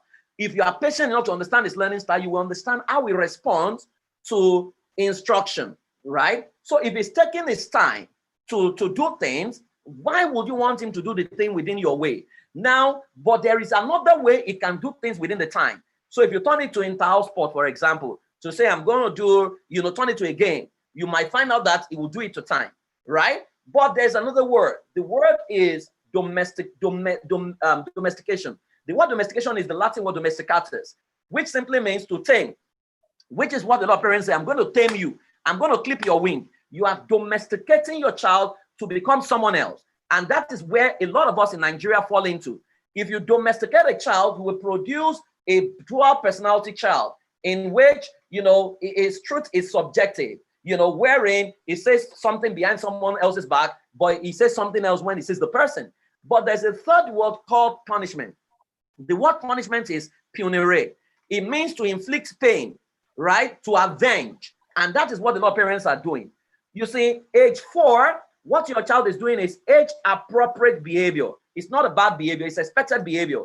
A 4-year-old will throw tantrums as his way of saying, I don't agree. It's a natural leadership that you can't afford to compromise. You must preserve their ferocious curiosity. So if your question is, what can I learn from what my child is doing? You put yourself in a space where you are ready to learn. If your default response is, this must be the behavior, because your conclusion is not always right. Take, for instance, you got into your child's room. She's 12-year-old and she's sleeping, 2 legs to the wall. How will you interpret that? If you're a typical Nigerian Yoruba parent who has watched a lot of movies when you were growing up, movies on witches, you will conclude that she has gone to meeting. Then you'll be running around to do deliverance.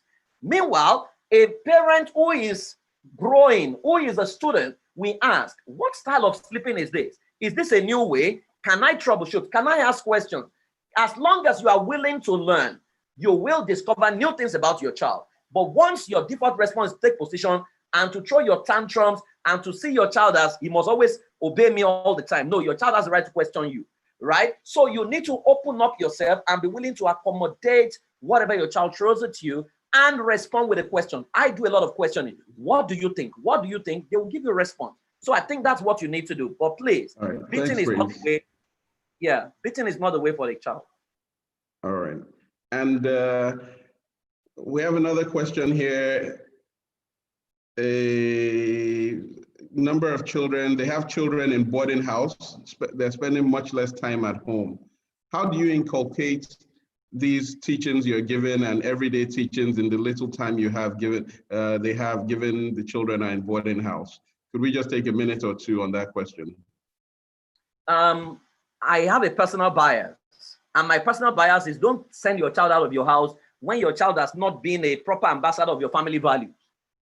Because a lot of parents have lost their children to many of the things happening in boarding houses. And we need to understand that the boarding house of yesteryears is not the current boarding house that we have, you know, in our age and time, right? So having said that, you may need to maximize their holiday period, which personally I don't think is enough. So the first 7 years, if you have done the right job, remember I said age 0 to 3, you must be a scout. 4 to 5, 4 to say 5, thereabout, you must be a model. If you have modeled the right values and you have, and not just modeling it, you need to troubleshoot it, examine it to be sure that your child has mastered it. If your child has mastered it, then maybe you can release your child to go to boarding house. But personally, I would rather want to, there are things I need to teach my child myself. And every template I have studied, I have realized that many of the global icons we talk about, they were with their parents for a certain number of years before eventually they were released to go. But if you can't do that, please maximize the holiday period or find a house master in school. There's what we call the user's manual of a child. I teach parents on how to script their user's manual. If you have your child's user's manual, take it to school, give it to someone you can pay, and let the person help you activate that user's manual on your child. That will be a form of pseudo mentoring, wherein they can help you. So you say, this is the way this child is corrected. This is what this child is doing at this rate. These are his strengths, these are his weaknesses, and blah, blah, blah, blah, blah. So you have a foster parent, helping you activate and implement your parenting program on your child. That might just be what can help you. Thank you. And this is a question that tends to be quite popular. What is the best time or age to buy a child a smartphone? Well, there is no age, as it were. The problem is, the question is, if I rephrase it, when is the best time to buy a child a car? It's when he has learned how to drive, isn't it? So if your child has not mastered, you have not taught him on what it takes to use the internet, you have not learned the checks and balances on what to put on the device, then what is the purpose of what you want to buy? If the purpose is communication, then it doesn't need an internet-enabled phone.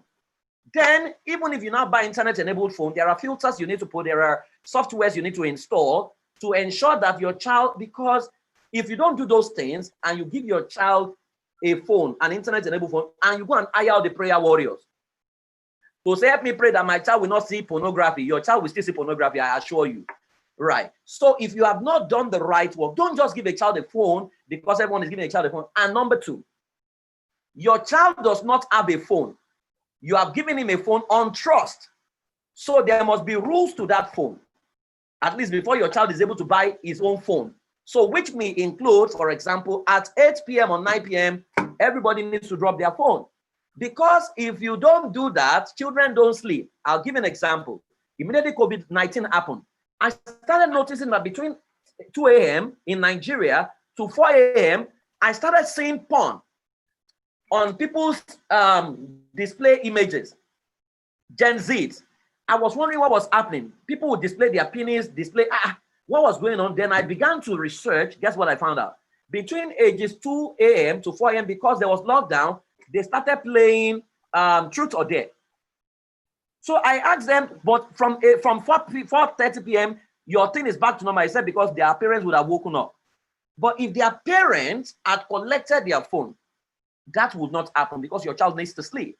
So it's more about you, how you have prepared your child for life on the internet, and the checks and balances and the rules you have put in place, because it's your phone. You have given it to your child in trust. If you have done the right thing, then you may need to go to bed and do what is needed. All right. Great. Well said, Praise. And there's a lot more research, and LagosMums also has some dedicated discussions around that topic and smartphone management with children. In closing, I think it would be helpful to just help recap again, the types of children you mentioned and the role of parents in the different stages of a child's life. We've had two questions around that to just re-summarize, and then we'll close. Thank you so much. Okay, thank you. I will. The first thing I would recommend is as we close, you can. I have courses like this, on my website. So if you go to ampraisforward.com/courses, you will find these courses that can help you help your child in there. But basically, you have 4 types of children: intimidating, honor, creative, convertible, systematic, Ford, and dependable truck. Now, there's a model around all of this, to understand that there's a psychometry you can actually run on your children that will show you exactly where your child falls. Now, in some of the programs I have online. Now, the intimidating child is a natural leader. The creative convertible is a very playful child, whose learning style is not captured in many schools in Nigeria because he learns through play and fun, right? But you will call him unserious. Then you have the dependable truck, who is slow and steady. Is naturally a peacemaker, never fights anybody, locks himself up. But you have the systematic Ford, who is a perfectionist. My cup, my spoon, my this, my that, right? But your role as a parent is to understand that from ages 0 to 3, you must function in the role of a scout. So you need to learn about scouting. How do I observe my child? How do I pick signal? How do I create a script? From ages 4 to 6, you have to be a model. That's the age where you model competence, model values, model hard work. Your child is observing and your child begins to help you to do some of those things. Now, from ages 7 to 9, you are an instructor. That is the age where you create an educational curriculum for your child that is best fit for him. In fact, that is why when you're taking a child to school, there are questions you need to ask. You need to put your child in a school that can promote his natural ability, not just because the school is next door, because your friends are going to that school, no, right? So you are an instructor till age 9. From ages 10 to 12, you are a friend. And that is the age where children keep secrets. You want to be in that world, share your own secrets, share secrets with them, talk, and ensure that you are present, because from ages 13 to 18, you are a coach. As a coach, you are balancing perspective. You are no longer imposing your will on your child, right? Because from age 19, you are a cheerleader and you are a technical advisor. They are no longer obliged to listen to you. But if you have done the right thing within those developmental stages, you realize that you would have bonded perfectly with your children, and they will defer to you and will tell you things that you need to know. Powerful, Praise. Lovely. Thank you so much. It's been a pleasure having you. And, I think as I'm sure our attendees found this also extremely useful. Just as we finish, just tell us if people want to find you, best way to get at you, and then we're out. Okay, praisforward@gmail.com, on Instagram, The Family Life Therapist, or you can go on my website. I am praiseforwoware.com. There are some things you can get for free. There are some things you will get for a fee, but there are so many courses there on parenting that can help you, on family life, how to script a child and all. So you can go there and get all the things you need. Okay, so praiseforward@gmail.com. And I am, what was the therapist thing again? Say that? The Family Life Therapist on Instagram. Family Life. Okay, Family Life Therapist. And then website, I am praiseforward.com. Yeah. Okay, excellent. Thank you so much. And thank you, everyone. Back to you, Tonya. All right. Thank you so much, Labi, and thank you so much, Praise Forward. That was truly an insightful and very interesting session. I hope you're all taking notes. I hope you are, because there's so many nuggets and so many lessons that we're picking from this conference, and that is what the LagosMums platform does for us. Our next session will be on mental health and our children. It's a session that would help parents to be adequately informed about the mental and psychological well-being of their children. And moderating this session, we have Enimian Itomi. Over to you, Enimian. Hi. Hi, Sonia. Sorry, there's some background music here. Can you guys hear it? There's someone having a party in my estate. So I'm just wondering if it's going to bother the... Can you hear it? I can't hear it. I can't really hear it. Okay, awesome. All right, we're fine. All right, so I'm going to introduce our panelists. I'm actually Enimian Inekbejon. If my husband is on this call, he will be like, what's going on? Oh, apologies. We'll correct that right now. It'll be fights when I get back. No need to correct it. Thank you. All right, so I'm going to introduce the panelists. We have Dr. Orede Doherty. She's founder, medical director, Ingress Health Partners, founder, African Children's Hospitals Foundation. Dr. Orede Doherty is a US board-certified pediatrician and public health physician, and founder and medical director of Ingress Health Partners. She is working on expanding integrated comprehensive primary health care, employing a continuity of care model, incorporating anticipatory guidance and behavior change at community level, integrating this with technology and expanded partnerships to optimize outcomes. Welcome, Dr. Orede. And then we have Dr. Yewande Oshodi. She is a consultant child and adolescent psychiatrist. Dr. Yewande Oshodi is a consultant child and adolescent psychiatrist at the Department of Psychiatry of Lagos University Teaching Hospital, LUTH, and also a senior lecturer at the College of Medicine of the University of Lagos, Nigeria. And finally, we have Mrs. Shashere Jawere, a nutrition consultant, founder, CEO, Carib Health Limited. She's from Jamaica, married to a Nigerian, and is founder, CEO of Carib Health Limited, a health, wellness, and nutrition company in Ikoyi. She's also the co-founder of the Nutrition Hospital. She's a professional consultant in the field of nutrition, and certified and clinically trained with 18 years plus experience. And she practices medical nutrition therapist. Thank you so much for joining us. Is everyone here? I'd just like to hear your voices. I can see Dr. Orid. Hi, good morning or good afternoon. Good morning. Good afternoon. I can see Ms. Shashere. Good afternoon. Good afternoon. And Good Dr. afternoon. Yewande Oshodi. Yes, I'm here. Good afternoon, everyone. Good afternoon. Good afternoon. Nice to have you here. So this panel is basically discussing mental health and our children. And I think specifically focusing on the Gen Z generation. So from my research, I've seen that this generation seems to be experiencing a lot more, or a lot more mental health issues than the generations before them. Is that something that you all have noticed? I'd like to have a general input on this. So can we start please with Dr. Orede Doherty. So thank you, Enimiam. I think in a nutshell, the answer would be yes. The question would be though that, are we seeing more? Are we more aware now and more savvy? Do we have more knowledge around when something has begun to deviate from normal? Because there's a continuum of behavior. And when we start to see children who have gone from just being very quiet to then becoming depressed, or just being easily aggravated or angry to having outbursts that are considered psychotic.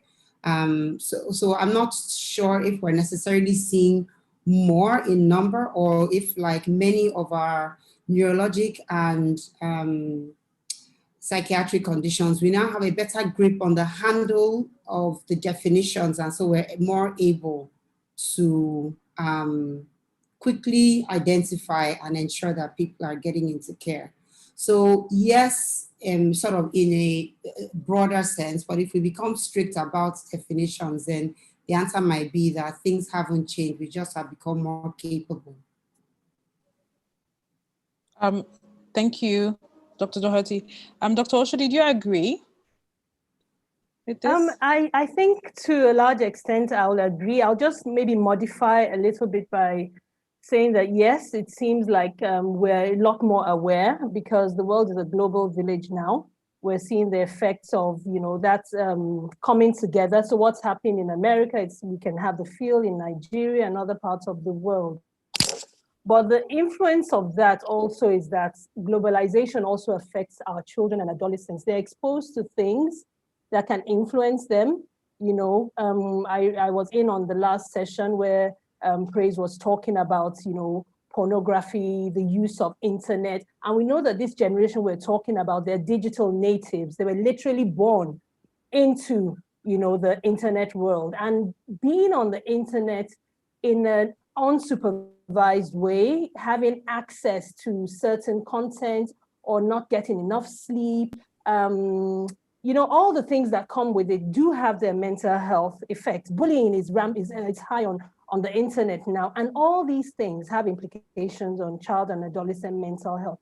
So I would say that yes, there is an increased awareness, and because of that, we're detecting it more. When I say we, not we, the professionals, but the general public are getting more aware that it seems like something's wrong. It seems like this child needs help, but a bit more specific, the issues of depression, suicidality, effects of bullying seems to be increasing, because these children we're talking about fall into that particularly at-risk generation, and those things have long-term mental health effects. Thank you. Mrs. Ijewere? Yes, good afternoon. Good afternoon. Could you please weigh in on this? Yes, I certainly agree with Dr. Yewande and also Dr. Orode regarding the mental health, emotionally, what we're feeding our children as well sometimes is not really looked at.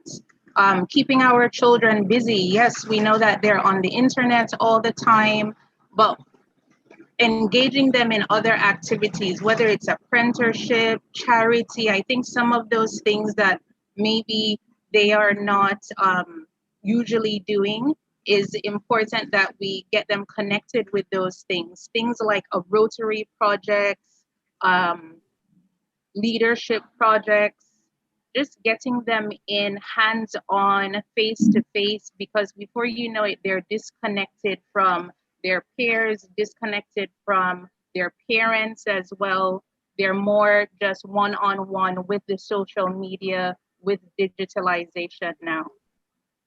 Yeah, talking about disconnection, we're in a pandemic now, and a lot of them haven't, we're slowly going back to school, but there was a long time where they didn't have, social interaction with their friends, mostly over the phone, as Mr. Praise for what we was talking about.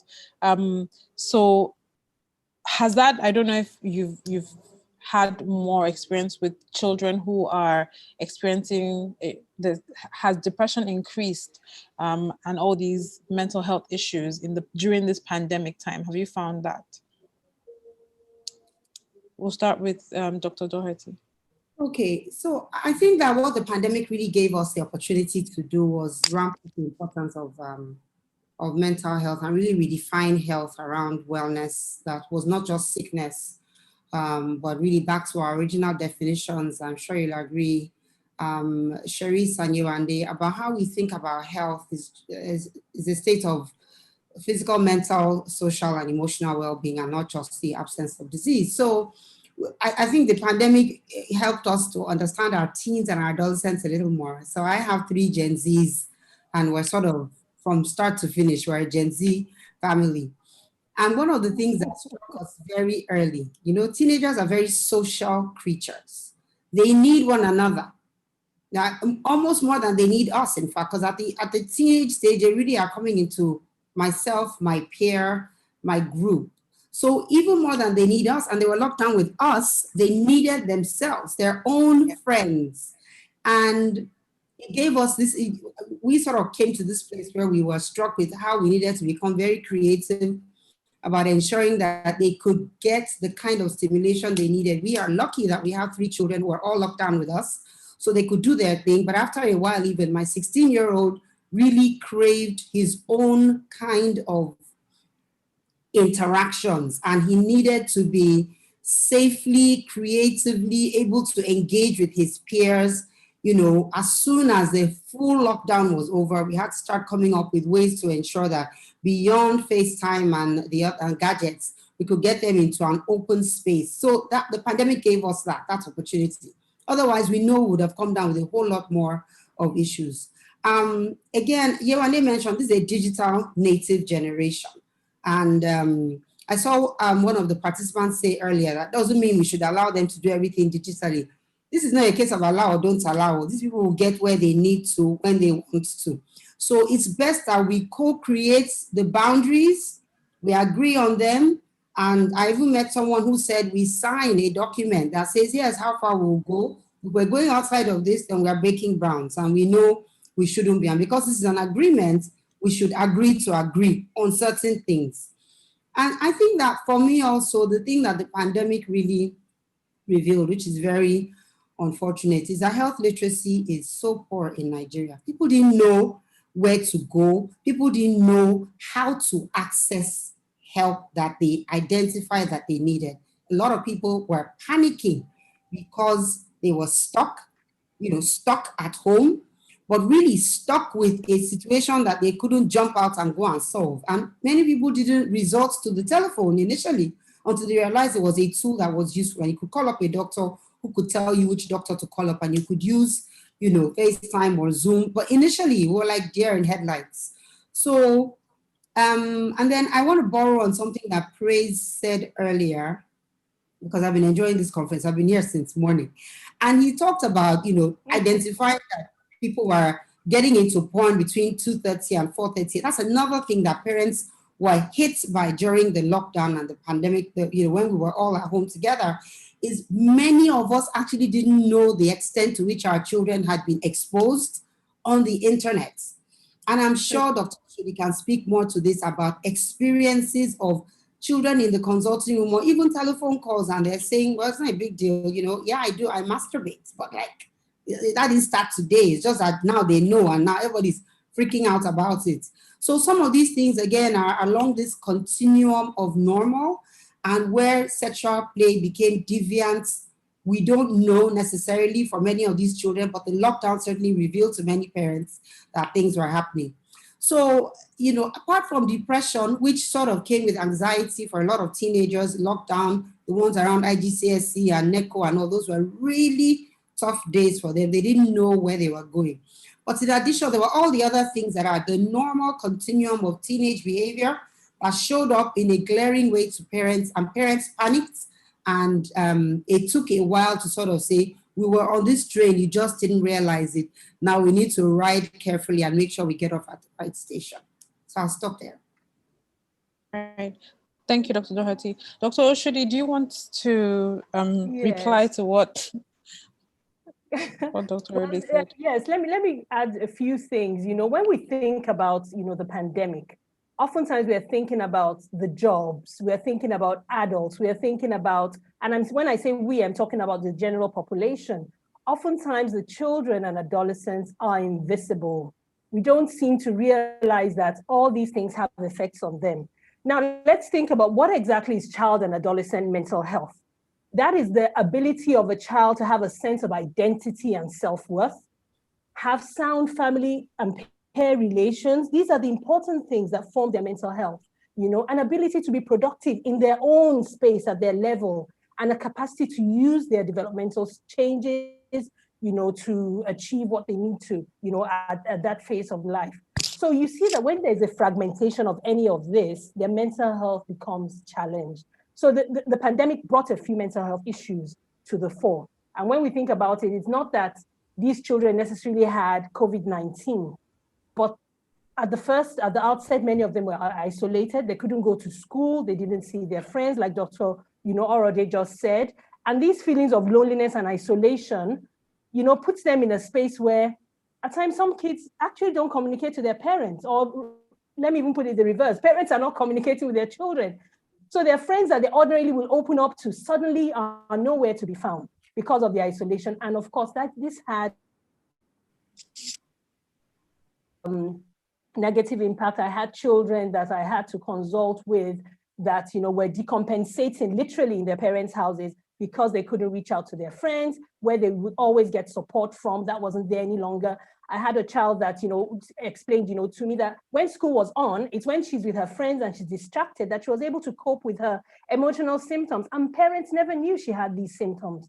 But with the lockdown, not having access to friends, she was almost, breaking down and taking their own life right in the parents' house, and that was an impact of a lockdown situation. The other thing is, apart from the isolation and all that, they were also stuck with anxious and distressed parents.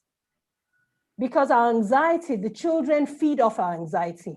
Most people with anxiety disorders, it's because they have learned to model anxieties that their parents give off, knowingly or unknowingly. And we all have our different levels of anxiety. I'm sure all of us in the room, we know how we get all stressed and anxious and panicky, but unknowingly at times we give this off to the children very early, and they're soaking it in, and that informs how they can become anxious children themselves. So that was also very clear. We're seeing some of that. The other thing is that disruption of services for children with special needs. Children that ordinarily were getting to go to school, were in structured, individualized educational programs, they lost that opportunity. And we had children, very activated. Some of them were flappy, especially those on the spectrum. They just couldn't cope at home. Those that had tic disorders had more tics. And parents were wondering what exactly was going on. But it's just that they didn't get the opportunity to what was helping them. And yes, that was going. I must mention two other categories of these effects of this of the pandemic. The first one, the other one would be that there were new onset mental health disorders. We were having to diagnose the anxieties and the depression, like Dr. already said, but also abuse and trauma was happening behind closed doors in people's homes. Uncles were having sexual impact on children and parents were not knowing, Children were being left with neighbors or having access. Neighbors were having access to children without them knowing. So we really literally have a potential time bomb on our hands with our children if we don't watch for how these things have affected them. The last category would be that, I participated in the COVID-19 emotional support, and most of the children in Lagos State, we admitted close to 700 children in their isolation units from age 0 to age 18. We had a wide spectrum. Most of them were stable. And it was very interesting. They were not, anxious or anything like that. When I say most, of course, there were the exceptions. And I think it was informative that many parents sort of like prepared them. Maybe it's the news, but just watching the way their parents navigated it, somehow helped them. We had parents who were negative, be admitted with their younger children, and that helped the younger children. For the younger children, they felt they were on a holiday. That was really amazing. Now, we don't know what the long-term effect of such an isolation will have to them. I mean, that may be something we need to look at, long term. But I think what I just want to say about the pandemic finally is that as members of this community and as individuals, wherever we may find ourselves, we must be mindful that what we have gone through, we haven't gone through it in 100 years, and the effects may still be unfolding for us, especially as they begin to go back to school. So we must be mindful of watching out for the mental health, distress signs that a child may show up with that maybe they haven't shown it yet. It may be when they go back to school. And I'll stop there for now. Okay. All right. Thank you, Dr. Oshudia. I will be asking you more about what the stresses are so that parents are able to keep an eye open for them. Jerry, can I please ask you to sort of speak on the role that nutrition plays in optimal mental health? Yes. In mental health, of course, it's so important what the child is eating, what the teenagers are eating, breakfast-wise, lunch-wise, dinner-wise, snacking on through the day. I know that during the pandemic, many parents complained that their children were constantly eating. And part of those complaints also led to things like them developing diabetes. We saw quite a few teenagers in our clinic that had early onset signs of diabetes, where the parents had no history of diabetes, but the child showed whether they were frequent urination or obesity. And that also led to the child also feeling a bit down, a bit depressed, with the pandemic as well, and them going to school and doing online classes, we found that they were always sitting down. So always sitting down, always indoors, not really going outside. As parents, we're trying to see how we can work around things.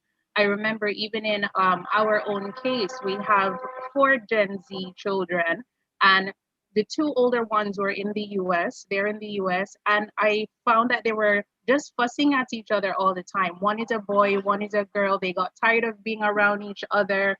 My son had his headphone all the time. I think my husband almost lost it when my mom said, why is it that he's walking around with an earphone? Because he didn't want to hear from anybody else. He wanted to play his own music, separate himself. We had to just come in, guide, say that, no, we're not allowing this headphone thing in the house. If you want to play your music, go over here. I mean, it was so much that was going on. But what we realized in our center as well, and then also on telemedicine consultations, is not only was the child affected, but also were the parents. So us as parents, what we're feeding our children, are the children even able to retain what they're learning? I mean, many times I also have a 16-year-old, and I remember coming in, this is on our Nigerian platform. So he's at home, we come in, we see that he is doing his work on the podium, and then in the background he also has a game playing at the same time.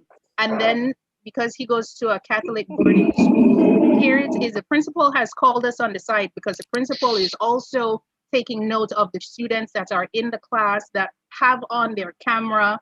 Why is this boy not with his camera on? We go in the room and he's like, oh, okay. And then, of course, we see him doing his game on the side, trying to learn on the side at the same time. So you end up being a police for your children, too. Yeah. And that kind of affects the relationship between the parents and the children, because you're trying to help them, but they don't see it as help, really. And so I wanted to pose this question. So I think we start to notice a lot of mental health issues creeping up in the teenage ages. I don't know if this is correct, you can correct me, but is there a way parents can support their children when they start to see? First of all, I think maybe we should discuss some of the signs, and then how a parent can support a child if they've noticed that some of these things are starting to manifest in their children. And we'll start with Dr. Orede. Okay, so I'll do a few of the signs quickly because what usually happens is I identify and I send off to Dr. Oshodi very rapidly. But I think that for many, up to half of the children who will develop mental health issues will actually do so in their teens. So between the ages of 14 and 15, we see about 50% of them will begin to manifest. And they may begin to and again, I keep talking about the continuum of normal and how you've got to recognize normal and then when it becomes abnormal, because it's normal for teens to separate themselves from their families and really begin to identify with their friends more.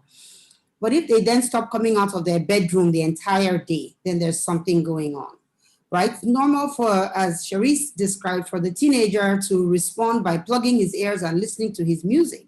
But when he then begins to only listen to mournful music, or even when you're talking to him, he's sort of got this look on his face, he's glazed over, he's not even engaging you any longer, no matter what it is that you do. You can't break a smile on his face, then there may be an issue. Children, unfortunately, may experience the first loss of a classmate when they become teenagers. Children who don't then come out of it and who have a prolonged period of mourning, even when they begin that process, you've got to sort of identify how soon you need to get them into care so that they can grieve normally. Starting to talk about, I want to kill myself. What is this life about? Negative speech nonstop, not coming out of the room, not engaging, monosyllabic responses or none at all, those kinds of things. But again, remember that they pass through what we think of as a phase and then they come out on the other side. So it's this prolonged negativity. And we begin to ask, have they stopped enjoying the things that they normally would enjoy? Do they no longer have a vision for their future? There's some kids you talk to and they say, oh, I want to be, and some you say, well, I don't really think, I don't know.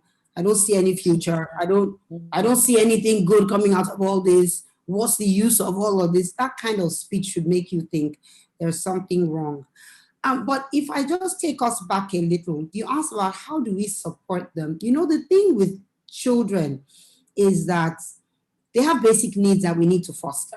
Those things are the things that we try to teach parents and say, here are the things that are really important for children to have going on. And one of them is unconditional love. So, even when a child has now been diagnosed with whatever the condition may be, it should not change this which has always been the love that you express and you give to this child.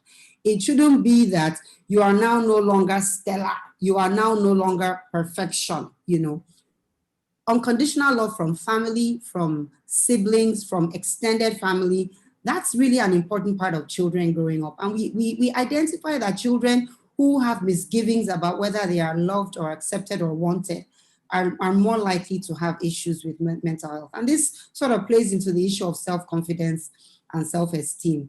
And then play is very normal. My greatest frustration with the lockdown was the inability of children to get together. Play with other children is normal at young ages, as teenagers, even as older teens and young adults. Play, engagement, the formation of meaningful relationships, because we're not always going to be there for them. Their age mates are more likely to be. And so these are the things that help them to stand them in good stead for the longest term. And then encouraging those people who are their supportive caregivers, whether it's teachers or coaches or tutors, mentors, which are very important, and encouraging those people also to have relationships with them that help to foster their independence of parents and also put good, strong, loving, caring, supportive adults in their lives. I think those things are important. And, I think about school, and we used to talk about safe schools and think about building walls around schools and then lock our children in with the perpetrators of evil. Got to think about a safe space as a space that is safe to be in and not just a locked space. A locked space, as we found out during the pandemic, is not always a safe space. So a safe space where somebody is emotionally as well as physically safe is important. And then my favorite topic, which I'm going to have to modify this, is guidance and discipline. It's important to set boundaries. I heard Praise talking earlier about the time when you're their friend and then soon you become their coach. And it's really important, because There's a time when you want to rein in and do the embracing, the pre-teen. But by the time they become teenagers, like, you want to be able to guide and you want them to trust the voice that they hear coming from you. And it's really important to set boundaries and to insist on them. And that's where tough love comes in. And it's called tough love for a reason. It's also tough on parents. Yeah. But it's an important thing. It's an important thing. So, you know, what do we need to be doing? But also, how do we then begin to recognize red flags? I think I'm handing off now to you, and you want to take us real red flags. All right, let's go. Dr. Yanda, you have the floor. Thank you for laying that very nice, background, for us. And I want to remind us that adolescent period or the teen period, because at times those terms are used interchangeably, happen to be the time when many mental and emotional disorders start. What I'm saying is that every adult that you see that has a mental health problem, 50% of them would have started when they were 14. So you see that the adolescents sitting in our house, we owe it to them to watch out, to care, to be sensitive to, whatever red flags could be showing up that may suggest that they're struggling emotionally. That's number one. The other thing is depression and suicide. Suicide happens to be the second leading cause of death in teens, between age 15 to about, 19, 20. So apart from car crash, maybe they take their cars and they go crashing. So that means that there is a high risk of this, particularly because when adolescents do have depression, they do not have the persistent low mood that you would have in an adult. Their mood can fluctuate. So they could go out with their friends, they're happy in the morning, by afternoon, they have a really bad mood. They're in a very foul mood, they're irritable, they're touchy, and at times they can be impulsive if they have an overlay of some other challenge, like say ADHD, where they're very impulsive. ADHD is impulsivity and or inattentiveness. And so what I'm trying to say is that you can have kids who have these vulnerabilities that maybe we're unaware of, and the data shows that they're particularly at higher risk because that is when it happens to adults, and so we need to be checking it. You have an irritable adolescent.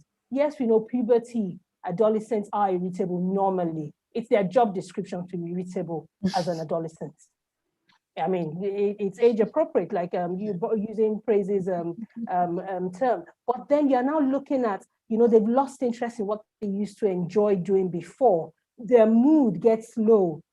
They've expressed thoughts of suicidality, no matter how fleeting. We must never take these for granted.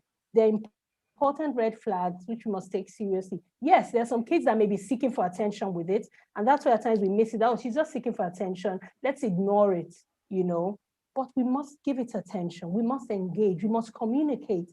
What should we be doing as parents? We should be observant of our children. Their mood changes, they become more irritable, they're a bit more sullen and withdrawn, they're not eating, they're locking themselves up all day like we've been told, or their manner of dressing has changed, they start doing, it's one thing to be fashionable, you do Rasta and all that, it's another thing to suddenly look really unkempt, like a neglect of personal hygiene, and you're wondering, could there be drugs going on? Because don't forget, we're in a season where they've gone nuclear with all these things. They're delivery agents that deliver those doorsteps in Lagos. Wow. They just come on a bike and they're delivering drugs. I've seen adolescents that, they just went downstairs to collect their supply in their parents' houses. So that brings us also to supervision. As parents, we need to be in their business. Yes, the older they grow, we give them some space, but we must keep connecting with them, irrespective. And we need to do that in a way that's appropriate for each age. The way you intrude on a 2-year-old will be different from a 7-year-old, will be different from a 10-year-old, a 15 and 18-year-old. But you need to know what's going on with them. As much as they may be, nothing's wrong, I'm fine. You know how they answer you. You need to just say, I need you to talk to me. Just explain to me what. And the more you do that, well, you're doing several things. You're reassuring them that you're there, that you're present. You're reassuring them that you care, you want to hear. You're reassuring them that they can talk to you. I'm sorry, there's so many things I'm trying to jump into this last 1 or 2 minutes because our own stigma as parents gets in the way of recognizing this. We're in denial. We say, God forbid. Whereas look at the stats, look at the figures, what it's telling us, that these children, it's a tough world, even for them. We are struggling. Imagine what they are going through. But what they are going through is different. They're experiencing bullying. They're looking for peer acceptance, but they're being pushed away. That is a mental health stressor for them. Let me put it like that. If they're being bullied, because some parents have said to me, what is a child worrying about? After they don't work, they don't, it's not true. They have their own worries. At that age, they want to be accepted by their peers. They're striving for autonomy. They want to separate from you as an adolescent. They want to be their own. That's why Sharice's son will wear his headphones. He's like, I don't, whatever people are doing in this house, I don't care. I've got my own life. That's what they do. I've got them in my house, 3 of them with headphones throughout this season. We had to negotiate headphones. You cannot be walking around the house with this, but you give and take a bit. You give and take a bit, So the parenting shifts, and I like the different, aspects of parenting that Praise gave us, earlier on, how we need to evolve depending on their age. Loads of unsupervised time is a recipe for substance use and abuse. Your kids are going to parties, you don't know what they're doing there. Your kids are going out, you don't care. You're at work, you don't know what's happening at home. You're giving them unsupervised time. And research shows that the more the unsupervised time the adolescents have, they will engage in risk behavior because that's what they do for their age. That's developmentally appropriate. Adolescents will take risks. That's how their brain is wired. It's wired to take risks because they don't really care about what's going to happen next. I know there's some other things you wanted me to talk about. I don't want to just monopolize because there are risk and protective factors we need to look out for in our children and adolescents. There are certain things that make them a bit more at risk, and there's certain things that can protect them from, mental health, challenges, or assist them to cope, even if they are challenged. So if there's more time, I can go into that a bit more. We'll come back to you once Mrs. Ijere gives her own 2 cents on the. Yeah, please. You have the floor, Mrs. Ijere. Yes, I quite agree with Dr. Yewande and Dr. Orode. So many factors. I know that right now we as a society is just glorifying a lot of the trends that are out there. We find that our teenagers are following these trends, trends in terms of eating out a lot, eating more of that sad diet. That sad diet also contributes to the way that they feel emotionally. And then of course, things like, the vitamin D, going outside, getting a bit of those hormones that also help to pick up our mood as well. Environmental factors, the indoors, just so much that we're seeing as well. We also see that inflammatory foods, nutrient deficient foods cause an issue with mental health disorders. And many times it's our parents are not, us as parents are not realizing what we're giving our children. We're not really paying attention to these things. We're ordering out, we're buying this and that. We're trying to keep the home stable and happy and just not realizing what we're really doing to our children. Thank you, doctor. So I think I'll go back to you, Dr. Oshodi, so that you can finish what you wanted to say, and then we'll have our last sort of words from Dr. Doherty and Mrs. Ijere, and then we can answer some of the questions that we have. Please use the Q&A function so that if you have any questions for our panelists, then we can answer your questions. Thank you. Yes, thank you very much. I just thought, it's not enough for us to just talk about the problems. We need to also think about what we can do as parents, because I know at times parents feel very helpless.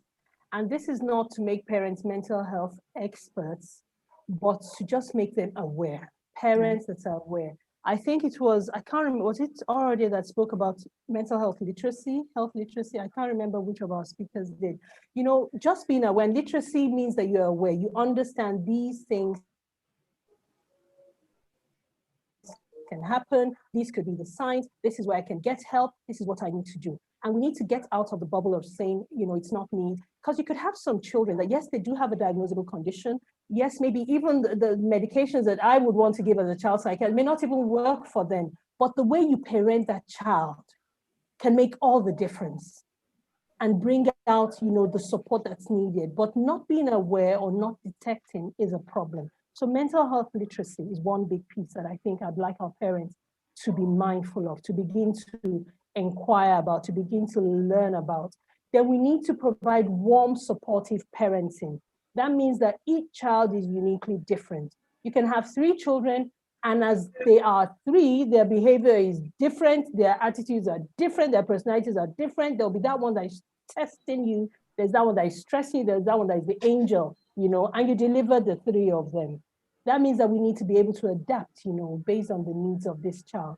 One child may need a bit more supervision or, a bit more hands-on support, even academically. I think the earlier session we spoke about, competencies. Some children may be academically, glowing, and some may struggle, but it doesn't mean that they cannot succeed in some other areas. But we just think of math, English, and that's it. But there are other aspects of expression. So we need to support them. We need to assist them to have a sense that they are competent in something. We cannot, and comparing children can be a big problem. I say, can you not see your brother? He's getting 100%. What's happening to you? All these can only do one thing. It can rob them of self-esteem and make them feel less than. When that happens, then they begin to look for acceptance elsewhere. For example, here's a typical trajectory of a child with ADHD. The child in the class has, inattention, has difficulty completing tasks. Mom's not picked it, the teacher doesn't know what's going on, the child is sliding down academically, the child feels less than. The child begins to move with the kids that are all that. Maybe he's more competent in playing and being a what's-up child, a cool boy. And before you know it, that kind of child may be a candidate for substance abuse. If we don't delicately allow that child either get an assessment or at least provide the structure and boundaries that such a child will require. So literacy helps in that. Supportive parenting. Let's equip them with coping skills. How do they handle their emotions when they're feeling dysregulated, they're feeling angry, they're feeling sad? It's okay to feel angry, sad, worried, happy. Moods are just, feelings and moods are okay. But assisting them to learn to recognize these and how to handle them and just connecting with them on these feelings and moods can make all the difference. Whereas if you don't, they're sitting with those emotions.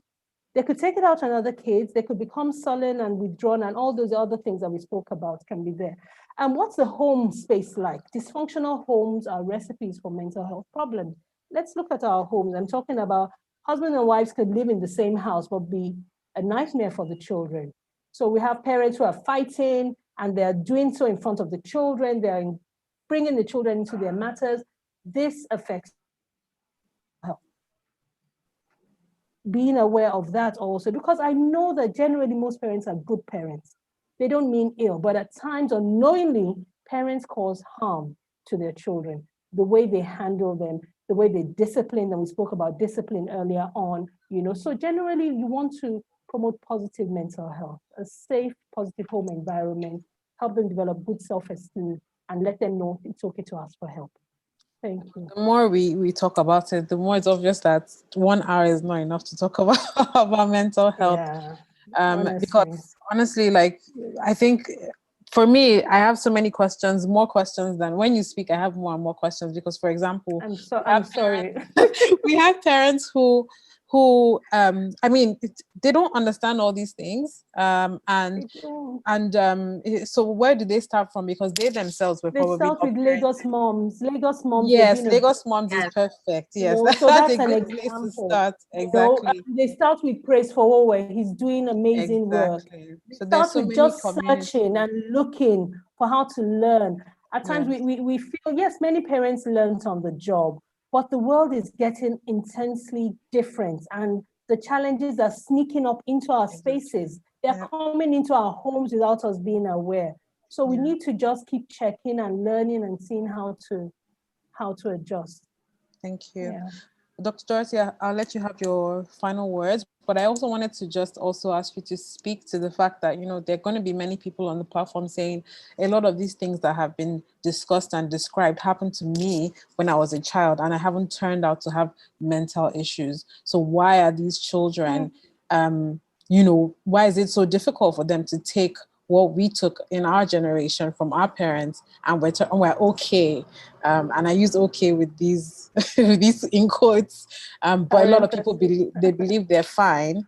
But their children should be able to cope under the same sort of behavior that they received. Thank you for that question. So I'll start with that. So there's an assumption that we're okay, first of all. And I know that as an adult, I'm learning new things about myself that if I'd known 10 years ago, or if I recognized 10 years ago, I would probably have been a better person than I am now. So the okay is okay, it's graduated okay, it's every day you're getting better. But we're all coping with stuff that if we didn't have to cope with, we may have been sort of in a different place now ourselves, and we may not be dealing with this stuff with our children. That's one. The other thing is our children are not growing up in the environment in which we grew up. You and they alluded to this. My children know everything that is going on in America as it's happening. Labi mentioned this also, that when you wake up in the morning, the kids are the ones telling them, this is what happened overnight.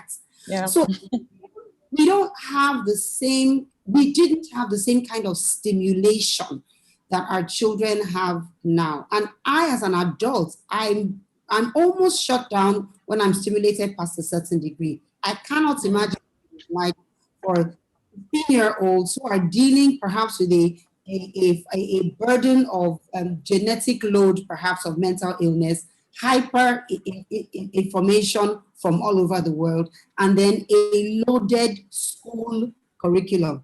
It's unbelievable what we expect them to do in school. When I was in school, school started at 8:15 and ended at 1:15. And my children finish at 3:15, and then there's curricula, and it goes till 5. Are you kidding? And they're out of the house at 5:45 in the morning. It's a different life. They do not have the lives we had. I can assure you of that. They have 5 periods in a day. I don't know how many periods they have. They do 17 subjects in year 7. We didn't have 17 subjects in the whole curriculum of the entire everything throughout the time we were in school. You see what it is? It's a very different thing. So I want people to recognize that children are not dealing with the same world. We don't even have the same population in Nigeria or in the world as we did in our time. So let's just agree that it's a different world. It's a different time. Children are wired differently. They are digital native. They have engaged early. Whether we believe it or not, they have already engaged before we realize we need to rein them in. So one of the things as Yoande spoke, I wanted to think about how do we help children with positive mental health? And she said something about teaching them about how to perceive their feelings and then to validate them and then regulate them. That's a really important part of helping children become successfully able to deal with their mental state of health. I think that when we say these things about modeling, we just say the word model and we move. It's very hard to model.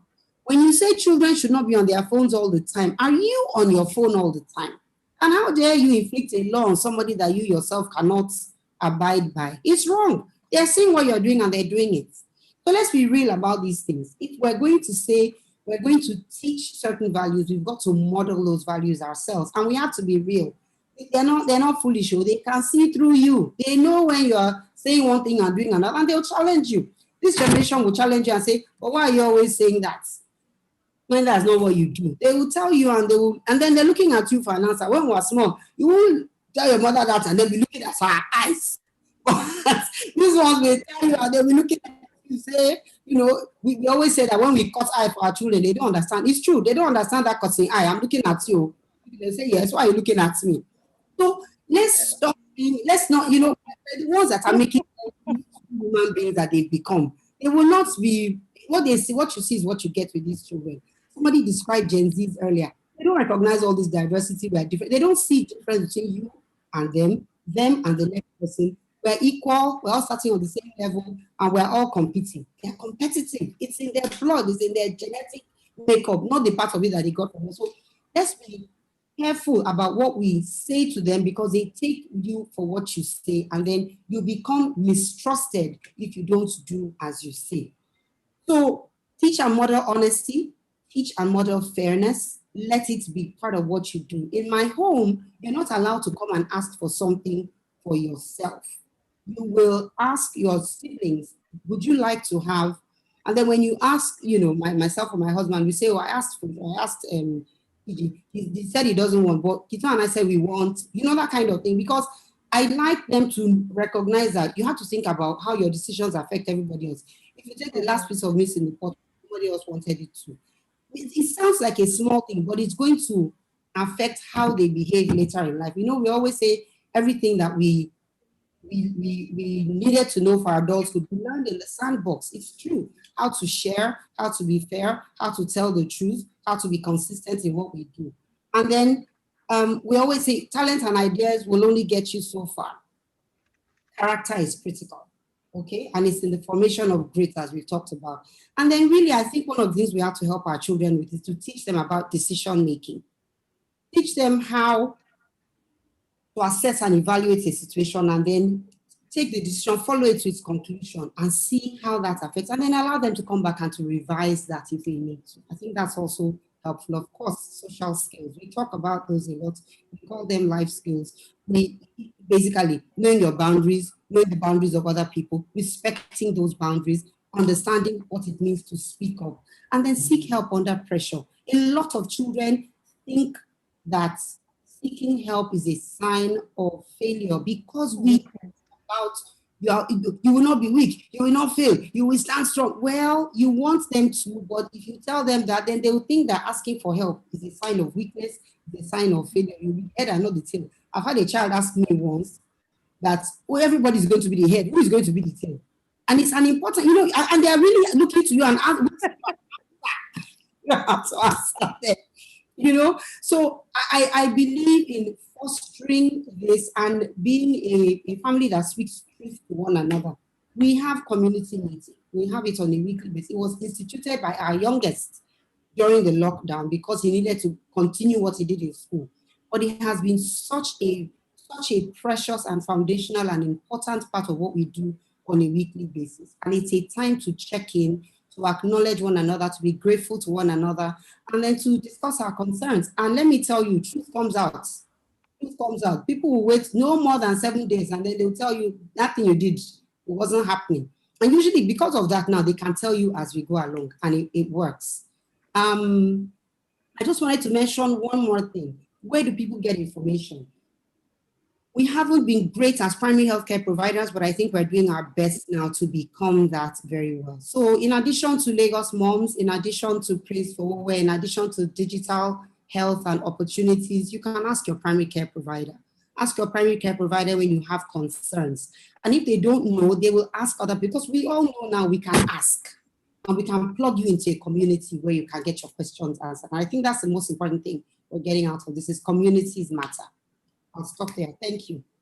Wow. I don't know. I've taken so much from this conversation. Okay, so I'm going to start family meeting in my house because this is going to be so exciting. Anyway, the question here is directed to Mrs. Ijere. So I'm going to ask, could you give specific examples of food that is necessary to promote mental health for our Gen Z children? And if you have anything to add after that, and then we'll close. Thank you, Mrs. Ijere. Okay, thank you. So some important brain health foods, things like your carrots, your potatoes, your berries, your green vegetables, your water, so important. And being intentional, being mindful when you're taking these items. But as parents as well, and as both doctors have said, having that family time is so important. Eating together makes a difference. I remember during the lockdown, at some point, my children would just come and kind of like eat when they want. And we had to put it together that, no, we're going to eat as a family breakfast. You guys are on your own for lunch. And then we're going to come back and eat as a family dinner. Also, being the examples for your children are so important. What you're feeding your children, make sure you're eating yourself. If it's a smoothie, blend smoothies for everybody in the house. Put your child in charge of making those items so that they will actually consume it and enjoy it. We find that when children put put their hands to things, they will consume it themselves. Mental health also includes things like being physical, making sure that you get exercise. And maybe you do that as a family. Maybe you can put one of the children in charge of exercise day, whether it's jumping jacks or whatever it is. They will actually be on top of you about it. So setting the example is so important. Being observant with your children, paying attention to different things. Over the lockdown, some of our parents brought the children over from the UK, brought them from the US. And there was one particular child that the family noted that her gland in her neck just seemed a little bit bigger than normal. Like, why is your neck protruding like that? Her eyes were bulging as well. And the mom was quite on top of things. She took her to the doctor, to the endocrinologist, and found out that her thyroid was overactive. And so immediately they called us in and we put together a meal plan for her. What we realized in asking her questions is that the parents, of course, and she's a teenager, she loved rice. She was eating rice all the time. She was eating bread all the time. No greens, nothing like that. They weren't even paying attention to her toilet use. Yes, she's a teenager, but at the same time, after asking these questions, we realized she's not even using the bathroom up to 3 times a week. And she thought that was normal for her. So truly paying attention is important. Making sure you're taking in high fiber foods, very important as well. Whatever foods are in season, whatever fruits are in season, the vegetables, the guava now is in season, the citrus is in season, and there's so many things that you can do with them, just making sure that you get all those nutrients in. Very, very important. Thank you so much. Oh my gosh, this has been an amazing, amazing panel. And even I myself have taken a lot away. I'm just going to mention a few important things that was discussed. We need to make sure that we're showing unconditional love to our children. We need to ensure that we're being sensitive and we're observing everything when it comes to our children. I think this pandemic has really been helpful for us to see at least some of the things that our children are going through. And I think going forward, that's not something that we should shelve and then go right back to how things were. We should try and spend as much time together as possible, trying to eat meals together and trying to sort of understand what each person is going through. I think that everyone should incorporate family meetings. I think that's an amazing, amazing thing to do, and just be a supportive parent. And if you do not know how to be a supportive parent, there are many, many, many communities, and like we're in the digital age now, so you're going to find something. Go and Google, like your children, go and Google and find a supportive parenting community that will help you to understand yourself and understand how to deal with your children. Thank you so much, Dr. Doherty. Thank you so much. Thank you so much, Dr. This is Ijere, sorry. And Dr. Yorandi, thank you so much. This has been a really good plenary. All right, so I'm going to hand over back to Tonya. Go ahead, please. Thank you so much, Enemy, and thank you to our panelists. This has truly been a very, very interesting session.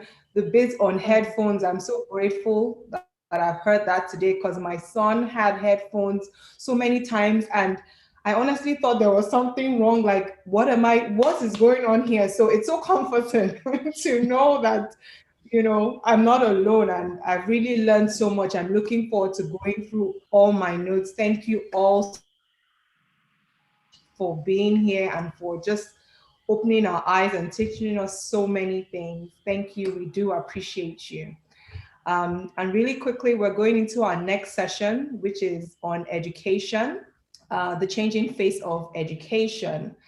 And this session is just going to throw more light in this area of education, especially now that we started this virtual learning and all of that. So what type of education do our children need for the future, and how can parents help our children to adequately educate them, and how to equip them with the tools that they need to tackle the future and all that it brings. And I would like to introduce the moderator for this session, Fona Williams. Over to you, Fona. Very much, Tanya. Hello, everyone. Good afternoon. I hope you're all doing well and enjoying the conference so far. I've been listening in, and my kids are not old enough yet to, really classify as Gen Z. But these are all lessons that I know that down the line are going to be super, super helpful and relevant as I just think about, how we're raising these children and the sorts of citizens of the world that we want them to be.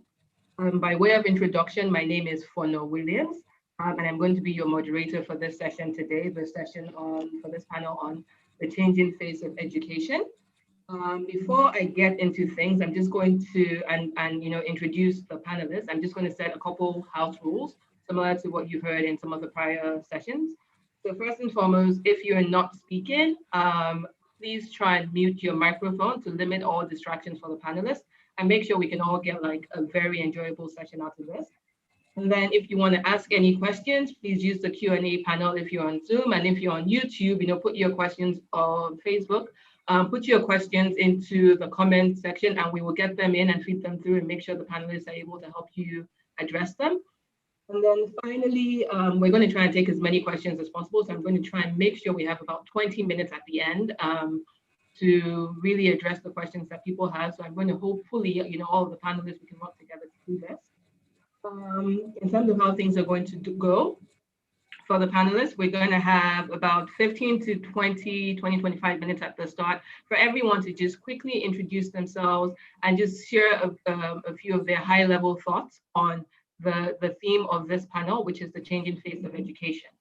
Let me quickly, and you know what, before I introduce the panels, I had some thoughts as well that I thought would be good to share, just so we have a mindset and we're thinking about this in the right way. So the changing face of education, and what do we mean by that?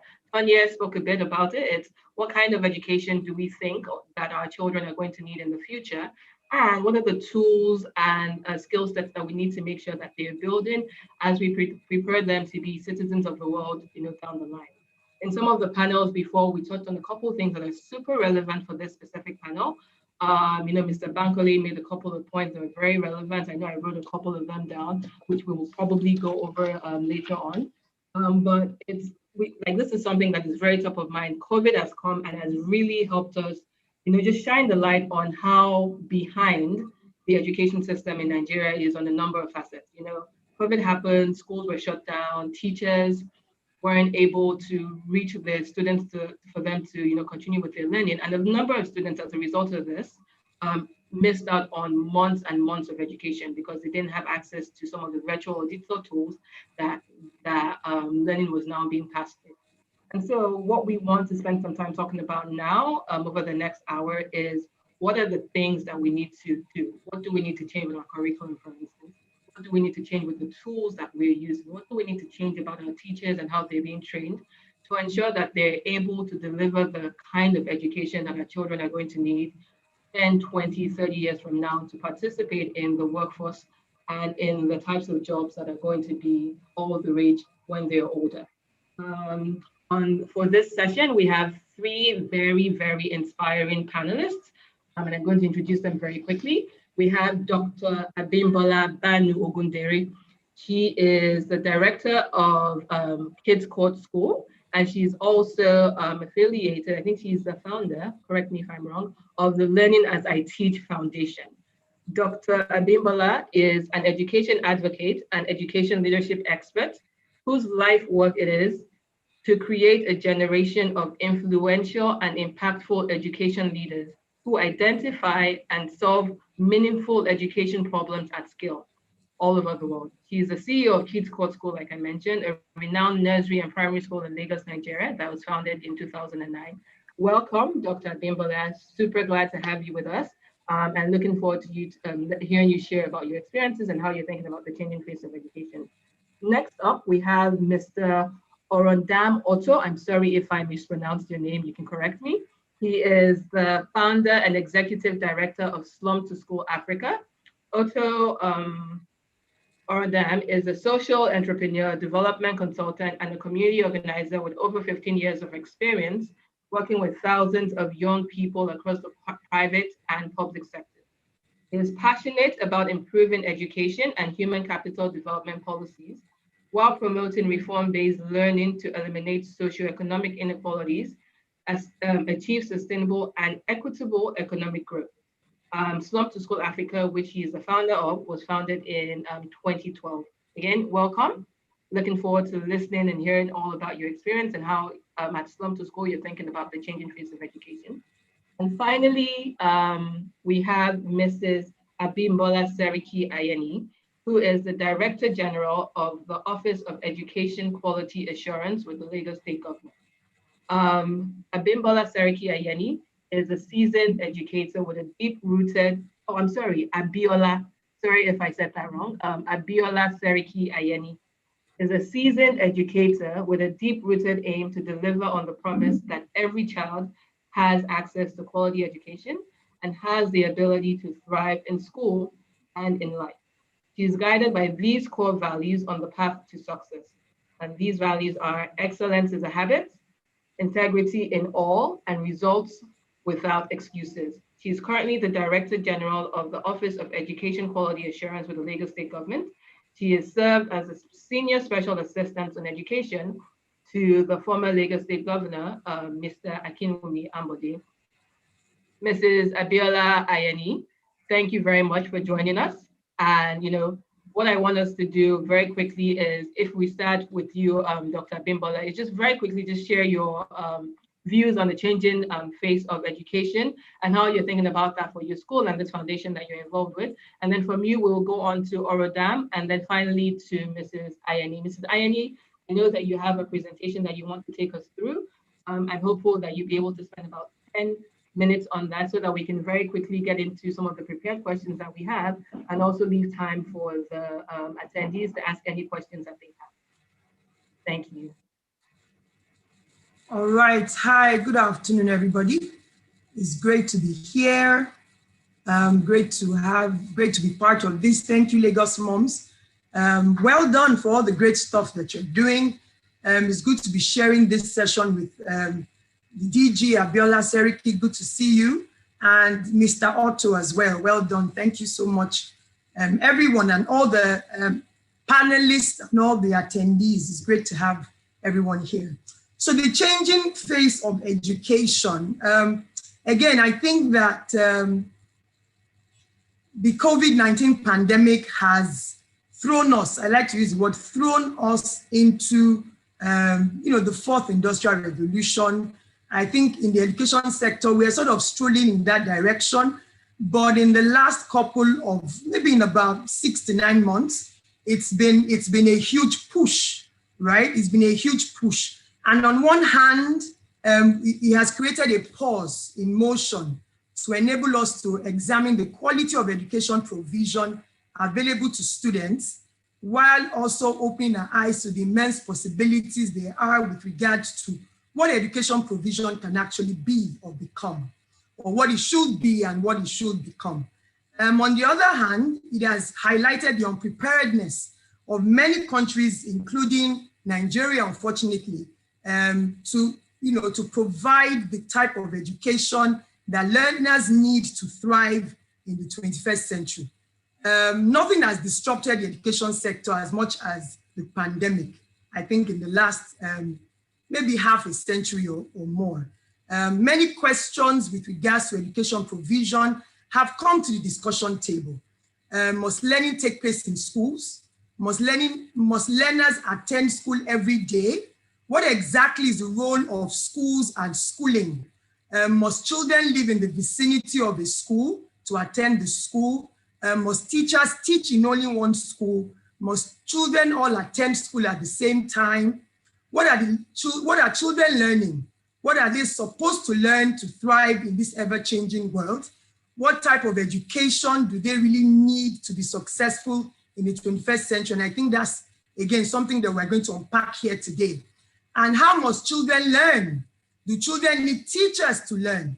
What is the importance of assessment in learning? So again, all these questions have come up. Again, many opportunities have also arisen The flexibility and adaptability of teachers and the education service providers in the face of the pandemic was laudable, right? Teachers rose to the occasion, acquiring new skills needed to teach remotely and on learning new approaches. For the first time in decades, teachers are allowing themselves to shake off the dust of the past and begin to reimagine the future. Leadership, innovation, creativity, and collaboration have begun to characterize the education sector. Also, the public's perception of teachers and the profession has also been influenced positively, because for once, the society being forced to take sole care of their children came face to face with the reality of the work teachers actually do. This is an opportunity for the teaching profession to advocate for policy reforms on all levels that will improve the working conditions of teachers around the world. There's also been a proliferation of edtech companies as the importance of technology in the education provision has become undeniable, and the growth and adoption of education technology is fast increasing. There's also the advantage of increasing globalization of teachers' talent. A teacher can live in, actually know of a teacher who lives in Nigeria and is working with families in the United States. Now, let's go back to one of the questions that have come to the discussion table, which is, what must children learn? What type of education do they really need to be successful? So we know that the old traditional way, we've known that for a while, to be honest. We've known that for a while, that old traditional way of schooling should be extinct. But we have now been thrust into that place of, okay, this has to sort of begin to happen now. So what sort of education must children have? So children have to be prepared for an unknown world, and an unknown future. I remember when I was I sat for the earlier sessions when I was in primary school. There was nothing like being a social media. There was nothing like that. So there are many jobs now that when I was in primary, when I was in secondary school, they didn't exist, right? So we are preparing them for an unknown world that is changing at the speed of time, at the speed of light. The fourth industrial revolution, like I mentioned earlier, is characterized by advanced robotics, autonomous transport, artificial intelligence, machine learning, advanced materials, and biotechnology and genomics. These developments will transform the way we live and the way we work. If we're sitting down here now, we cannot begin to understand how this, how much change we are going to experience, especially the Gen Z, who, again, we're talking about today. So some jobs will disappear, others will be automated, others would grow. Jobs that don't even exist today will become commonplace. So in my own perspective, to be successful, the children need to be intentionally empowered with the knowledge and skills that are transferable. So that I remember when I was young, my daddy would say, what do you want to be when you're, and I want to be a doctor. And I kept to that from beginning all the way to the end. My first jam form, first whatever, doc medicine, second medicine, even the same university, right? But the truth is that can't happen now because we don't know. So if you're a parent and you are thinking that, okay, that's what you want to do, then you are sort of setting your child up for a struggle. So transferable skills coupled with great attitude and character. And I cannot overemphasize that. Great attitude and character. If the pandemic has shown us anything, is to let us know that what was working before is not going to work anymore. What was working before, right, is not going to work anymore. And this power combination of transferable skills and great attitude, we ensure that wherever they are, whatever technical skills they decide to learn because of the profession they choose, they will become valuable to themselves, their families, and be contributing members of society. Let me stop there, and you'll probably come back to me at some point. Thank you very much, Dr. Abimbola. Mr. Otto, we can come over to you next if you're on, because I see your name on the panel right now. If you're able to just unmute and just very quickly, over 2 or 3 minutes. Please share some of your high-level thoughts on the changing face of education.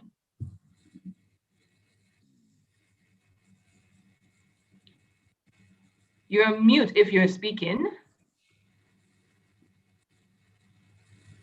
Okay, while we wait for him, Mrs. Ayani, if you can just go ahead and share your presentation and also just talk to us about some of your high-level thoughts.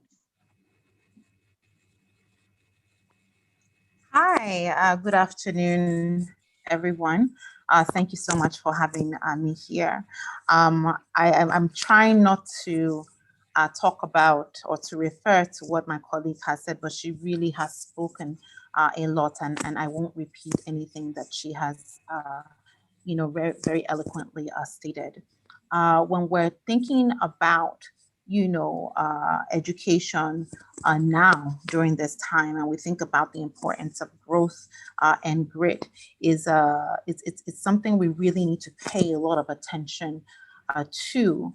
Previously, we've had to focus on things, on tangible things, tangible outputs in that journey that we're preparing our children for, right? So the subjects, the sports, some of the character, things like that, fine. But when we're thinking about, more complex, qualities that we want our children to develop, specifically surrounding grit and growth, it really takes us as members of this particular society, especially since this is a demographic we're talking about, to really look inward and think about how we ourselves approach grit and growth, and what role that plays in society, what role it plays in politics, what roles it plays in decision making, policy making, and the society as a whole.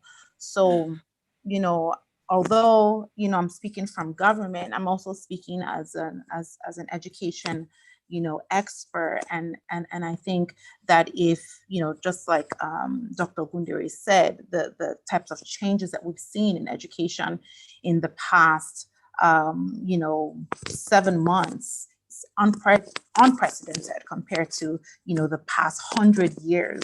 The type of innovation, the type of pivoting that is required for us, not just as educators, but as parents, as society, think through our future workforce, our children. We really need to be intentional about where we want to be, and then work backwards by design. So for today, I will just focus on growth and grit through some studies that have been done. And that's it for now. Thank you so much. Did you want to go over the presentation now?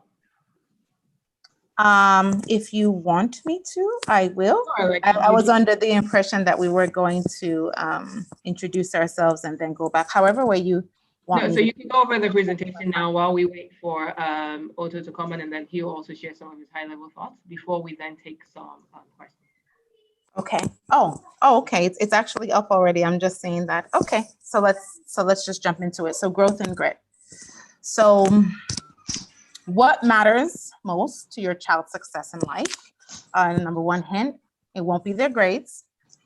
It won't be their university major. And this is something that Dr. Gundiri had touched on. And it won't be their first job. Okay. So what matters most to your child's success in life? It essentially won't be those things that we previously thought matter. Next slide.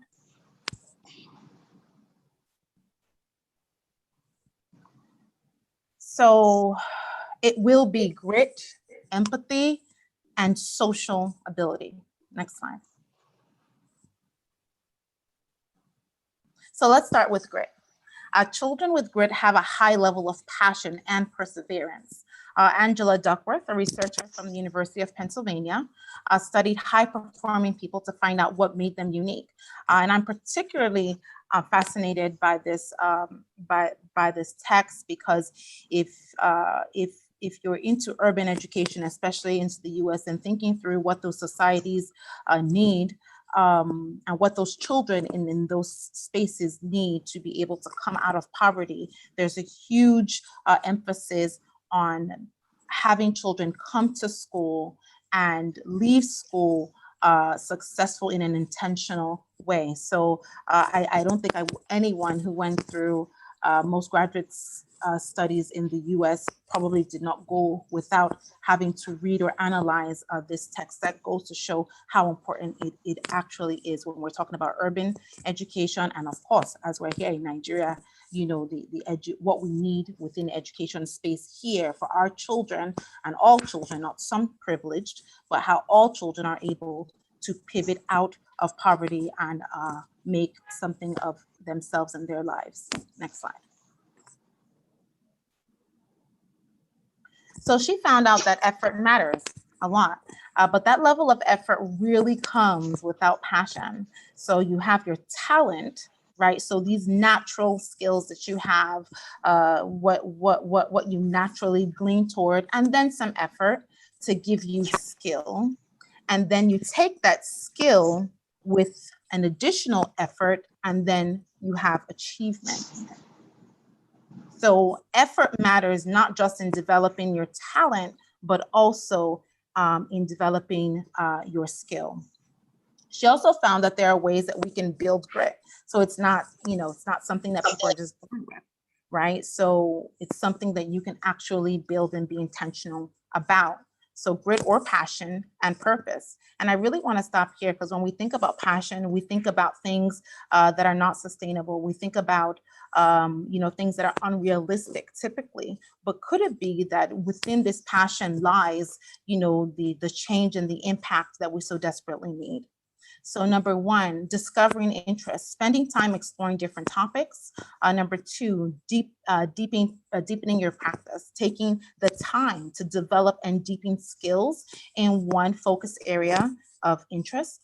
Number three, developing purpose, identifying why we are doing what we are doing and the good that it may actually do.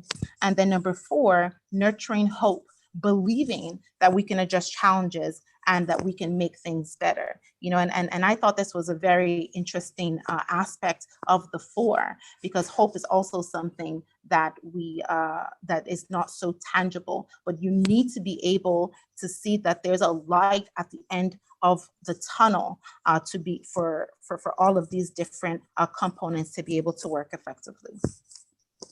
Next slide. So, and actions parents can take to help their children develop grit. So number one, allow children to explore their passions. Number two, encourage children to follow through with their plans and ideas, even when things become difficult. So not, you know, coming in and saving the day, not making things easy, not doing homework so that they get, you know, perfect grade, but allowing them to actually follow through on the plans that you know that they've set for themselves and that you may have even set together, even when they become difficult. Then number three, provide opportunities for practice, right? Provide opportunities for practice in your everyday life. And then number four, model. Okay, so how can we, and this is we as parents, we as members of society, right? We as teachers, we as educators, this is where we also have to be intentional, because we can't expect from our children what we are not willing to do on our own. Okay, so we need to be able to model grit and spend time with others who value grit. Next slide. And I'm sorry if I'm going quickly. I know I was told I only have about 10 to 15 minutes. I'm trying not to expatiate. So Duckworth highlights that grit alone is not enough for success. So empathy, how we think about and care for others, this matters as well. So not just others that we know, like our immediate family members, but how we think about others in our society, outside our societies, people we don't know, how we think about them, how we realize that what we do may or may not affect the lives of others. Next slide. So empathy also can spark innovation and agility. When we consider the needs, wants, and challenges of others, which are better at understanding challenges and creating unique and usable solutions. Okay, so it's not just a fuzzy feeling. This can actually spark a lot of agility and innovation. Next slide. So schools and parents can build empathy and innovation skills through design thinking, right? So design thinking is an approach to problem finding and problem solving that focuses on having a deep understanding of others. So really understanding the user end, right? Understanding the person that needs the solution, what drives them, all that concerns the end user. It was developed by the U.S. Innovation Consultancy, IDEO, and popularized by Stanford's Design School. Next slide. So this is another book. Our children will also need to have social or interpersonal intelligence, and I know that a lot of us know this as emotional intelligence. This is slightly different though. So David Brooks echoes in this book, The Social Animal. He echoes and adds to Duckworth's findings. Next slide. Okay, so Brooks' big ideas focus on the fact that learning takes repetition, exploration, and connection. Okay, so we need to be able to, and this also emphasizes what Duckworth is also saying as well, that children need many opportunities to be able to practice. So we need to, they need to be able to repeat, okay, these experiences, find these experiences. Now they need to explore. And they need to be able to make connections to their world, connections to their lives, connections to different type of art forms that they may have been exposed to. Number two, our environment influences our behavior, right? So in some ways that may be discouraging because it may feel as if that we're limited by our environment, but it's something that if we think about and if we're intentional about, we can use it to our benefit. Okay, so if we want to change our behavior, it's easier to change our environment than to find more willpower. Okay, so how can we change our environment, right? So oftentimes we feel disenfranchised, like we can't really do much, but I'm thinking, and I know that we could probably do more than we think we can, generally speaking. Then thirdly, our behavior is influenced by unconscious structures, like the expectations we have. So the things we expect to happen in this society, okay? Inertia, so the fact that we don't want change, right? It's not something that's just in Nigeria or government. We don't want change. And then loss aversion, we don't want to take risk, right? So how can we embrace those three things, and how can we use those three things to change the way we see the world around us? Okay, so when we understand this, we can, okay. So if we can just go back, so I could just read that last portion. Okay, when we understand this, we can understand and control our behavior more. So then the next slide, these are just more usable, practical ways in which are things that we can do to make this a reality for us, right? So where do we go from here? We can try it out.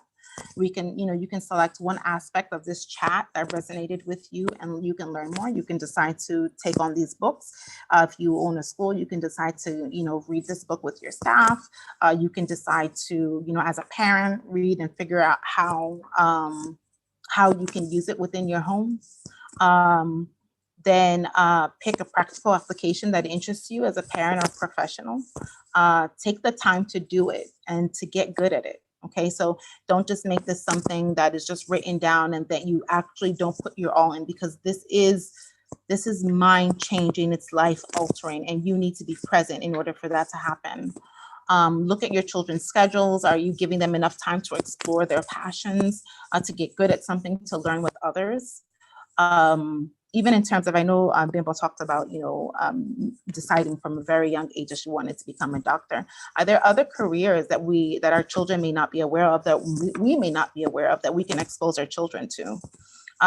Pick a small area to develop, perhaps allowing your children to drop one activity and spend more time on another. And that's it. Thank you so much. I hope I made the time. Thank you very much, Abiola. Really just great to hear everything that you had to share about grit and the role that's going to play in the success of our children. I'll very quickly turn it over to Otto.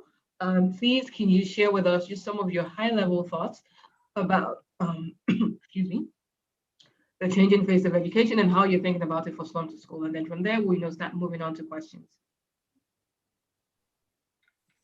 Thank you very much. Thank you very much for the great platform. I've been listening to the very brilliant session since morning. I came in and went out at multiple times, and listening to Abiola and Abimbola speak, of course, I'm not sure why I have to still speak, because they've primarily said almost everything I would have loved to say. But I would want to just take it a little bit further and speak more from a perspective of inclusion. Now, a lot of us in this room and in this meeting today come from what I might, if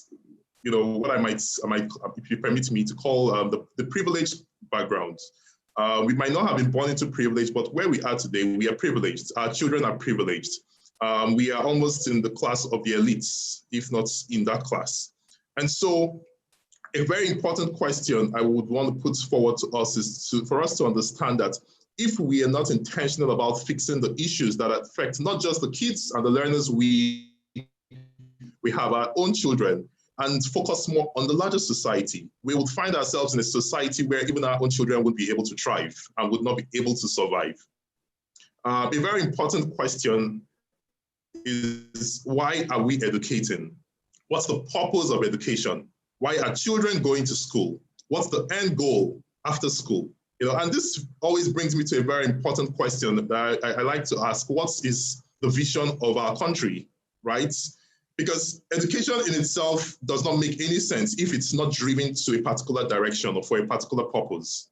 So what do we want to be as a nation? And why are we educating young people to fit into that future? Now, a lot of things have changed. Education has changed. What we had in the 19th century has changed what we have today in the 21st century. The 20th century emphasis was mostly on compliance and conformity.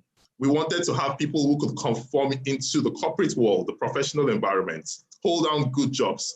For most of us who are in the generations before, the Gen Z, what we were told growing up was to go to school and study, to come out and get good jobs. But today, that has completely changed. We should be telling our own children and the young people in the Gen Z to go to school and come out and create jobs. Because a lot of the realities we had back then are not the reality today. And so you find out that lots of young people would not fit into what we call normal. And what the pandemic had also just done is brought us, a few decades ahead, to what was going to come. So it's important that we ask those questions. What's really the purpose of education? Why are we educating? Now, we know that education is a very important investment for every nation. And every nation is very intentional. Most nations, most developed nations are very intentional about the kind of education they deliver and the purpose of that education. You see the United States, they have lots of policies that bring in the very qualified young people to come and build their economy. So you see that it's called the tech capital of the world. All the great technology and applications come out every single day. You go to Silicon Valley and there's a competition for, what's the new big tech. China is very big and they're a very fast emerging, country, the second largest economy, and they're very big on manufacturing. So if you look at the education system, it's designed to get young people to come out of school and fit into a manufacturing world. This is relatively the reality in so many developed nations, from Germany, which is a capital for manufacturing, high tech and cars, to Dubai, which is very big on tourism. Now, when we come back home, what do we want to be known for as a nation? Why are we educating our children? When a child goes to school, what's the guarantee that that child will come back after the university and love his or her nation and wouldn't want to leave the country? Today, we have lots of the great talents we have living in drones because the economy out there is better for them. The future out there is more, great for them. So are we going to just educate everyone and get the best to leave our country? What investment are we looking at having in our own country? So it brings us to a very important question where we should start asking questions. What's the purpose of the education we are delivering, right? What happens to young people who do not fit into that gap or into the box we are creating? There was a study I read recently. I think it was by Dell Technology, and it said that over 85% of the jobs of the future jobs that we'll have in 2030. And these are the jobs that the Generation Z and the Generation Alpha would enter into, would come into. Most of those jobs have not yet been invented. And this means that in about 10 years, all the jobs we have, over 85% of the jobs we're going to have then have not yet been invented. So when we have young people who are going to school today to study, to become jobs or to become professionals and have careers in various sectors or various parts of the economy, we need to also realize that in the next 10 years, in the next 5 years, in the next 15 years, most of the jobs we'll have back then have not even been invented. Now, the World Economic Forum, I can remember reading a report sometime last month, and it said that over 65% of primary school children will be working in jobs that do not exist. So there are lots of studies that actually buttress this point. So the question is, what are we actually preparing young people for a future that we have no idea about? And so this is very important because we need to be prepared and the kind of future that we want young people to find themselves. Christians to remember the passage that says a nation or without a people without a clear vision.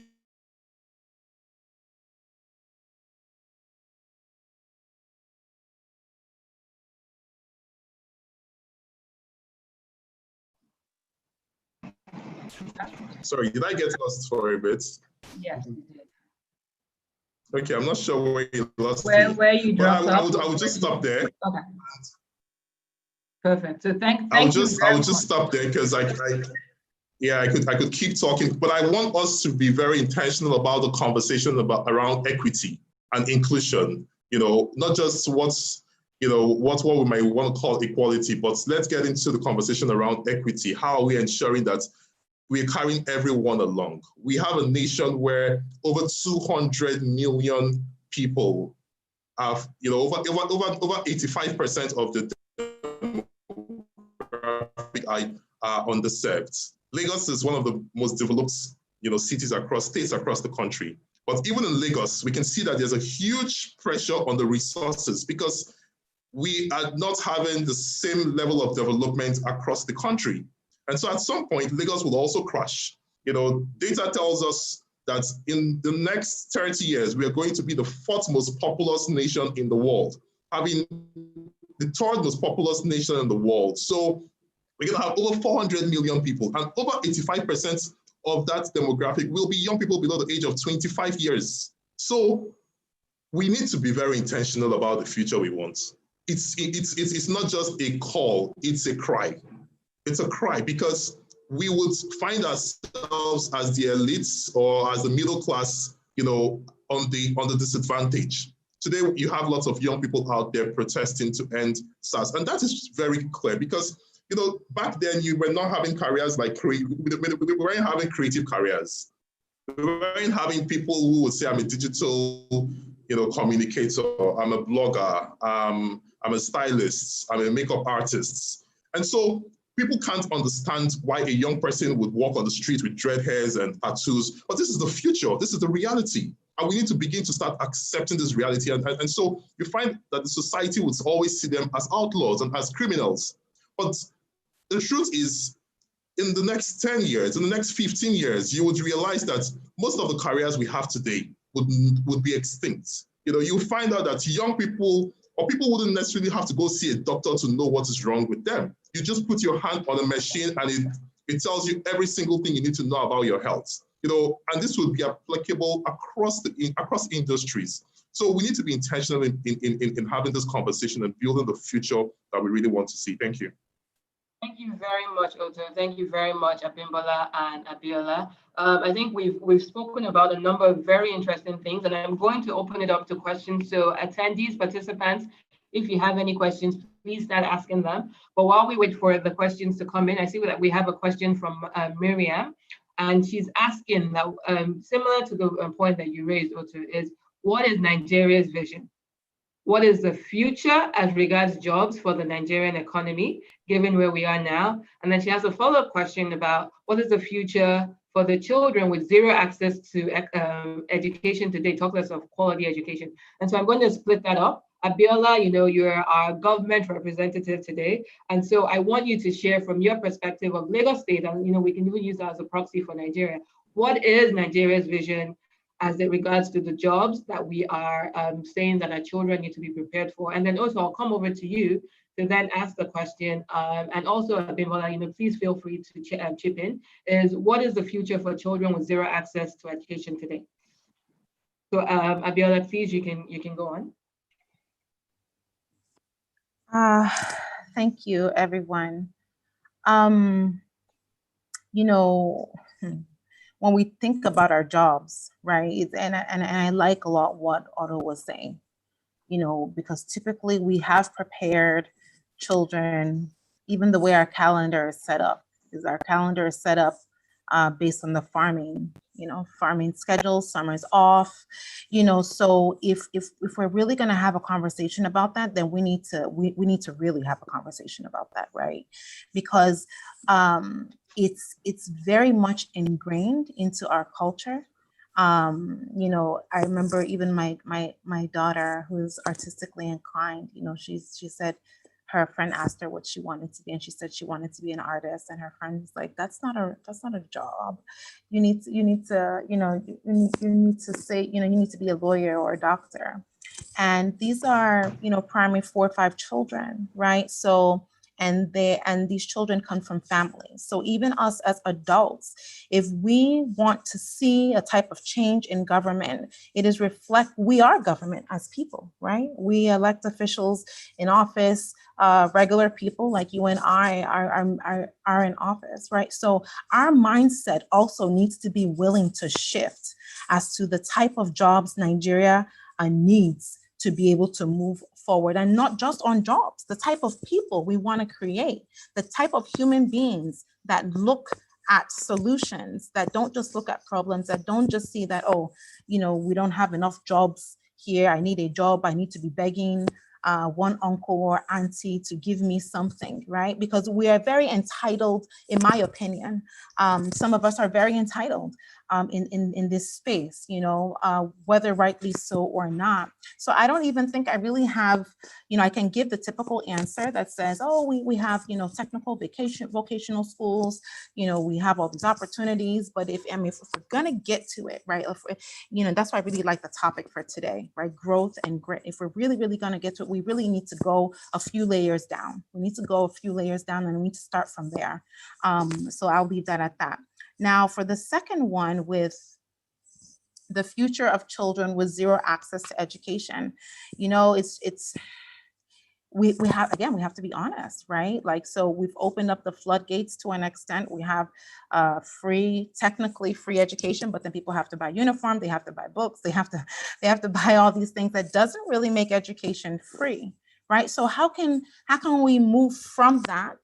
How can we move from that? Like in Lagos State, for instance, we have about 1,600 public schools, and in total, we have about 20,000 schools, approved and unapproved, right? So it's, for sure, public education is not necessarily public, it's coming at a price, right?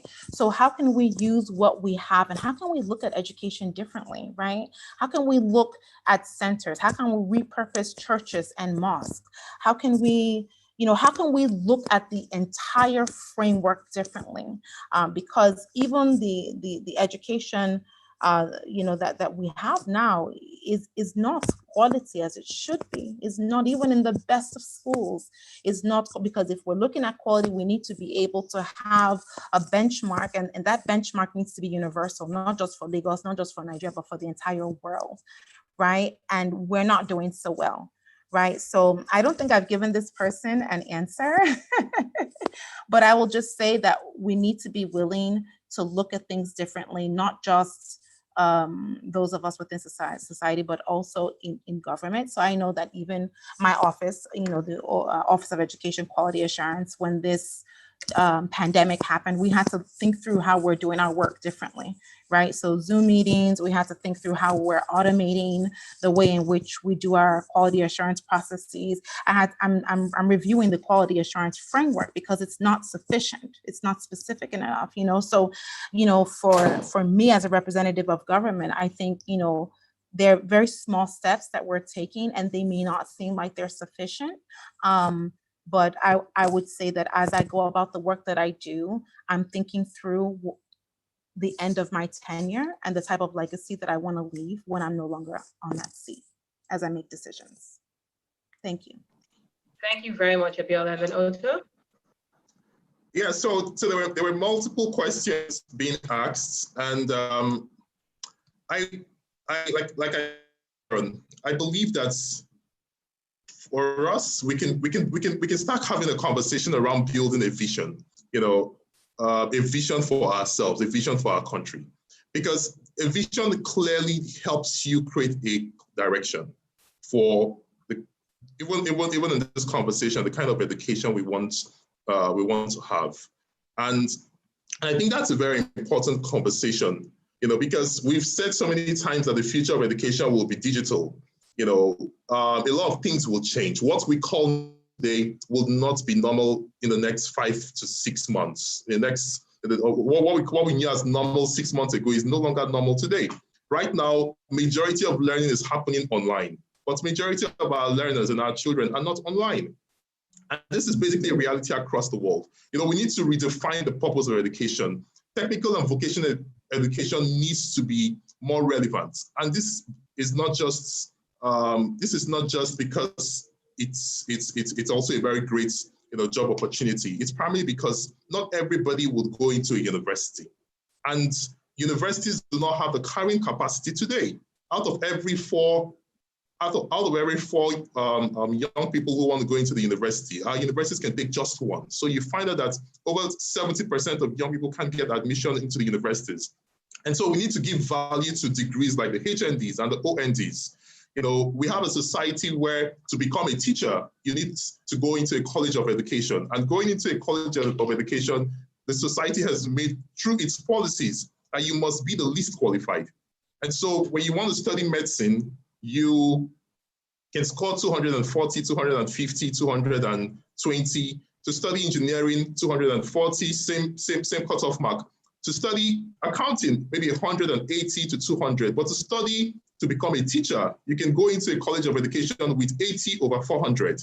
And so you see that those who come out to become teachers were mostly the least qualified, who did not even want to become teachers. And these are people who are supposed to be training and preparing us, or preparing young people for the future. So with our growing population, it's very important that we understand that that population can be an asset or a liability. And I believe strongly that it could be an asset. I always say we could craft a vision that will make us the human resource capital of the world. And this is very intentional, because for every young person who comes into the world, we can either give them all they need to excel, we can frustrate them and they become enemies of the states. And this is growing across our country on a very large scale in different forms, in different regions of the country. From the north, we have a different fraction. In the south, we have a different setup. And so we need to be very intentional. What do we want to do with a growing population we're going to have? The third largest nation in the world in less than 30 years. What can we do with 200 million young people? How can we ensure we build policies that are friendly? How can we, defavorize and declassify what we call the white-collar jobs and the blue-collar jobs? Because when we look at it today, if a young person, or even myself, if I told my dad 20 years ago that I wanted to be a barber, I wanted to be an electrician, or I wanted to be a painter, he would look down on me and he would be very upset. But the reality today is that there are lots of barbers, there are lots of painters, lots of makeup artists, lots of graphic designers, lots of website developers, so many, both what we might call the blue-collar jobs or the pink-collar jobs, or there's so many colors. But every job is a job, and every job should be respected. And we need to build a society that accepts everybody for who they are, without, putting them into a certain box. Being a doctor and engineer does not guarantee that you're successful. I know doctors who are frustrated. I know engineers who are homeless. But I know plumbers who own houses and have built, I know people, tradesmen in a labor market who are extremely successful. So we need to start, having a conversation around these myths and stereotypes we have grown up with.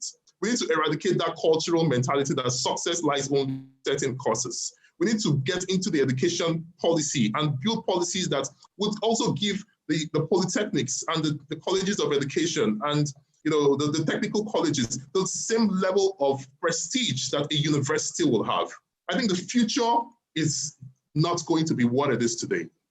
And one very important thing, which is something I'm very passionate about in education technology, is why do we even need to go into a university and spend 4 years to study a course that you could spend 6 months and come out with that skill? We are so focused on certifications and not even skills. We are so focused on getting degrees where we know nothing about it. And so it's important that we start redefining the purpose of education and the vision of our nation. Thank you. Thank you very, very much, Otto. I wanted to come to you, Dr. Akimbola, because a lot of the things that that have been shared now are super relevant for me. I mentioned that I have young kids, and my husband and I are constantly trying to decide what should we prioritize as we pick schools for them. And you made a point, Abiola, earlier that the things that are going to be most important to determine success for our children in the future is grit, empathy, and social capacity. Right, and you, Abimbola, when you were speaking, talked about the fourth industrial revolution and how the jobs that we're creating, that our children that are born now in this generation Z and generation Alpha, to Otto's point, that those jobs actually just don't even exist. Majority of them don't exist today. So what can we do as we think about education and what it stands for today, but also recognizing that the future that we're trying to prepare these kids for, we don't even have any idea what it looks like. What can we do to agitate for change in the curriculum, for instance?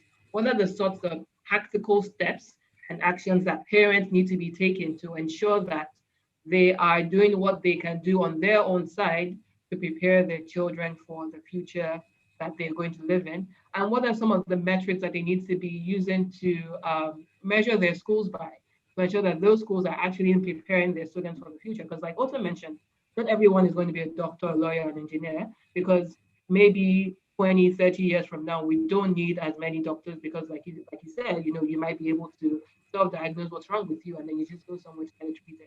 What are some of the tactical and actionable steps that we need to be taking as parents, as family members, as educators, to ensure that we recognize that education is changing and we're preparing our children for it?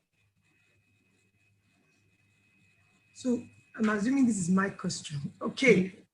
Thank you so much. So I'm just sort of going to lean on what everyone else has said and of course add to that, because this is obviously like an addition to that, a continuation of that conversation. So for parents, I think the first thing they need to do is to change the mindset. I mentioned it earlier. So there has to be a change of mindset, their mindset that, oh, this is what, what worked for me is going to work for my child. It's going to work for my children. So the approach that I took or the steps that I took, would work for the children, for my children now, and then sort of urge them and push them and, into taking those exact steps, because the past and the future, totally different, totally different. So I think the first thing is for you to have that open mind that if my child comes to me and say, I want to be a photographer, I say, oh, fabulous. How can you be the best photographer that you want to be, right? What are the steps that we're going to take? So that removing our mindset from, those engineering, medicine, accountant, and all those, I have no word for them.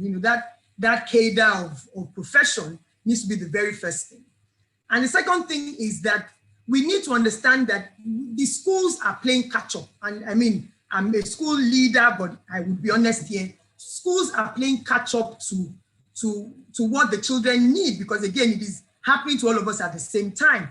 So parents need to understand the transferable skills. So interestingly, again, many of these skills are skills that parents themselves need to imbibe or help build or support to build.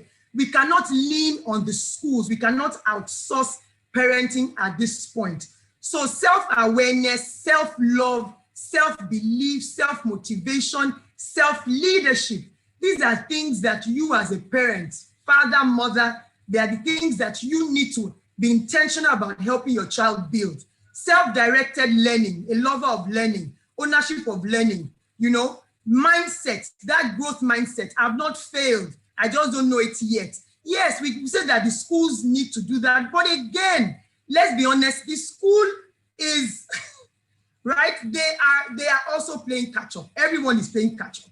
So growth mindset, that collaborative mindset, you know, the long-term versus short-term, you know, when you are trying to, you know, teach your children to delay gratification, you know, curiosity, questioning. Many times our children are there. We don't even want them to ask us questions. We are too busy. We don't want anybody to ask us any funny question. So how are children going to be curious? How are they going to be questioning if there's nobody to ask the question, right? And then they go to the wrong places to get the answers. Now, thinking, critical thinking, problem solving.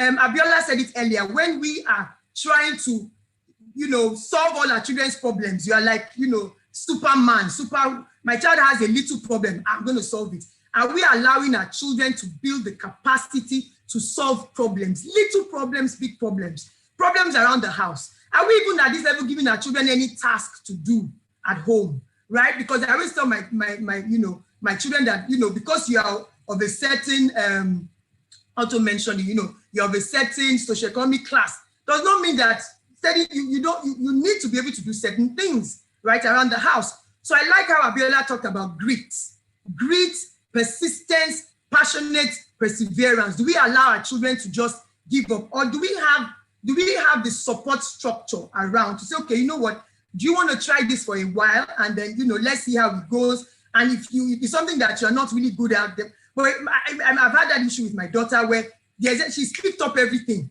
and dropped everything. But you see, she's my first child. I had her when I was a bit young. So now I know, second and third born, and you know, let's try it for some time. But mommy, you know, the children know our buttons. Mommy, no, this is so frustrating. I'm so tired. Mommy, I don't like this. And immediately you say, oh, my little blessed child cannot be under any kind of frustration. Are you helping your children develop a measure of perseverance? There's nothing that you are going to do.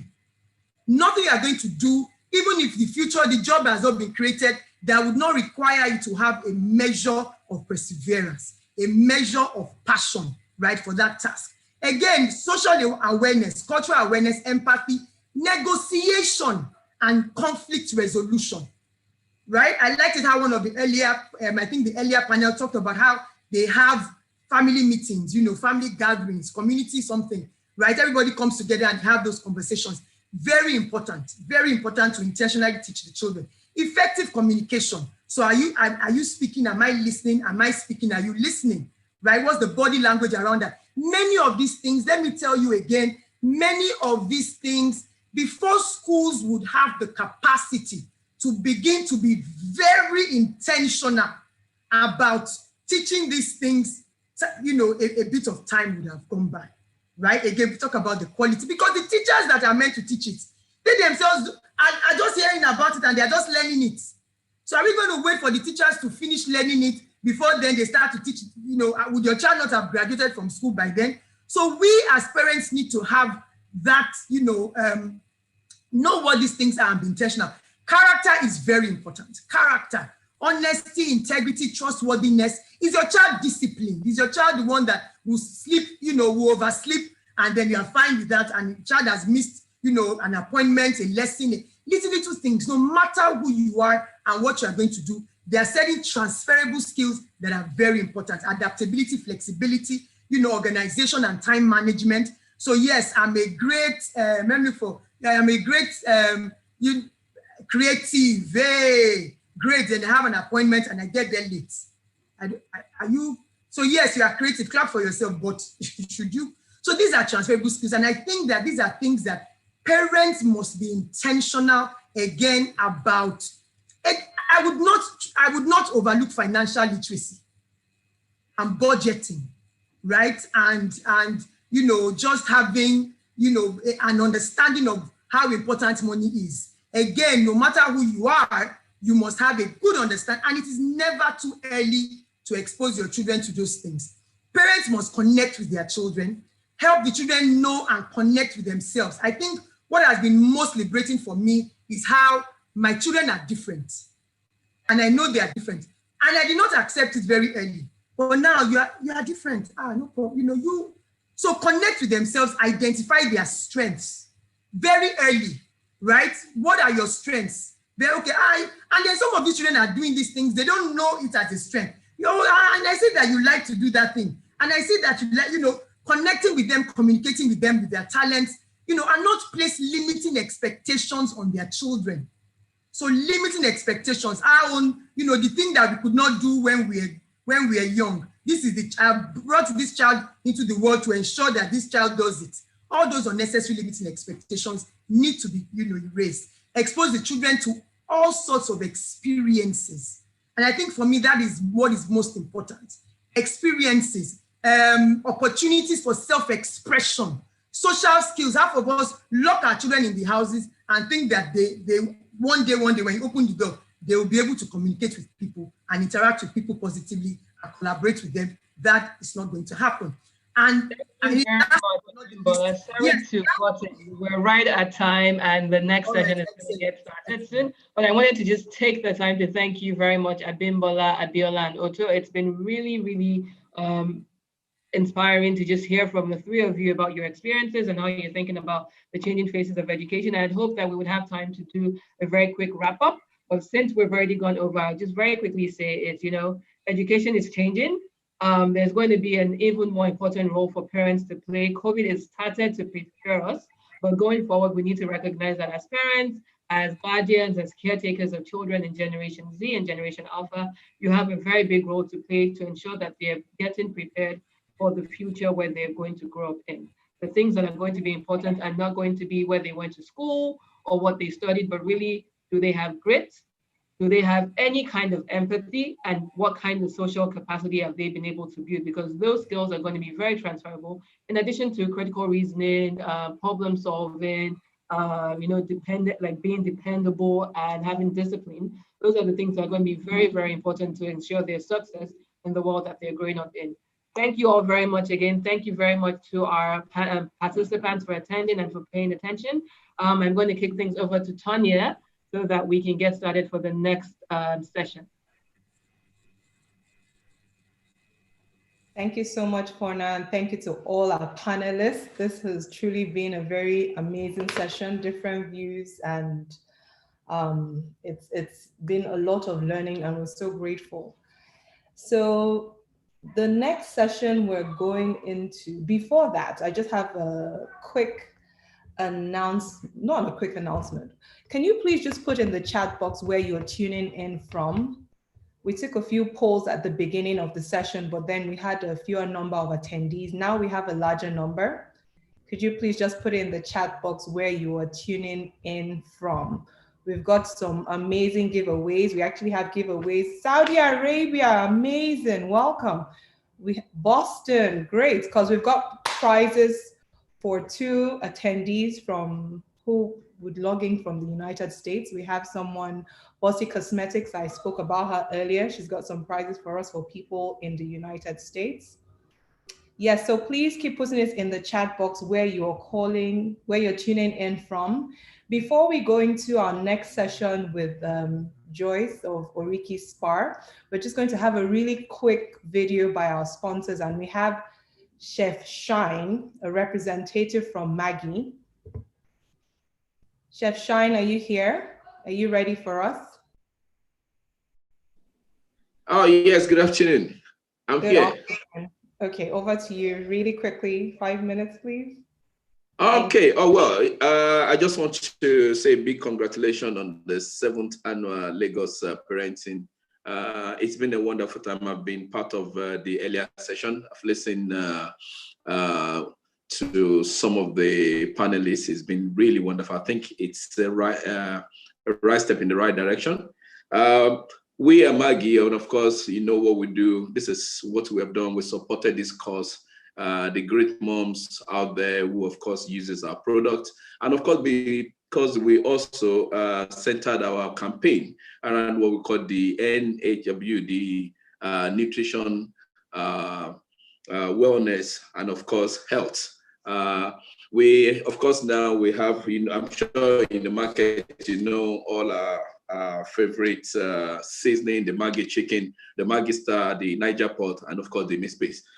Basically, because of what you're discussing today, the grades and all that, and we believe, we believe if this is taken from the beginning, centered around food in the house, there's a way you can do an all-inclusive thing around the house where your children are part of a cooking session with you. It's easy to even understand them from that point, to understand how they think, what they believe, their fear, their courage. You'll be able to, it becomes a bonding session for them. And so, of course, what we're saying is at this point, we are hoping that the parenting moms will be able to look at the opportunities where they have in the house to, of course, get their kids in a bonding session where around food. Of course, what we do, we can make fried rice with Maggi chicken,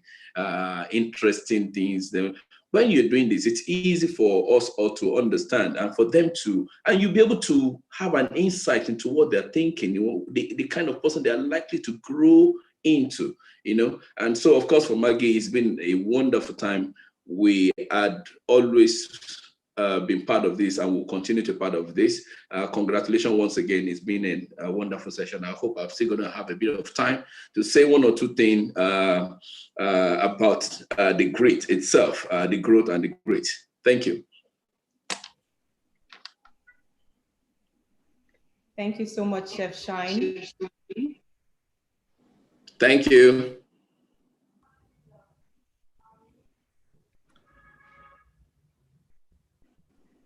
That's not playing.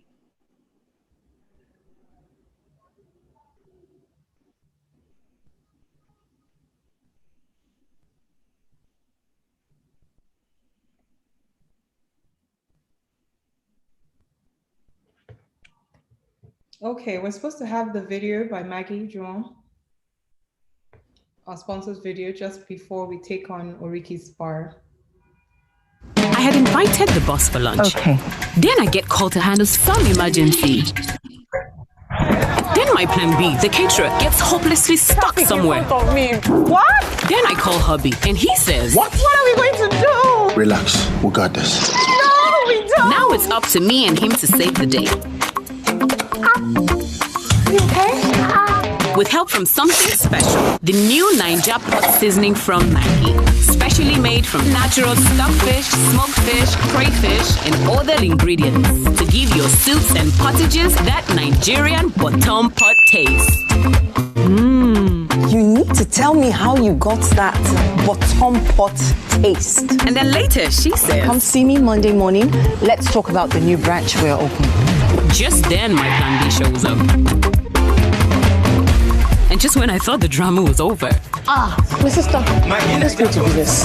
Delicious bottom pot, yeah.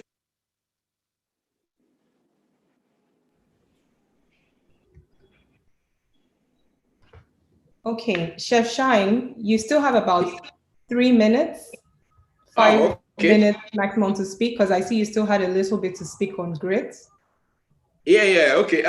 You have a slot till 3:15, so you still have about 5 minutes, so please go on. Oh, okay. I'm not going to take your time. The previous panelists, they were talking about, there's a particular time Otto said the thing about college job, parents not encouraging the children enough. And I remember there was actually a time, I used to be an accountant and I traveled to England, and I was going to take a leap into another thing. And of course, I had to call my dad, I remember very well, that I wanted to go into something else. Of course, and when I said I was going to go into cooking, it was like, how, exactly how?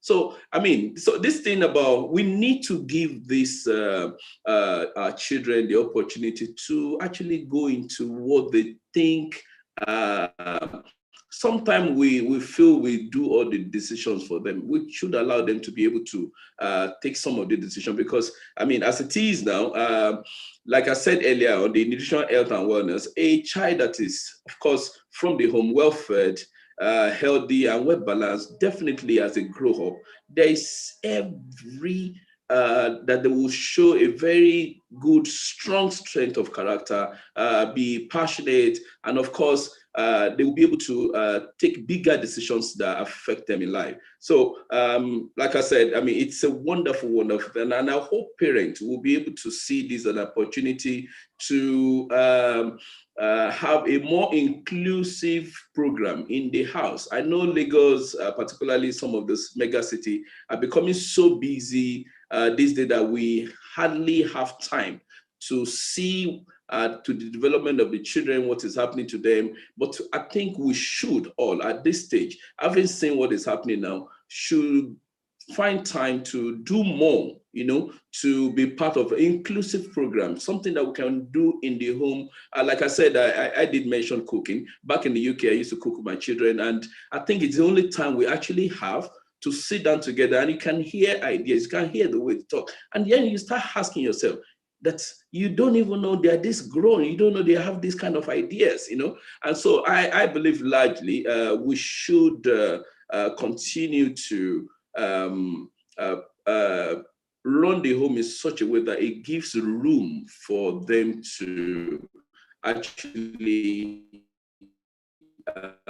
say their mind, you know, be part of the home, not just we thinking for them, thinking for them. And we should let them express themselves. In expression, we'll be able to find out the way they are thinking, the way they are likely to go. You know, any child that is, you will see the way they think, you know, and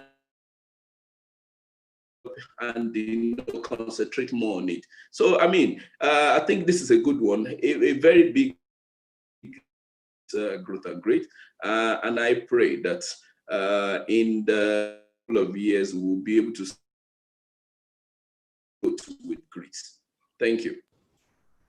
Amen. Thank you so much, Chef Shine, and to the entire Maggie team for being part of our sponsors, even in past years. We truly appreciate you very much. Thank you so much.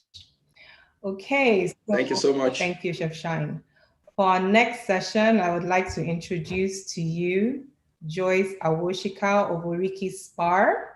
LagosMums, I think she indulged us there a few years ago. A few people came there, and it was truly an amazing time indeed. So welcome, Joyce. Hi, everyone. It's a brief session we have. We're speaking on self-care. So please, this is your field. Take us through. Thank you so much, Tanya. It's a pleasure to be here, everyone. I have had the privilege of listening into the last 3 sessions, and it's been fantastic. It's been amazing. Congratulations to LagosMums and to Yeti on 7 years. 7 is the number of perfection. So many more years to you by God's grace. Congratulations. I know that I have a 20-minute segment, and you know, I live, breathe, eat self-care and the importance of wellness, most importantly. So I hope to do a bit of justice in the next 20 minutes. I do want to let you know that if you hold tight and listen in, we will be giving away some things. We're sponsoring this section. Our Oriki group is sponsoring the segment, and we love to give away a few packages, spa sessions, to a few people located in Lagos. So please do listen. I will allow LagosMums to choose one of them, and then for one of them, I will also be doing a giveaway. Okay, so at this time, let's dive right into it. I figured that the easiest way to really do justice on this topic in 20 minutes is to actually use the letters as an acronym for self-care. First and foremost, we've been speaking about our role as parents all morning, all afternoon, and it's one of the most important roles that we have for those of us who are. But yet we need to realize that without taking proper care of ourselves, we can't be the best parents that we can actually be. And so a lot of times people say, oh, this whole self-care discussion is quite overrated. It's hard to do. It's easier said than done. I get it. I've been there. I've been in that boat. I'm still trying to find time to get proper 8 hours of sleep a night. but it's really, really important and we need to prioritize it. It's all about being intentional and being deliberate. I'm sure as moms, we've heard the statement that if we're not taking care of ourselves, how can we take care of others? It's really, really a true statement. You know, when you're your best, you can actually be your best for others. So I just want to start off by just saying that self-care in general, what it does is it encourages you to maintain a healthy relationship with yourself so that you can transmit those good feelings to others, our children, our spouses, our colleagues, our staff, you know, all across the board. It's really, really important to be intentional about the relationship you have with yourself. It's a very important relationship to have, and you have to prioritize it. So let's get right into it, starting with the letter S, okay? So self-care. Why is self-care important? It helps you with stress management. Okay, S is the first letter. Stress management is the first phrase I want to talk about. We all know, if you're living in Lagos, and welcome to everyone who's in Kaduna, Saudi Arabia, US, UK, everyone, Europe, wherever you are, thank you for joining in. Those of us in Lagos right now know that Lagos is supposedly one of the most stressful places to live. And it shows in our numbers, our life rate, and all types of things. So it's important to be very deliberate about taking a stress management approach to your life, right? So taking a deliberate break, indulging yourself. How are there ways to do it at home, right? If you can, take a bubble bath, soak yourself in some essential oils, have some me time, have some quiet time. Of course, you know, I'm going to mention, have a spa session. And I know that it may not be, you know, it may be all about budget sometimes, what you can choose to do, but you can actually budget for it. And plus, Oriki in itself is very affordable, but you can budget, you know, for a spa session or a spa session at home, or even find ways to give yourself a spa-like feel inside your home. Stress management is a very, very critical thing. And I want you guys to think about the stressors in your life and how you can approach handling them. Sometimes you just need me time, especially as a parent.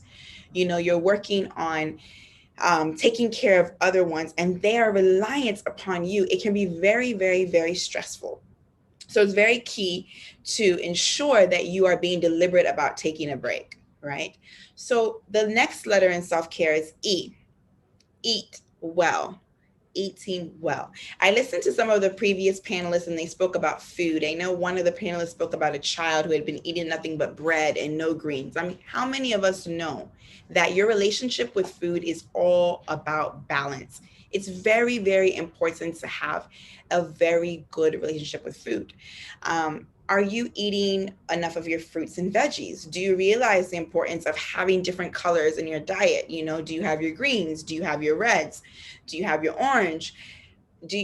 What are you ensuring that you're eating a balanced diet? And are you cutting out processed foods as much as possible? It's not about depriving yourself when you think about self-care. It's not about saying that I can't do this, I can't have that, I can't have a cheat meal, I can't have something that's extremely yummy. It's all again about balance. And why is this important? Because your diet contributes to how you feel emotionally. So oftentimes stress can come from how you're eating. You've heard of the term stress eating as well. You can be stressed, you can eat poorly. One of the things that I do, one of the tools that I use personally is a meal plan. My children are a bit younger than, I believe, Gen Z, if I'm correct. They're very young, and I have a meal plan for them. So I thought to myself, why not have one for myself so that I can at least see what I'm eating in a week? Do I have my fish? Do I have my poultry? Do I have my greens? And it was phenomenal because I noticed that it made a big difference on how I felt. Self-care, again, remember, is putting yourself in the driver's seat, ensuring that you are being intentional about how you feel and your relationship with yourself. So if I move on to L. This is an important one. Leverage help from others. Leverage help from others. A lot of us are super moms, super women. You know, we can be, everyone relies upon us. We're juggling so many different demands, and it comes with the nature of the game. But a wise person and a wise woman is someone who's going to leverage help from others when possible, when you realize that you can't do it all. So what does that look like? You can outsource whatever you can. And I always say that you can outsource according to your budget and outsource to those who are willing to help you for free as well. So if you have a spouse in the home that can take on a responsibility for you, if you can actually bring on some staff in the house that can make life a bit easier for you. If you are working, employed, and you need to, for example, share some of the responsibilities that are given to you with other team members, or if you're an entrepreneur, for example, and you are managing staff, have you delegated? Have you outsourced? Have you required that they give their best and require that they live up to your expectations and the responsibilities that have been given to them? Do they have key performance indicators? It's really, really important, because some of the things that happens is burnout. Burnout is really, really real. And oftentimes, of course, whenever you see someone who's experienced burnout, you know that self-care has been compromised. So leveraging help from others is important. And I want you to imagine and think right now about where in your life could you outsource? Where in your life could you speak up and share? And besides running Oriki, which I didn't say in the beginning, our vision really is to democratize wellness. And one of the things I've seen, which is quite interesting, it's been a case study for me during this pandemic, is that when the lockdown eased up and when we started getting a bit more into the day-to-day routine that existed before, I noticed that we had an increase in demand for spa services. And I wondered, this is interesting, because technically our industry should be most hit. It's the industry that requires touch and proximity. But lo and behold, the demand increased. And I started seeing a pattern of people not only engaging us for spa services and spa and home services, but also booking in advance. So basically saying, I want this same service 2 weeks from now. I want it every Wednesday. I want it once a month. And so it's become a part of people's life. And that's actually the vision of Oriki. We are expanding to come closer to people and also to democratize the whole idea of wellness and self-care, putting yourself in the driver's seat, taking some me time, and making sure that you have a good relationship with yourself. So it's really, really important in that way as well to realize that everything cannot be on your shoulders, and you must, as the letter L implies, leverage help from others. So the F in self-care is all about fitness. And this topic is what people talk about a lot when they talk about self-care. Are you healthy? Are you physically healthy? I used to say, oh, wow, I have so many demands on myself. My children are young. I'm very, very active and involved. And then I run a business, and we have multiple locations, and I run 3 businesses to be precise. And I have ministry and a bunch of other things that I'm doing. How can I fit it all in? But then I realized that my fitness is one thing that I'm not going to compromise. So every single morning, I'm sharing this for those of us who wonder how we're going to be able to fit it in. Every single morning, right after my morning prayers, I literally hop in the car and head right to do a 1-hour session, a 1-hour workout. And for me, I'm somebody that enjoys classes. So if you could find a fitness studio that has classes, and maybe if it's easier for you to work out with others, whatever it is, there are some sure benefits to fitness. And it boosts your mood. It reduces stress, as we mentioned when we started, and anxiety. And of course, it helps you shed some extra weight. If that's one of your areas of focus, it helps you tone, and it helps you keep your heart healthy. When you increase your heart rate, you make it active, you are essentially impacting your body positively and helping your body to be much more fit. Have you ever heard of those who look and appear to be, for example, slim or skinny, and according to aesthetics or perspective, they seem to be healthy, but they're not, because perhaps what they're eating, they're not eating well, and perhaps they're not even exercising their body. So it's really important that you inculcate fitness into your life. Fitness is really, really important. And another way, if you can't get up and drive to the gym, go for a walk. During the pandemic, I didn't have the gym. So what did I do? I got a bike, and I rode my bike through the neighborhood for an hour every day. And then I started walking the dogs, and then I started taking the kids for walks. So whatever you can do to inculcate getting some walking in, 30, 45, 60 minutes, whatever it fits you, try your best. And I promise you'll begin to notice and feel a difference. So we move on to the second word in self-care, and that starts with the C, communicate.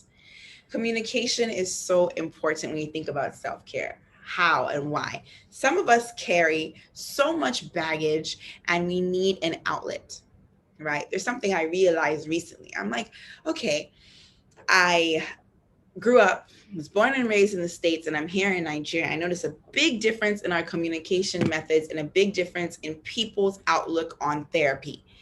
Having an outlet to speak to someone. Here, it seems almost like a taboo sometimes. It's stigmatized. But oftentimes, there's so many things that we're carrying on our shoulders, and we just need someone to speak to about it.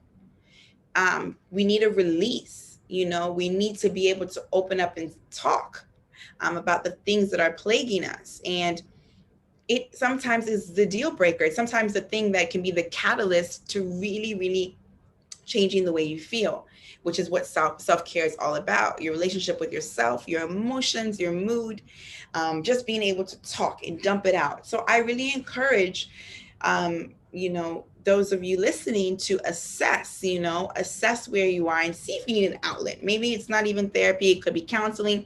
It could even be just someone that that you want to share some things, how you feel, and be open, or things that are bothering you.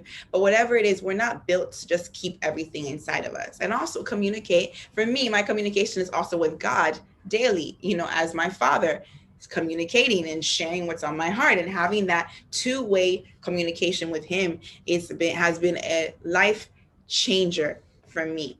So I encourage you to communicate. And again, as you're listening to these different tips for self-care, please keep in mind that take what connects with you most. You may not be able to do it all. It's all about baby steps. It's all about the intentionality. A funny story about me, we will be 5 years old this month on October 25th. And there was a time when I wasn't having any spa services. I owned the spa, but I kept saying I have no time. When I'm at work, I don't have any time to do a spa service. And then when I'm not at work, I'm busy with my family, busy with ministry. I thought to myself one day, Joycey, this is actually absurd.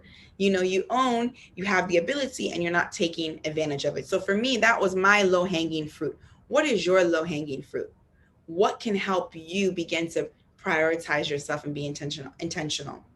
So the A in care is for affirmations. My, how have affirmations changed my life? Well, I'm sure you've heard that, what you speak is really powerful. Words are very powerful. What you say is what you manifest. It's important to know that your words carry weight. So you need to create your ideal state of well-being through your words. Words are important, right? Simple affirmations you can start with. You can put your affirmations on your mirror in your bathroom and repeat them every morning. You could put them in your journal that you open. If you journal and you open daily, you can put them on your computer background screen. What are affirmations? Just positive declarations about who you are, how you feel, what you're going to become, what you're going to achieve. And you can start very simple. I will practice self-kindness. Life is beautiful. I care for myself. Each day is filled with joy. Just create affirmations for yourself and repeat these things daily.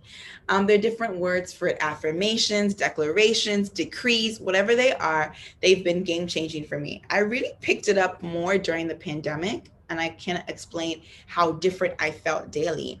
I did a 90-day challenge where I said affirmations each day and compiled them.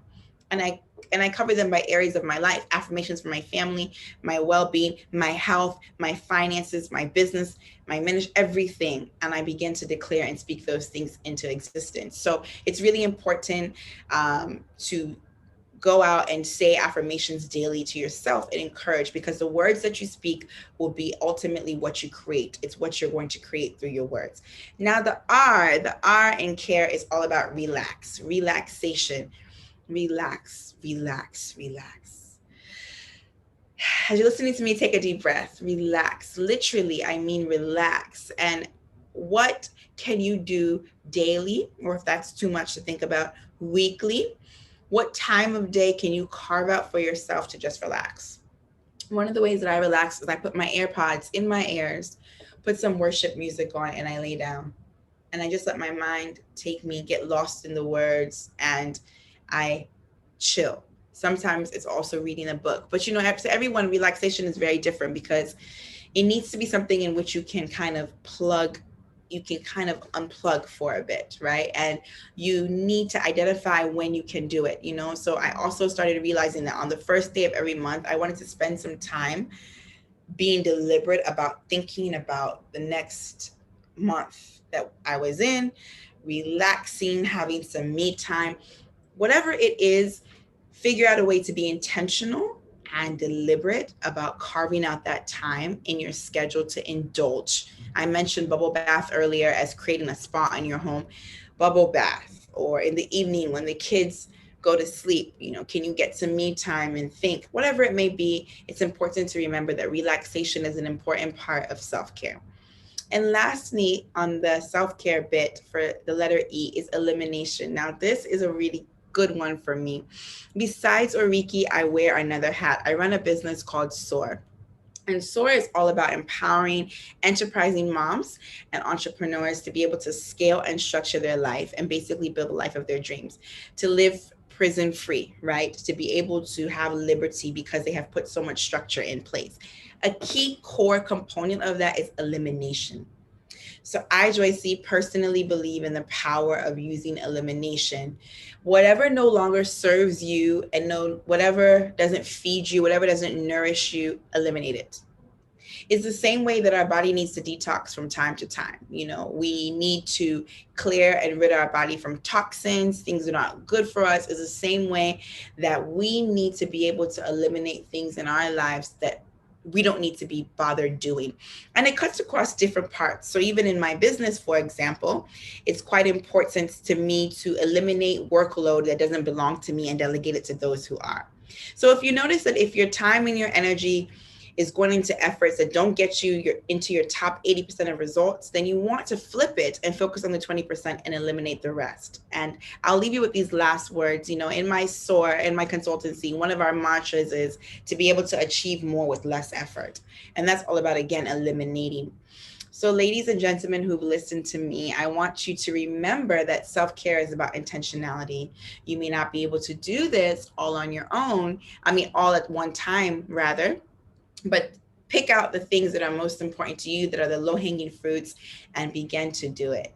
And for everyone listening, for anyone who's able to say the self, SELFCARE, in the comments, in the chat, by email, you'll be one of the people to win a spa package at one of our Oriki locations. So thank you so much for having me.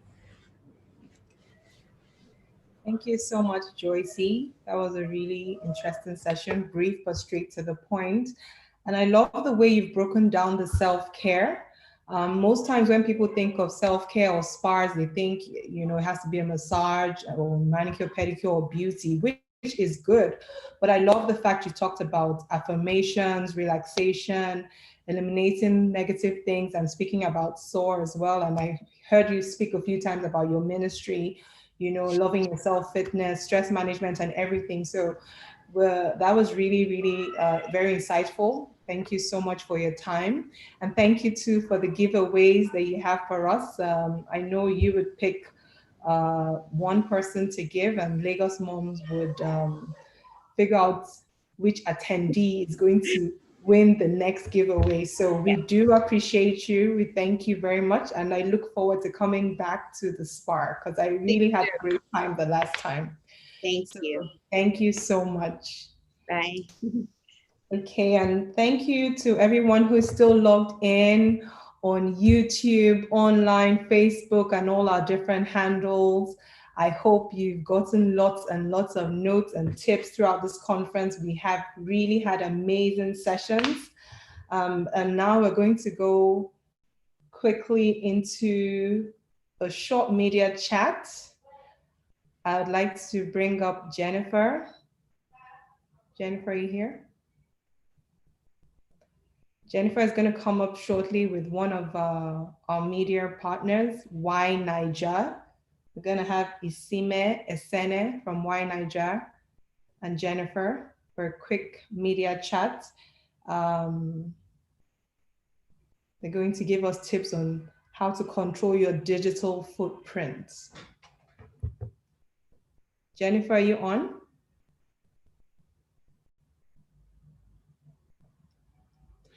Okay, they're going to connect shortly. So I asked everyone to put in the chat group earlier where you're tuning in from. And thank you for the different responses. I've seen America, Saudi Arabia, Scotland, Lagos, and different places. Please keep it coming. And before Jennifer comes on with Isime from Y Niger, the poll I ran earlier to ask if you had attended more than one LagosMums conference. We had some people that said 6, 2, a lot of first timers. Thank you very much. If you can just send in your name and your email, especially those of you with the high numbers, those of you that have attended 6 times and above, please just send in your name and your email to LagosMums in the chat, a private chat to LagosMums, and we would get back to you because that's where we'll pick our winners. Over to you, Jennifer. Hi, everyone. Can you hear me? Yes, we can. Okay. We'll be having a media session with Mr. Isime Efene. Is he here? Yes. Mr. Isime? Okay.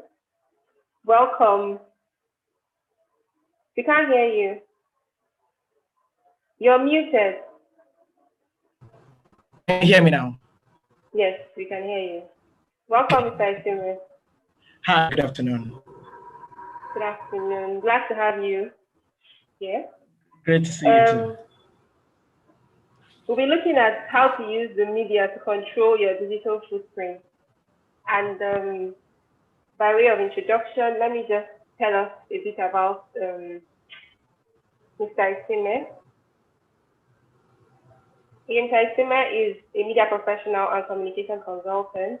His areas of proficiency include public relations and communication strategy, content management, media relations, and a lot more. He has experience in team management, garnered from years working as managing editor of yniger.com and handling other leadership roles when and outside the Red for Africa organization. Welcome, Mr. Isime. Hi, Jennifer. Okay. So we'll be talking about digital footprint today. Please tell us, what are they? What are digital footprint? I mean, being a media person, you have a lot of experience with this. I would like to hear your thoughts. Yeah, so digital footprints generally is let's say an archive or a recording of all your digital activities. So whatever you do online, on social media, is being recorded somewhat, and some of them are things that you share actively, and some of them are gotten passively. So whatever you do online on social media, you're on Twitter, you're on Facebook, whatever you're posting, forms your digital footprint. So, and these things, I must say, are things that they don't ever leave. They are going to be there forever. So, which is why it's very advisable to ensure that whatever you do online, whatever activities you're doing online as a young or an old person, you should do it. We should think before it is done. So basically, that's what digital footprints are.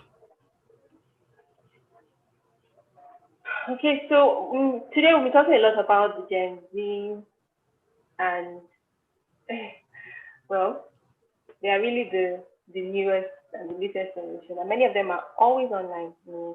There is that thing of phone use, media use, etc. And so, of course, this idea of digital footprint is very, very, very key, very important for them. So, please, could you help us? Parents here, yeah. How can they help them to own this digital footprint? Because the truth is, they will always be online. How can we help them to own these footprints? This whole idea of what you do on the media stays on the media, no matter what. Even if it's deleted, it's still there. So how do you help them to live that whole idea of freedom that comes with responsibility? So I'm free to do whatever I want to. If I have a guardian, my parents have got it for me, but how do we teach them responsibility? How do we teach them to avoid careless actions? How do we teach them to imbibe positive actions online, you know. Yeah. Like more or less like to own what they do. Yeah, some of us are kind of lucky to have been born at a time when we didn't have to worry about digital footprints. Some of us started leaving footprints out maybe when we were older, we're not teenagers anymore, or we're over 20.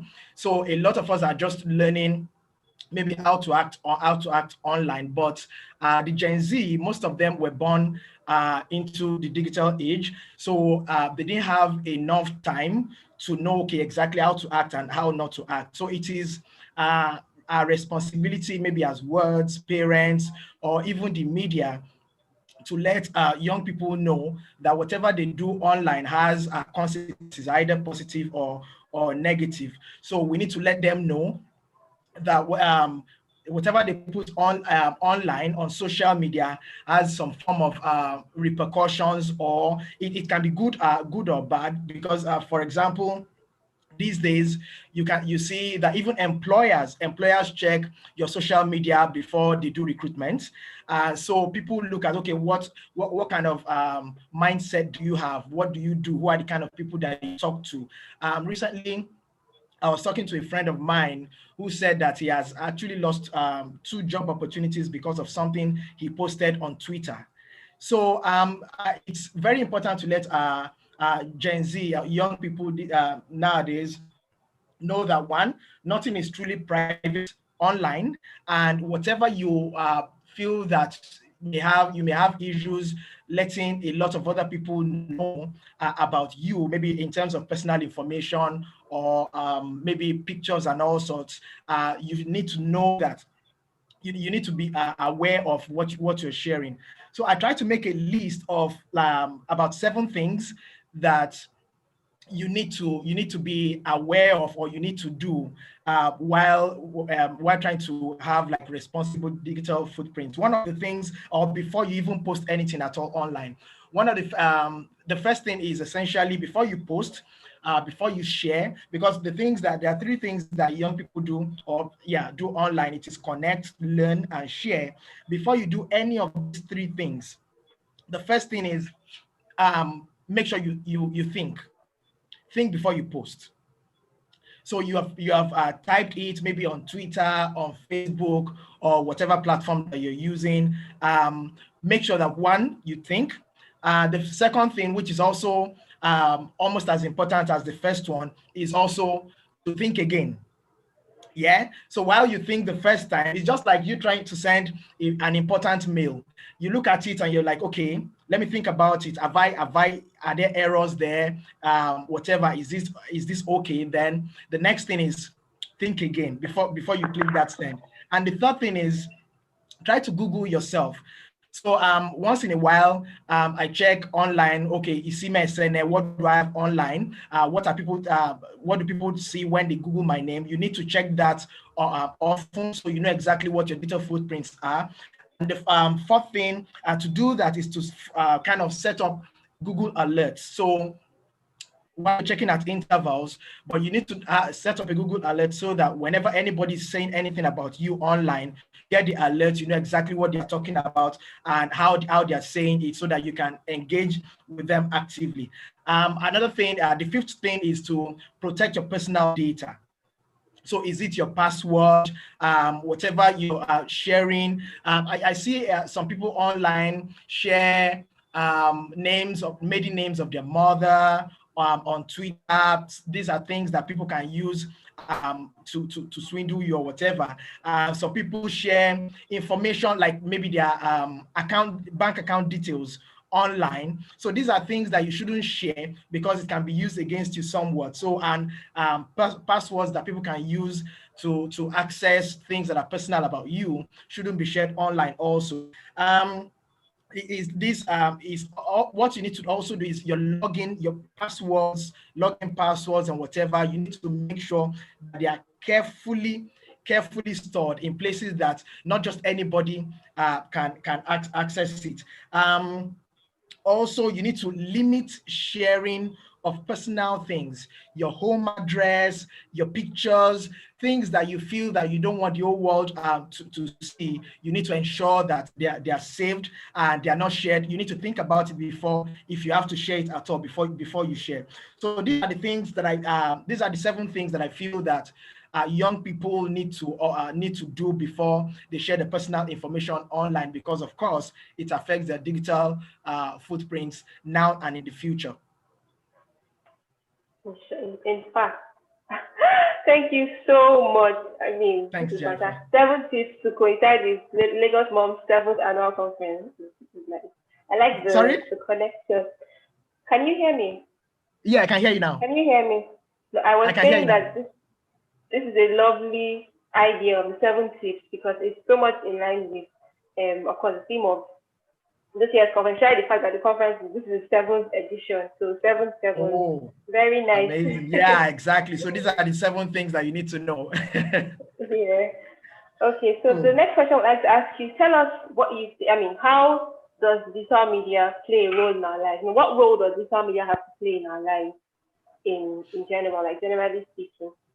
Yeah, like I said earlier, it is essentially every aspect of our lives at the moment is affected by digital media. So it affects, like I said earlier, your professional life. I talked about employers looking at your footprints before they employ. It's even for there was an incident recently in Harvard where a group of young people shared just memes among themselves, and this information came out, and they were sharing others on maybe sexual assault. They were just having fun with that, and all sorts.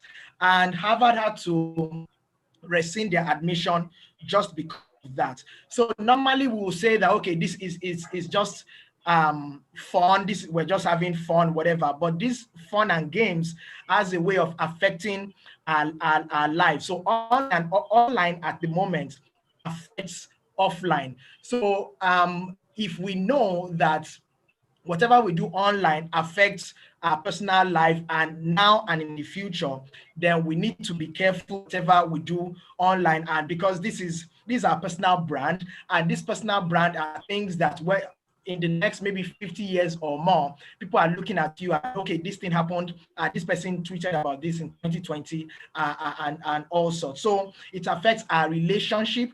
Maybe you share information about someone that the person doesn't want you to share. Of course, it will affect your relationship. So it affects your relationship, it affects your professional life, it affects your personal life.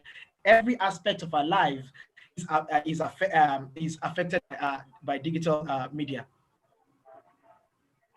Okay. Wow. Yeah. Wow. This is really insightful. I'm learning a lot. Wow. Thank you once again for all those tips. And then to end, because we've learned a lot, but what would you leave with us? You know, what tip would you give to youth? Like, what message would you pass on to the youth through their parents who are here right now about the impact of their online activity? So, I mean, we're talking a lot about digital presence, the digital footprint, how what you do on social media will always remain there no matter what you do, and this beautiful services is going to us. But what, I say, like a one-liner, I mean, you can say more than one line, but what message would you leave for the youth through their parents? Yeah, if I'm going to leave any message, it is that whatever you do online, ensure that you are deliberate about it.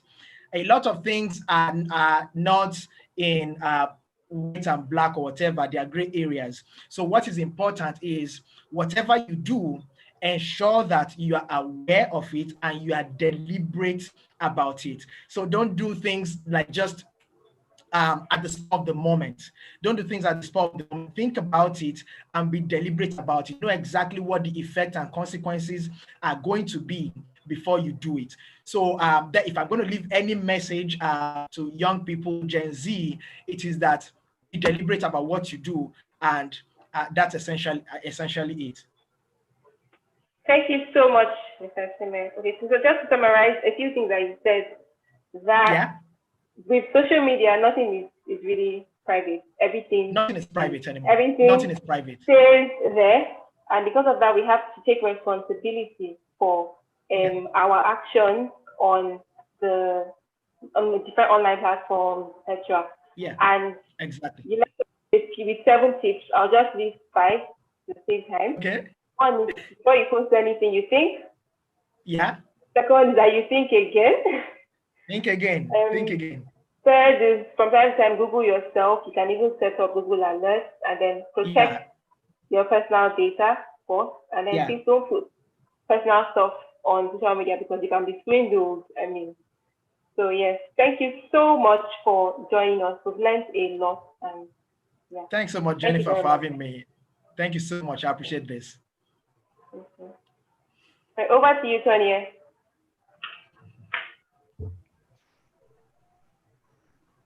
Okay. Thank you so much, Jennifer and Isime. Thank you. That was truly a very insightful session. You know, a lot of times when we post information or things on social media platforms, we don't really know the implication or how far it can go. But it's good that now we're aware that you are actually leaving digital footprints. So you need to be more careful and mindful of the type of information you put out there, especially knowing that on social platforms, it can be accessed by anybody. So we need to be really careful. And we are about to go into our final session for today. Thank you so much, everyone who is still connected. Thank you, all our attendees here online, on YouTube, Facebook, following up on all we're doing today on our Instagram page and Twitter and everywhere we are. We truly do appreciate you and thank you for your time this Saturday. It's our 7th edition, the Number of Perfection. It's our first virtual conference and we are so excited. And it's really been an amazing session, I must say so myself, and I trust that a lot of you are also learning so much. Please don't forget to follow us at LagosMums. Don't forget to give us your feedback, your takeaways. Don't forget to use our hashtag LagosMums2020. Okay, and everything, different things you're picking from whatever session it is, please share with us. And you have a few more minutes to gather everybody together to come and join the last session. It's going to be just as amazing as the previous ones we've had. We're having Yeti Williams, the founder, is coming right back on, and we have a special guest as well. I spoke earlier on FOMO, FOMO, and I said, if you don't know what it is, then this is the session you do not want to miss, okay? And if you know what it is, stay connected because there's still so much to learn about it. So without further ado, let me quickly go through, yes, just a quick update. Put in your chat your email addresses, especially for those who have attended more than one LagosMums conference, the number of conferences you've attended. Please send us a message and your email address as well. We have giveaways, which we're going to announce at the end of the event. So don't go anywhere. We do appreciate those of you that have stayed on till now. Thank you. I see we have people from different places.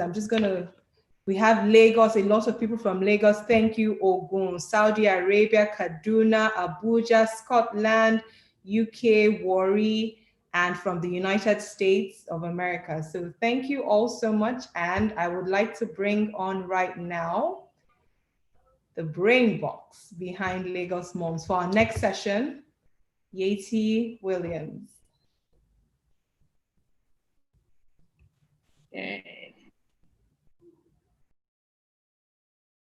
Hello, everyone. Thank you so much for staying on. I can't believe we're at the last session for the day. How have you felt? How have you been feeling through all the sessions? Mental health, education, future of jobs, understanding Gen Z. Can you share some of your thoughts with me in the chat room? Just share highlights with me of how what you've been feeling, what you've taken away, your lessons. Okay. Feyikemi says it's been awesome. Thank you. Educative. Mudia says educative, very educative. I've seen 2 or 3 of that. Fantastic. Adejoke says great, amazing insights. Awesome. When it comes to parenting, we're always learning. Nobody knows it all. Nobody has all the answers at all. Okay, Bim says, been so great. You've been here from the start. Woohoo! And you've been here till now. So have you stayed through all the sessions? That's amazing. Folu says, hugely insightful. Nefi says, so much learned today. Every session has been enlightening.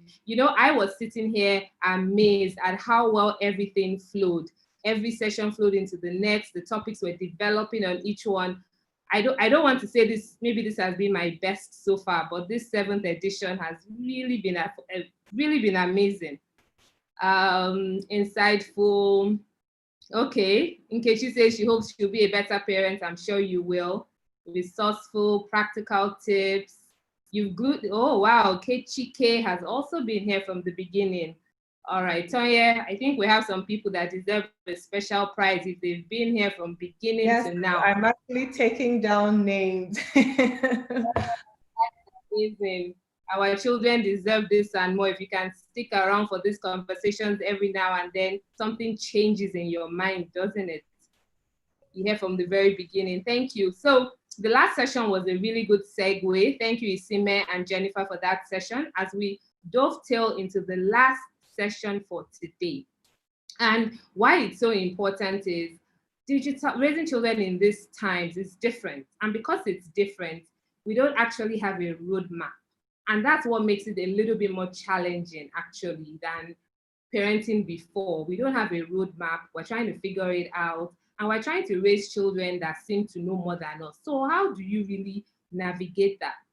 So I think that's why this conversation is really critical. It's so important. Digital footprints, digital sunsets, digital sunsets, bedtime, screen time. There's so many things to discuss when it comes to being a digitally savvy parent. And that's actually a community we have, which is on a monthly basis. We talk about something new when it comes to raising digital citizens. And we share tips on what to do, how to manage the new apps that come out, the new challenges that come out. We stay ahead of the curve. So if you're interested in that, you can definitely join. It's a monthly subscription, but we always have really good conversations. The other thing I'm very excited to be announcing today is we're launching something called Prime Nuggets. What it is that every day I will be sharing a tip with you on designing your life for abundance. So this is specifically for moms. Yes, it's for, that's my bias group, definitely. So it's for moms and it's about designing your life for abundance. What does that mean? Like I said earlier at the beginning session I said, I believe we can have it all. But many times we don't know what it takes. We don't know what our all looks like. And because we're struggling through different seasons, we tend to sometimes not know that every season just looks different because it's a new season. It doesn't mean that that season is bad. That season is a failure. That season is going to stay like that forever. It just means we need to navigate, we need to be flexible, and we need to modify our actions to make sure that we get through every season. Our children's seasons change, our seasons as well change. So I know the team is going to drop that in the chat room so that the conversation can continue after this. And I'll be bringing experts on as well. We definitely need to continue this conversation. So with that said, and thank you for all the great comments, I am going to invite our guest. His name is Patrick McGuinness, and he's based in the US. He's an author. He's a friend as well. He was classmates with my husband in business school. And I love it. I love the fact that we have him on here today because we're discussing FOMO. Tonya has mentioned it before. In fact, before we get into that, Jiwon, can you please run the poll around FOMO. I want to know if people know what it means or have heard of it first before we jump in. So while we're running that poll, I'm going to read Patrick's bio. Hello, Patrick, welcome. Hey there. Hey. I know what FOMO stands for. I'm going to say yes in the poll. Yeah, no, I don't think you can't take the poll. Panelists can't. So you can't get the prize there. So while that poll is running, I am going to run Patrick's amazing bio very quickly, read it. So Patrick is an international venture capitalist. He's the author of Fear of Missing Out, Practical Decision Making in a World of Overwhelming Choice. And we can all accept that that's the world we live in. Patrick coined the term FOMO, fear, oops, I almost said it, He coined the term FOMO as well as the related term FOBO. And FOBO stands for fear of a better option in 2004. So pre-social media, really, Patrick came up with this term FOMO. And now social media has just taken it to a new level. So FOMO has actually been added to the dictionary. It's now a proper dictionary word. And it has become very popular. Everybody talks about it. He's the host of a hit podcast called FOMO Sapiens, and it's distributed by Harvard Business Review. He's also the author of other international bestsellers, 10% Entrepreneur. He's been featured in the New York Times. He has a TED Talk. We have a solid person here on with us this hour. So he's internationally minded. He's traveled to 103 countries. That is still amazing to me that you could have gotten to those many countries. And so, we're going to just be talking to Patrick today. I have a couple of questions, considering also that this is our last session for the day. And a lot of parents have questions around digital media, social media, FOMO, and all of that. I would want to make sure that we have enough time for Q&A. So we will talk for about 20, 30 minutes, and then we'll take questions after that. So the results of the poll are in, and 63% do not know what FOMO stands for, Patrick. So 63%, yeah, do not know. So 37% know what FOMO stands for. So, all right, that's interesting to know. Can I tell you why that is? Can I tell you why that is? Tell me. Age. People, those of you who are above the age of 35 or 40, if we were to do like an age range analysis, we would see that it tends to be that people who are over 35 or 40 may not have heard of it. People who are younger typically know about it, but that's a pretty good number considering the international scope of the audience that we have. I'm happy with 37%. Yes, so that's good to know. So let's do that. Let's unveil what FOMO stands for everybody who doesn't know. So explain what FOMO stands for, and we'll jump right in. Sure. First of all, Yeti, it's so good to be here. I'm just very excited to join all of you. And I'm sorry to say that I've been to 103 countries, but not Nigeria. We need to fix that. I've been to many West African countries, from Senegal to Cote d'Ivoire to Gambia to Ghana, but I have not been to Nigeria, so I apologize, but we'll fix that. Now, what is FOMO? FOMO stands for fear of missing out, and it's really two things. It is an anxiety produced by the feeling that there's something better out there than what we're doing right now, combined with the fear of being excluded from a beneficial collective experience. So what does that mean? Basically, it means that you're sitting at home, especially right now during this particular period of COVID, sometimes you feel that, and you see people out there doing things, living lives that look better than yours. Now, the reality is that you have no idea if what they're talking about is better than what you're experiencing, but that feeling that somehow you are missing out on these beneficial or memorable experiences, very much fed by what we see online and on social media, that's what FOMO is all about. Right, great. So is this idea that you're missing out, and is the idea that everybody else out there seems to be living a more exciting life than you are, whether or not they are, right? Correct. That's exactly right. You go on Instagram, you see that person on vacation, beautiful family, wonderful meal and you think, oh, and I'm just sitting at home right now watching television. Right. It may be, by the way, that it's not that great there, but it looks great to you.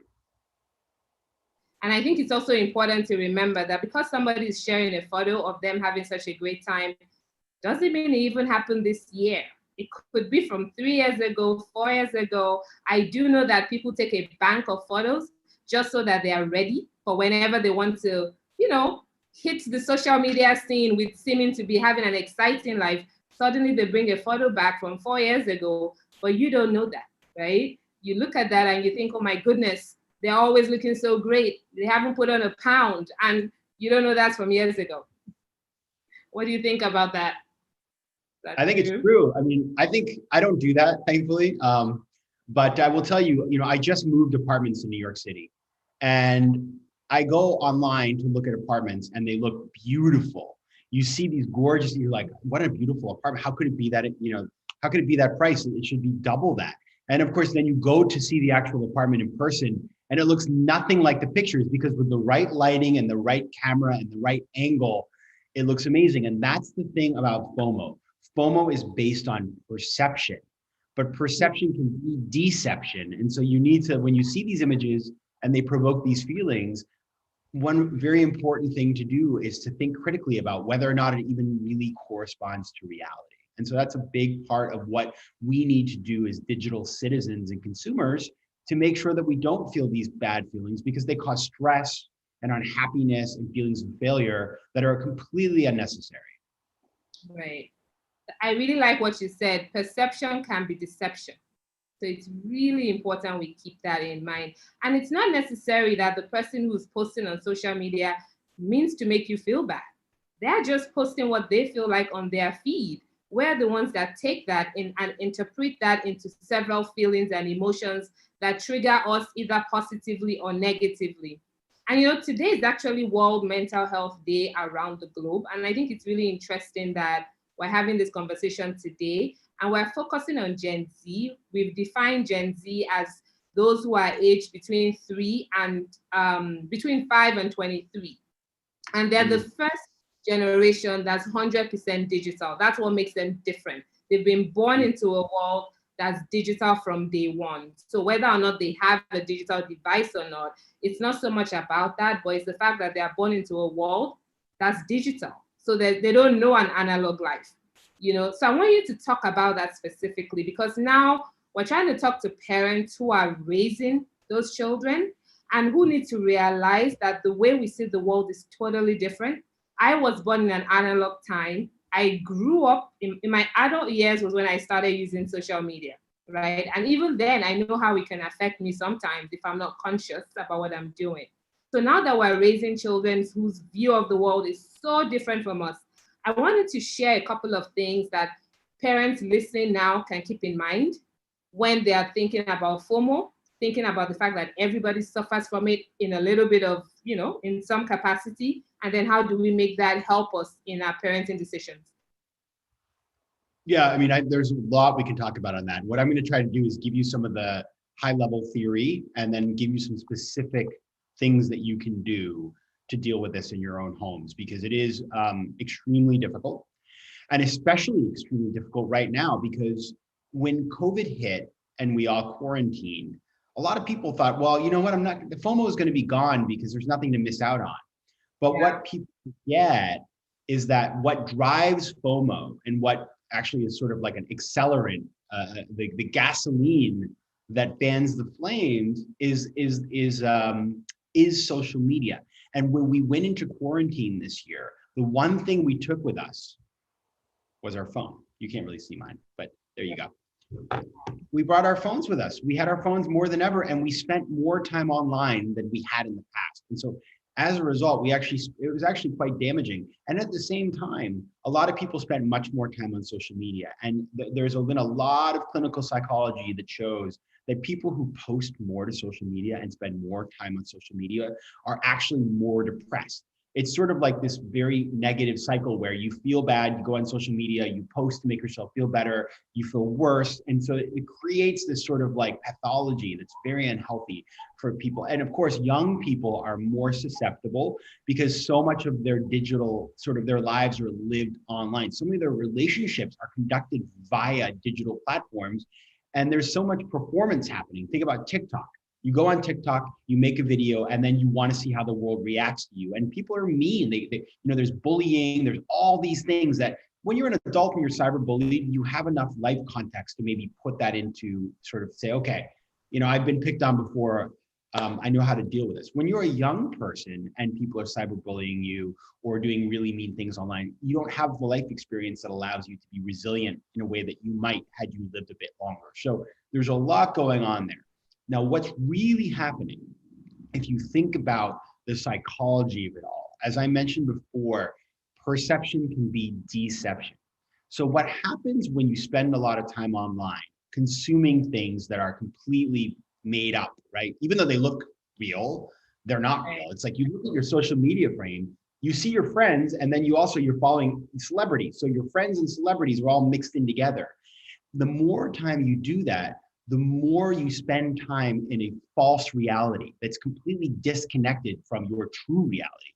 And that's where the problems start, is that you become so disconnected from what's actual in your life that you can feel you're almost like living in a fictional world around you where everything is better than what you're living, and you feel more and more inadequate, right? So that's what's happening when you feel these feelings. Now, what can you do about it?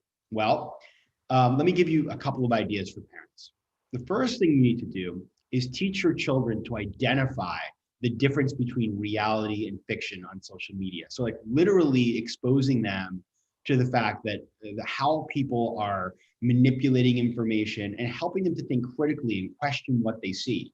And there's a lot of ways to do that. There's all kinds of content online. There's all kinds of Instagram and other social media figures that will post the airbrushed version and then the real version and help to expose those things. But just spending time with them online and helping them to ask questions like, does that seem real to you? Do you think this is, what is this, what's being kind of portrayed to me? Is really helpful, because what you can show them is that social media, a lot of times, is marketing that's trying to get them to spend money and do things. So that's one thing that you can do. A second thing you can do is help young people realize that, it's kind of like eating. Social media is like nutrition. You're going to eat every day, right? It's not that you're just, when you're on a, you're not going to just sort of like never eat food in fear of getting fat. But you need to have a healthy diet, just as you do when you eat. You don't want to eat cookies all day long. You have cookies once a day. And so thinking about how you consume media, electric media, social media, as a healthy, balanced diet, and then having appropriate sense of what it is, a good amount to have versus a bad amount to have. That's important, because controlling your life online isn't about abstinence. It's about appropriate control. Yeah. Wow. So controlling your life. There's a lot in there. So ask me questions. I just wanted to put it out there for you. Put it out there. You said identify reality from fiction. And that's a very great place to start. But what I find sometimes is, if as a parent you're not willing to try out these apps and use them and see what's going on, it's very difficult for you to be relevant in their lives. So literally, I came across a page like that maybe during this lockdown, where a lady took it upon herself to share her airbrushed photo and her normal photo.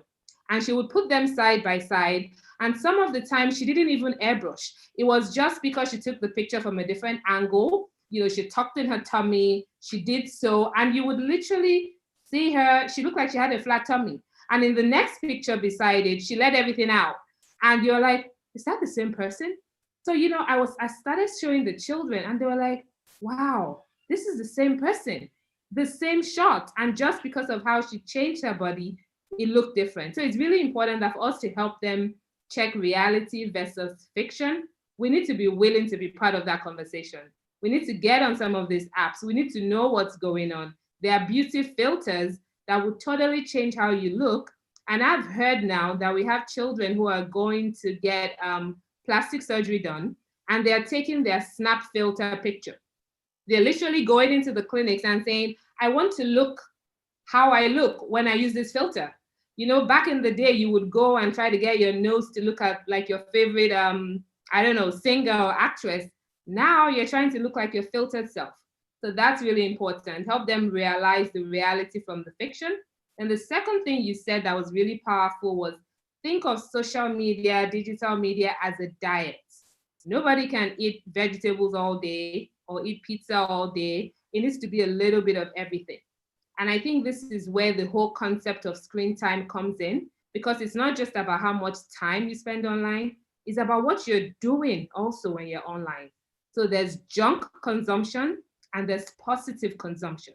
And it's really about training our children to understand the difference, to know how to weigh it. And just like a teenager, you would expect him or her to know when they should have water and when they should have vegetables and when they should get fruits, is the same way with digital media. So those two things were really powerful, and I wanted to just iterate them because I think those are immediate tips any parent listening can take away today and start. Awesome. I want us to move into a different idea, which is the concept of immunity. Is it possible for anybody to be immune to the effects of FOMO? No, I don't think so. And I'll tell you why. I wish. I mean, I spend all my time thinking about this, and I'm really bad. So, I'm a case zero in this thing.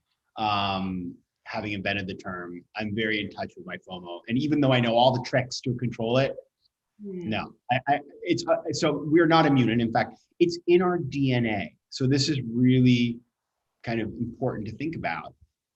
If you go back to the earliest humans, 2 million years ago, Homo habilis, right? Over in Ethiopia, right? Present day Ethiopia, walking around. That caveman or woman or whatever we call them was very aware of what other people were doing. Because if they didn't know where the food was, where the water was, where the shelter was, where the scary, dangerous, crazy animals were, they would die. And so as a result, we are naturally inclined to be aware of what other people are doing and compare our present state to what those people are doing.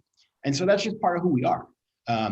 Now, we have evolved, of course, we no longer live that way, most of us, but those feelings are still deep inside of us. And so, so that's just part of the human experience. The difference, of course, is technology, connectivity, social media. That's why we even have the word FOMO. If we didn't have those things, FOMO would not have become a mass problem that basically more than 50% of people across the world feel. And so that's just the way it is. And I think it's important to accept that and then think about, okay, well, that's kind of how I'm hardwired. But what can I do to make sure that I'm conscious of that, mindful of that, and then I'm able to function appropriately. Right. Love that. I love the honesty. Nobody's immune to it. And pre-social media, we all had a little bit of it. It's just that it was different, which is why we have peer pressure, right? Part of the difference with peer pressure is that now it's moved online. That's really it. And so we're raising children in a world where peer pressure is not only from their classmate anymore. It's everybody. It can be cyberbullying. It can be from comparing yourself. It can be from friends making fun of you because your TikTok video only got 10 likes, you know? So even that, even as parents, how we celebrate certain things is really important. If our children see us continuously celebrating how many likes we got and how many followers we have, they're going to start to model themselves off of that. Then we wonder where this challenge is coming from later, you know? So I want us to put... Just on that, I will say it. And the thing that's so fascinating about this, having traveled as I have and been able to experience all these kinds of different cultures and ways of living, is you can go to the most remote places in the world. Like you can go to a village that's 4 hours from Kampala in Uganda. And you know what everybody has? A cell phone. And so this is not something that's an urban thing or a US thing or an Asia thing. This is an everybody thing. And I think that's really important to keep in mind. Yeah. Thanks for bringing that up. You know, the idea of everybody having and not just a phone, a smartphone, a data-enabled phone, a phone that can connect to the internet. I'll give a funny story. Many years ago, when the children started to ask about phones, they're much older now, but my goodness, maybe 5 years ago, they started asking about phones. And, you know, intentional parenting, we said, why do you want a phone? They said, so we can call you. I'm like, oh, really? So I got them a very simple phone, a feature phone that doesn't get on the internet.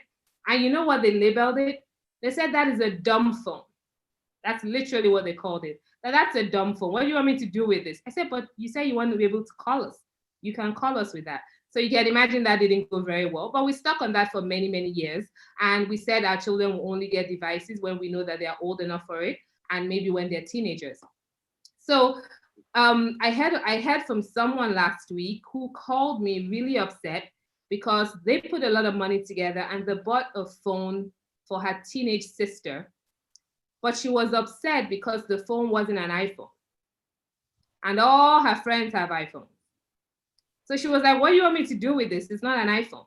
And rather than be happy that, oh my goodness, I'm getting my first phone, you know, it's a smartphone, it's a pretty good phone, but because it wasn't an iPhone, she was really upset and didn't enjoy the gift. So that parent, and I'm going to ask you, what would you do in that situation? Because this lady was really visibly upset. She said, we saved so much money to buy her this phone as a celebratory gift. And because it wasn't an iPhone, she was totally bummed. What would you do in that situation? I mean, this is what my parents would have done, and here's what I would do. I would return the phone. I would take the money. I would say, get a job, and you can make some money. You can maybe work around the house, whatever, because you know it's hard to go out now. I'm going to let you work around the house to earn the rest of the money, and then you can buy the iPhone. Because I think that, like, it's not that it's a bad kid there. Like, I can understand the motion, but like, there's clearly there's a need to provoke a responsibility for earning the things that you want in that young person. And it's a great teaching moment about the value of work, which, I mean, maybe I sound like really, I don't know, old school, but like, that's exactly what my parents did to me. Like, and I would have, you know, and I would have done it. Right, right. I think that's a great answer. What would you do? What would I do? Probably the same thing. I'd be like, that means you don't want the phone. So no worries, give it back to me. I'll either give it to somebody else. I hadn't thought about the angle of making him or her work for the phone, but I'll probably just take it away and give it to somebody else who I think would appreciate a device like that. And then that child better not ask us for a phone for a very long time. Yeah. Well, yeah, but you're right. It's not old school. You know, when we talk about modern parenting, I say the values and the characteristics we want, those haven't changed. We still want children who have values. It's just that the style and the world we live in have changed. So that's not old school at all. That is reality. That's how you ensure that the children pick up the right skill set they need to pick up for the world. Which brings me to my next question for you, which is, how do we help children today, or youth? I'm sure you deal with a lot of younger people as well, millennials, older Gen Z, you know. How do you ensure that they have grit? We've been talking a lot about grit, about resilience, but at the same time, we have these labels where we have a generation that's very energetic. You know, they want things quick, and now they give up quickly. They want to try almost everything. Once it doesn't work as well as they expect, they kind of give up. So can you give us some ideas on how we can ensure that our children have grit? Yeah, I love that question. And I love, you know, I'm sure many of you have read Angela Duckworth's book about grit, which is I mean, her work is amazing. And if you haven't, check it out. And just general positive psychology work is really interesting to read, especially in the context of kids. There's a book called The Happiness Advantage by Sean Achor that I love, that is kind of a very simple, accessible, but very profound book about positive psychology that I love. Now, that does talk about some of these topics. So here's an interesting thing about this is, I think that the millennials and the Zennials or Gen Z or whatever we call them do have many great qualities, things that I wish that our generation had, right? I think they're very empathetic, very open-minded, very flexible, very supportive, other people and different people. Like there's a lot of compassion and kindness in the way that they deal with others who are different than that, which is awesome. Creativity. So like I could go on and on about the wonderful qualities of those groups. But there is a often, I don't want to stereotype, but yes, there is something about sticking with it when things are hard that is missing. And I think a lot of that comes down to the way that you know, parents raise those kids. Like parents are so protective of their children. They don't want them to feel failure and they don't want them to feel hurt. And they have the financial and other kind of wherewithal to help them avoid those feelings, that they shelter them so much that eventually when these kids leave the nest and go to college or go to work and have those failures, the parents intervene. They call the university, they call the employer. And that's, you know, I guess like helicopter parenting and all these terms we've all heard about. So what do we do to avoid that? Well, I think, you know, number one is being very straightforward about sticking with it. So I work with a lot of millennial types, and when they ghost, they don't show up, they don't deliver, they don't meet deadlines in a way that is atypical of sort of my generation. I am very straightforward with them, and I would basically, you know, I lay down the law and explain, you know, this is completely unacceptable, and basically, like, if it's ever done again, they're done. And so you sort of have to sort of create very specific sort of boundaries about behavior, and then follow through on what you've told them you will do if they don't do this. The other thing is, I think, teaching children to embrace failure as an opportunity to grow and come out ahead is really important. And so, you know, I think about what is resilience? Resilience is about recognizing that every time you fail is an opportunity to come out stronger, is really important. And so, you know, I think about all the failures that I had as a kid. I mean, I look back at them now and I'm thankful for them. At the time, they were terrible, but all of them taught me that I could, you know, move on and live another day. And so teaching kids that mindset and letting them fail and letting them cry and letting them feel really bad, it doesn't feel good in the moment, but it has incredible long-term value. I love that. So failure is feedback. You know, we need to embrace that. You know, failing doesn't mean it's the end of the world. Every great person, everybody, great, not great, and who has the right to determine who's great anyway? All of us are. We learn from failure. We learn from feedback. You know, you can only grow and build confidence when you try. You know, so for example, with this conference, I had the children separately, you know, say a word and pray for today, and it was interesting to see their comment was really about the fact that they know that, you know, one of them actually prayed and said, "Thank you for the fact that she could still hold this conference during these times." So they understand that it is a challenging time, but you can still push forward. And I think those are the things that our children are looking at us to teach them how to react to challenges and problems. So grit is also modeled. Would you agree? Okay, froze a little bit. I was saying that grit is modeled, so parents have to model grit.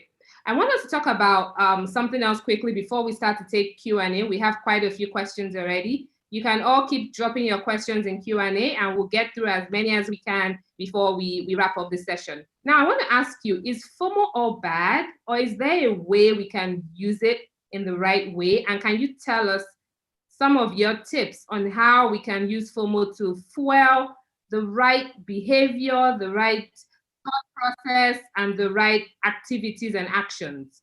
So tell us how FOMO can be used positively, because I know it can. So tell us.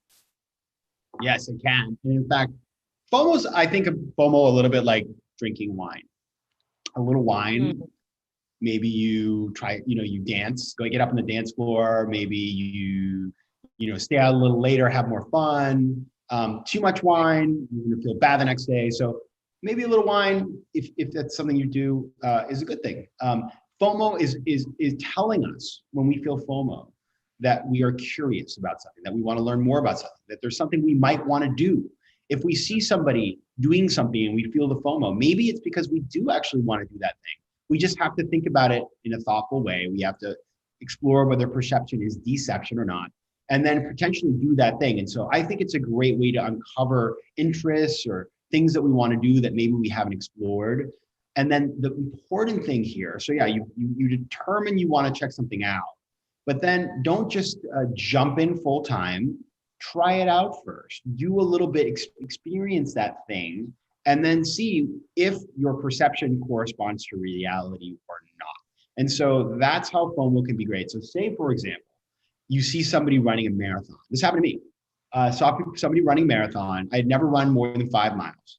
And I said, oh, I really want to do that. It looks so great. Well, I didn't just sign up for the marathon. I started training, and could I run 10 miles? Could I run 15 miles? And when I established that, yes, I could, and I liked it, and I would actually want to do this thing, it's actually something that I would enjoy, then I signed up for the marathon and did it. So it's like that with anything. Right. I love it. So FOMO, because no emotion in itself is bad. I love saying that a lot. And so FOMO, sometimes you have to pay attention to how you feel. What is that FOMO bringing out in you? And you're right, it could just be creativity, it could be curiosity, it could be maybe I want to do that. So rather than see it from a place of lack, you can use it to propel yourself into action. I really like that. And I think that's the way we can start to move towards using FOMO the right way. I want us to talk quickly now about the cousin. I call it the cousin of FOMO, and that's FOBO. So can you introduce what FOBO means and how it ties into FOMO? And how because I've read your book, which we'll talk about next, FOBO can actually be even more dangerous than FOMO.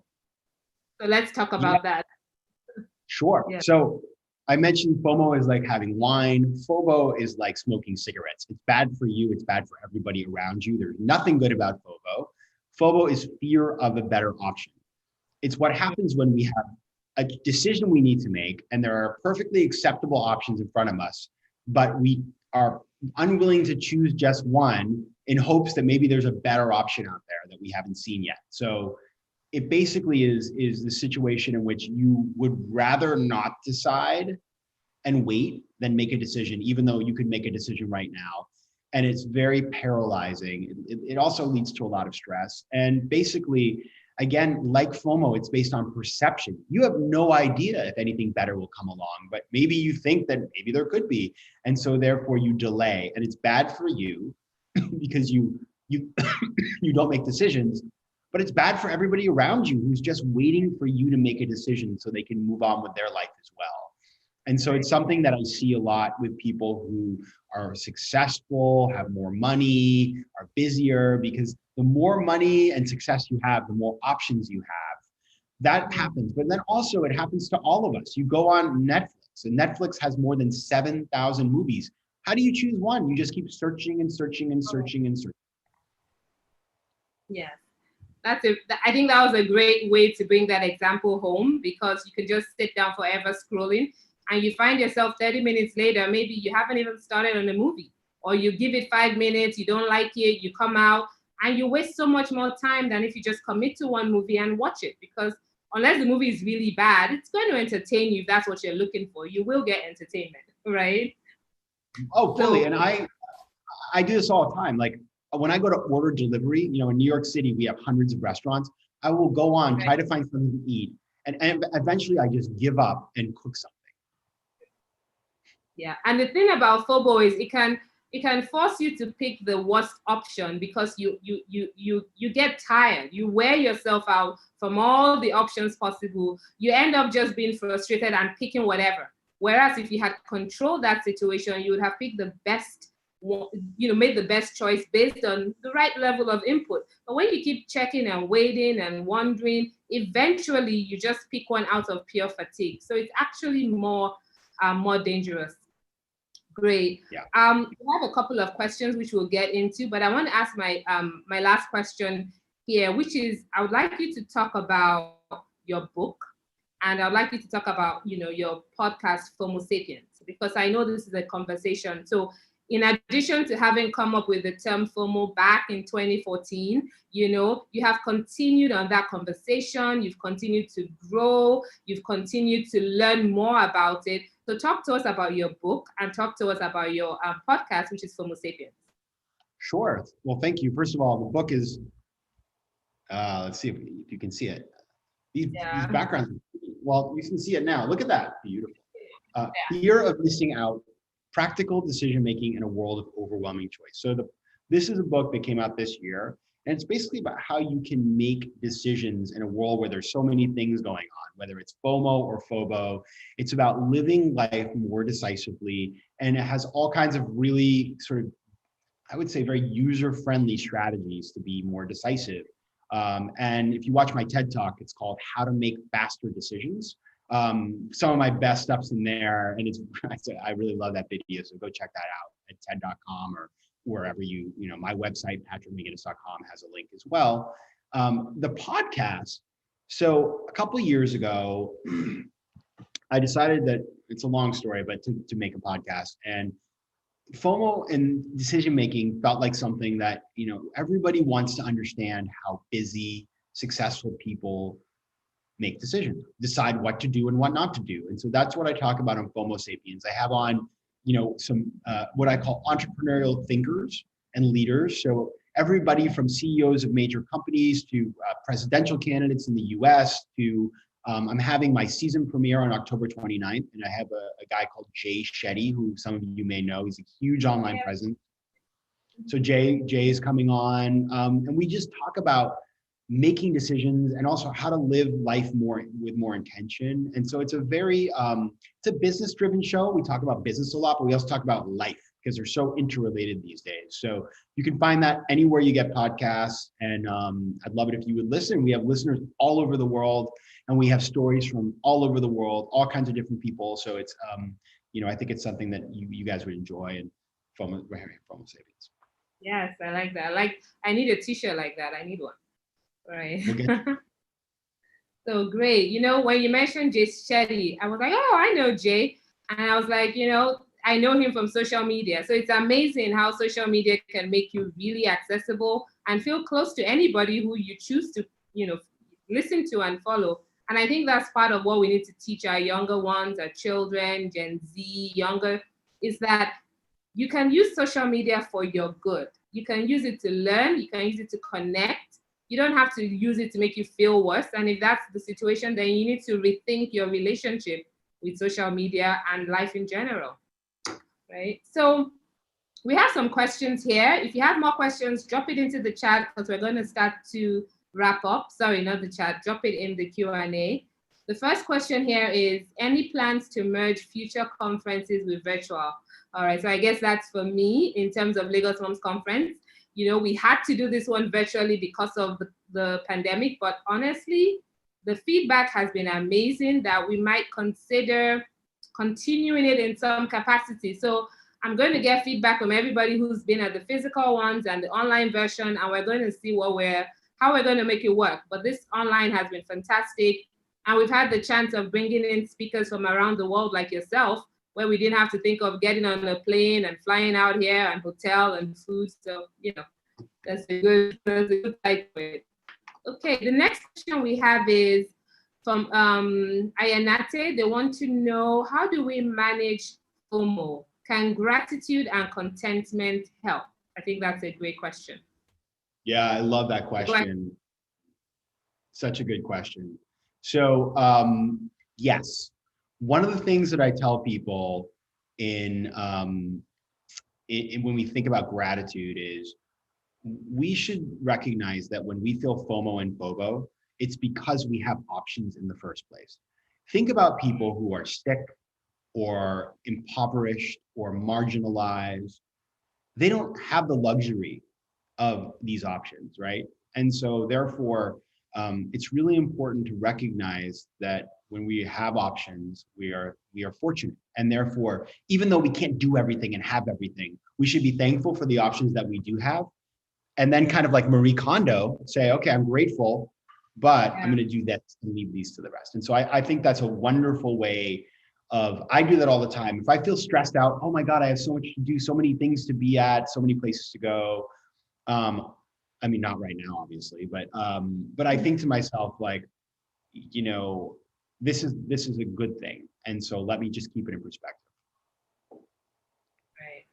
So I love that. So you're saying that definitely gratitude and contentment definitely helps with FOMO, because we feel FOMO and FOBO because we have options, and we have to be careful not to turn all the options we have into a noose, right? Or into a curse where it now starts to affect us from being able to make the right decisions we need to make. Fantastic. And one thing you can do, by the way, that I do every day is every day I do a meditation, 10-minute meditation. And meditation is great because it brings you into the present. So you're not focused on all the noise, brings you into the present. And then I think of 3 things that I'm grateful for. And when you do that, I mean, I used to think these things were kind of silly. I was like, why would I do that? But I do it now. And I will say, it puts me in a better mindset to deal with all the things going on around me. Okay. So meditate and think about what you're grateful for. I have to try that. So what I've been doing is having a gratitude journal. So every day I write at least 3 things I'm happy for. And it could be very simple things, just you woke up today, you know? So we have to realize that gratitude doesn't have to be something so major and big. It's an attitude. And once you get used to that attitude, it becomes second nature. So even when you feel FOMO or feel pressure, you're able to catch yourself faster and say, but why am I feeling like that? You know, that I have a lot to be thankful for. And you just control the thought process much quicker. Much quicker. Great. So our next question, which I think we've kind of dealt with already, but I would just have you maybe give us 3 ways that we can do this. Somebody wants to know, how do we overcome FOMO? So maybe you want to break it down, because we've talked about it before that nobody's immune to it. You know, pre-social media, we had FOMO. Post-social media, if there's anything like post-social media, we'll still have FOMO. So how do we overcome it? So what would you say to that? Yeah, I'll give you sort of we talked about some of these things, but just to sort of make it a bit more specific. Remember, FOMO is about perception, and it's about a fear of being left out from the crowd, right? And so those are the things that we need to combat. So on the perception bit, we need to think critically about what we're seeing and ask ourselves, like, does that even correspond to reality? And if you don't know, go and find out, research it. Number 2, like, ask yourself, could I even do that? Like, I see, you know, somebody who's impossibly young, thin, and beautiful, you know, and I'm like a 60-year-old woman, like, that's just not going to happen for me. It's okay, right? You know, but just think about how realistic it is for you. Can you even afford that thing? Do you have time for that thing? So just be critical. Number 2, when you don't feel good, when your devices make you feel bad, then you're spending too much time somewhere, and you need to recalibrate your relationship with them. And number 3 is, when you feel FOMO, again, it's about the herd mentality. Ask yourself, like, do I actually want to do this, or is this because other people are doing it? Am I being a follower or a leader? Nobody wants to be a follower. Following, you know, that's not for us. We're leaders. And so think about that. And that's a great way to also deal with FOMO. So those are sort of some things you can do. And there's different ways you can do those things, and we can customize those things. But for me, the ways to deal with that are, number 1, thinking critically about opportunities and, like, just thinking, like, is this real? Number 2, meditation and gratitude, so that you think about what's going on truly in your life versus what, you know, is going on up there. And number 3, managing your interactivity with technology. I love it. So I took away 4 things, actually. FOMO is about perception, you know, so that fear of being left out. So you need to make sure you almost test it. Perception can be deception. So make sure that you're perceiving the right thing. The next one was acceptance. You need to just sometimes accept that, all right, great, that's that person's life, and that doesn't necessarily have to be me, or that cannot be me, and that's okay. So you have to even be able to work your muscle of contentment, because there are some things you will see online that can trigger FOMO, fair enough, but it doesn't have to make you feel bad about yourself, because maybe that's something that it's not of interest, or you can't ever look like that because you're just not 6'2". So there's no point wishing that you would be that tall, because you just are not. So acceptance. The third one is recalibrating yourself. So if you find that your devices and being online is making you feel bad, you need to deal with that and realize that that is not the right trigger. So you need to recalibrate yourself and maybe take a digital detox. You know, it might be what doing that. And then the last thing you mentioned was the herd mentality. So when you feel a sense of FOMO, you want to pause and ask yourself, do I really want to do that? Do I really want to be at that event? Or am I just feeling triggered because it's what I'm supposed to do? So I think it's just the concept of really asking ourselves questions. I like to tell the children that before you post anything or before you reshare anything, because there's a lot of disinformation out there. And disinformation is wide. So that means you can see anything online. It doesn't mean it's accurate. It doesn't mean it's correct. So before you share, before you act on it, before you make it part of your real life, you need to pause and ask yourself, is this really true? And I think that act of pausing can really save a lot of challenges down the road. Just the ability to pause and wait. So before you retweet and you reshare, pause. You know, so I think those are really helpful tips to. If only our world leaders did that, wouldn't we be in good shape? You know, we will be in such a better place. In the session before this, the gentleman talking about digital footprints mentioned that he had a friend or somebody he knows of who lost 2 job opportunities because of things they had shared on Twitter. And, you know, there's so many examples of this. People not getting jobs, people being turned back when they got to the US. I heard of that, people that got to the US. And because of people they were following, for example, on Facebook, and those people happen to be on the wanted list, they send them back. So there's so many examples of this happening that we need to really be careful what we take in from social media and the internet in general. Yeah. Okay, we have one more question. Okay, FOMO and procrastination, your thoughts? That's exactly how they ask, and I think this is a fantastic question. So let's talk about that. Yeah, good question. And I could procrastinate in answering, but I'm not going to do that today. Given limited time. Yeah, so here's what happens. When we have FOMO, what's really interesting is FOMO can feel as scary and intense for the little things as it is for the big things. So your FOMO about what to have for lunch can feel just as big as your FOMO about things that are much more important, because in that moment, that's what you're focused on. And so you've got this kind of like the energy, the anxiety is all building up in you. And so what happens a lot of times is people, when they have FOMO about something insignificant, it is a form of procrastination from dealing with the important things in life. So it's absolutely related, and it's a real self-sabotage, and that's why it's important to recognize the behavior. One great thing about FOMO and FOBO is that once you have the words, you can call them out in other people. You have the vocabulary to say, don't have FOMO. I do this to people all the time. People who know me well, when they do things that are like, they won't commit to something, to maybe where we're going to dinner, or if we're going to, see each other on Tuesday, I basically say, like, I'm not going to deal with your FOMO. Make a decision now, get back to me within an hour. Right. So it is important to know this exists and call it out and act on it. I like that. So when you know what it is, you can identify it and you can actually work against it.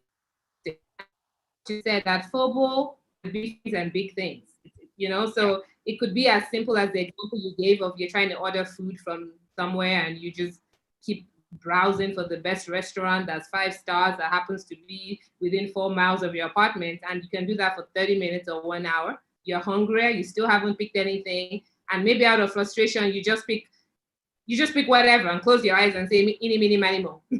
So that's one example. And on the other hand, with FOMO, when you realize how you're feeling, we've talked about a couple of things that can help us to think through that feeling. Is it true? Am I just following?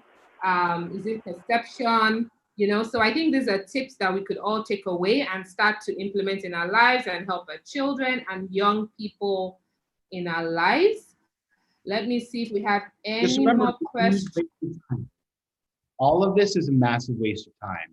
While you're trying to pick your darn restaurant for 30 minutes, you could have gone for a nice walk, or you could have done that meditation, or you could have spent time with your kids, or whatever. You could have had a little me time, but no, you were just worried about picking a restaurant, which doesn't matter. It really doesn't matter. That's a very good point, which really doesn't matter. Now, I want us to talk about, real quick, we don't have any more questions, but I want to start to wrap this up. And I would like us to bring it,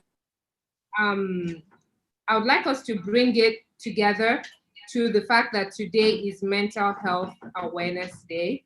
And in general, the theme this year is around more investment in the mental health industry as a whole. And, you know, one of the things that I believe, mental health illnesses will be the leading cause of disability. And that's in 10 years, you know? So what would you say, just parting words, when we think about social media, the effects on our lives, how do we make sure that we take control of our mental health, that we're mental health literate? Because I think it's important to be mental health literate. So you know what to look out for, you know what the signs are. Before you get diagnosed with any mental health disorder, there are certain things you would start to see inside of you that you could probably do something about. So can you tell us from your perspective, you know, we're not saying you're a doctor, but just in terms of what you know mental health represents, how can we take control of that ourselves? Yeah, I mean, there is a clear relationship between mental health challenges and social media and time spent online. That is clear. I don't, you can find many studies on that. And there are many experts who speak to this in great detail that you can look at. People like Tristan Harris, the Center for Humane Technology. I mean, there's lots of great stuff out there. But I would say, first of all, the frame that you need to come at, in my opinion, at this is to recognize that all of these companies, from Google to Facebook to Twitter to you name it, their business model is called the attention economy. They make money by taking your attention and monetizing it.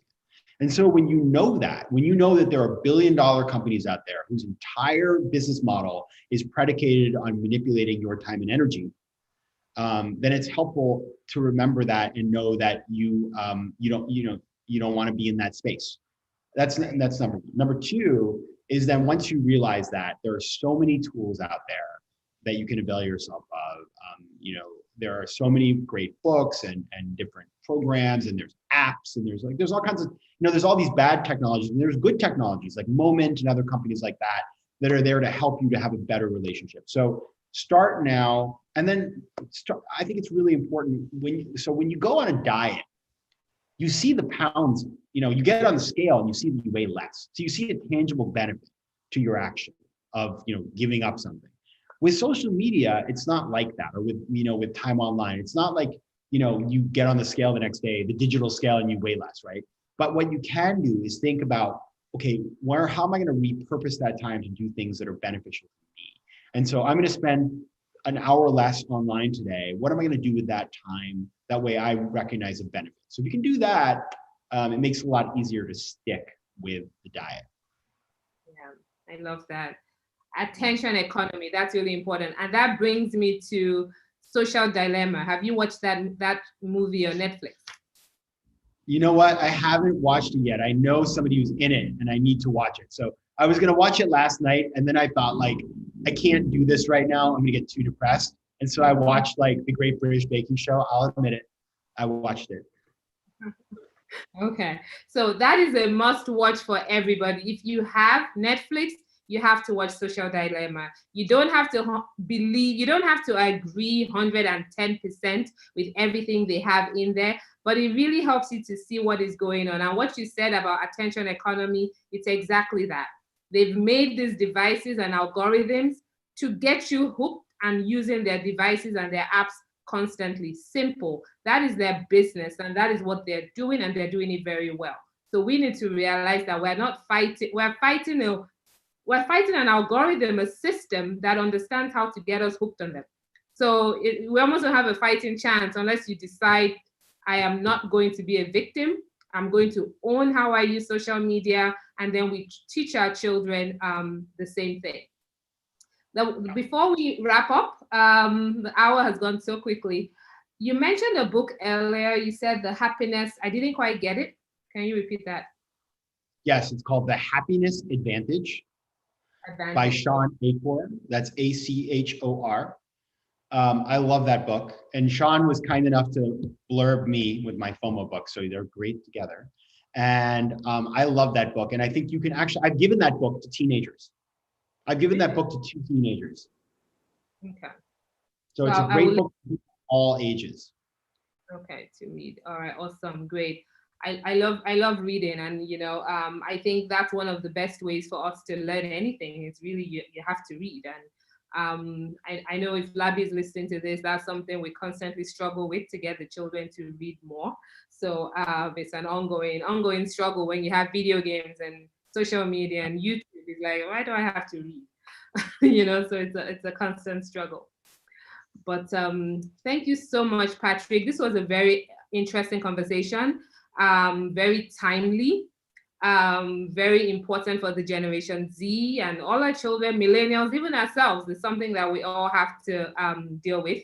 So everyone is talking about the name of the book. If you don't mind typing it into the chat, once we're done with this session, if you can just type out that name and the spelling so people can get it.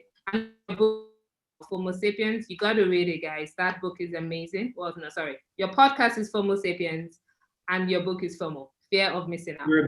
So, yeah. So thank you. Okay, you've typed it in there. Thank you so much, Patrick. And we're going to go back to Tanya now. Have a lovely day. Thanks for tuning in. Thank you. Thanks, everybody. So nice talking with you. Have a nice day. Thank you so much, Yeti and Patrick. We enjoyed that session thoroughly. So everyone, now you know what FOMO stands for, because I made a big deal about it at the beginning.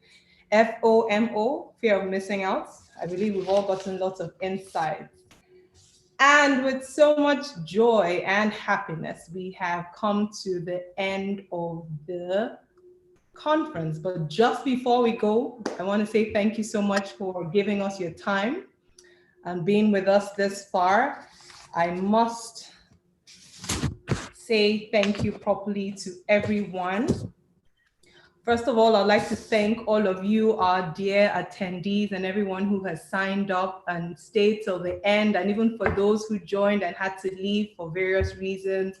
We do appreciate you. Thank you for being at our first virtual conference. I do believe that you have benefited and learned so much from it. So thank you for staying with us till the end. Thank you for joining on and off. And from the chat, I was going through the chat to see the feedback and the comments, that had been put in there. And I found some very interesting words. Thank you to everyone for saying that they've learned so much. Feedback from you, from this online platform, from those of you on Facebook, from those of you on YouTube, on all our social media platforms. We just want to say thank you so much for saying that the session was truly insightful, impactful, informative, awesome, resourceful. You gained practical tips, which is what we love to hear. You had lots of learnings. Someone said knowledge is powerful. It was a very enlightening session, very educative, great, amazing insights. And that just sums it all up. So thank you everyone for your wonderful feedback. We do appreciate you getting back to us. Like I mentioned earlier, tell us, specific things you've learned. We had people that said, oh, I had to cancel some of my calls to be on here. I have a few people I know said earlier. Thank you for that. Thank you for saying it was a time well spent. We don't take it for granted. We just want to appreciate each and every one of you. And to remind you again of our hashtag, LagosMums 2020, LagosMums.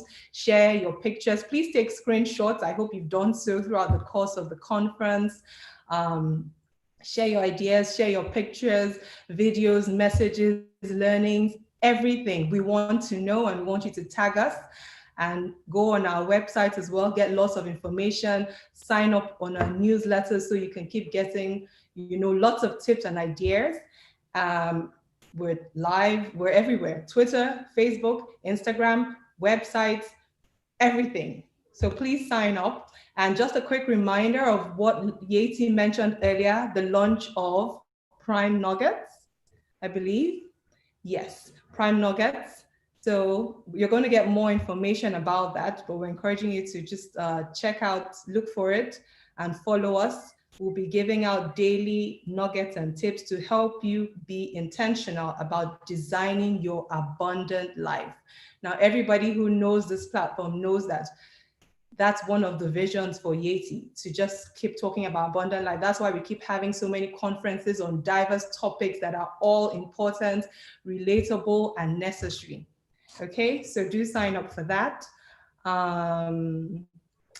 And I would like to just acknowledge those who tuned in early. Some of you have been on from 10 o'clock till now. Thank you so much. And from the different places you tuned in from Nigeria, out of Nigeria, Saudi Arabia, Scotland, London, Boston, Ogun, Kaduna, Abuja. We want to say thank you, thank you. For those of you on YouTube, thank you so much.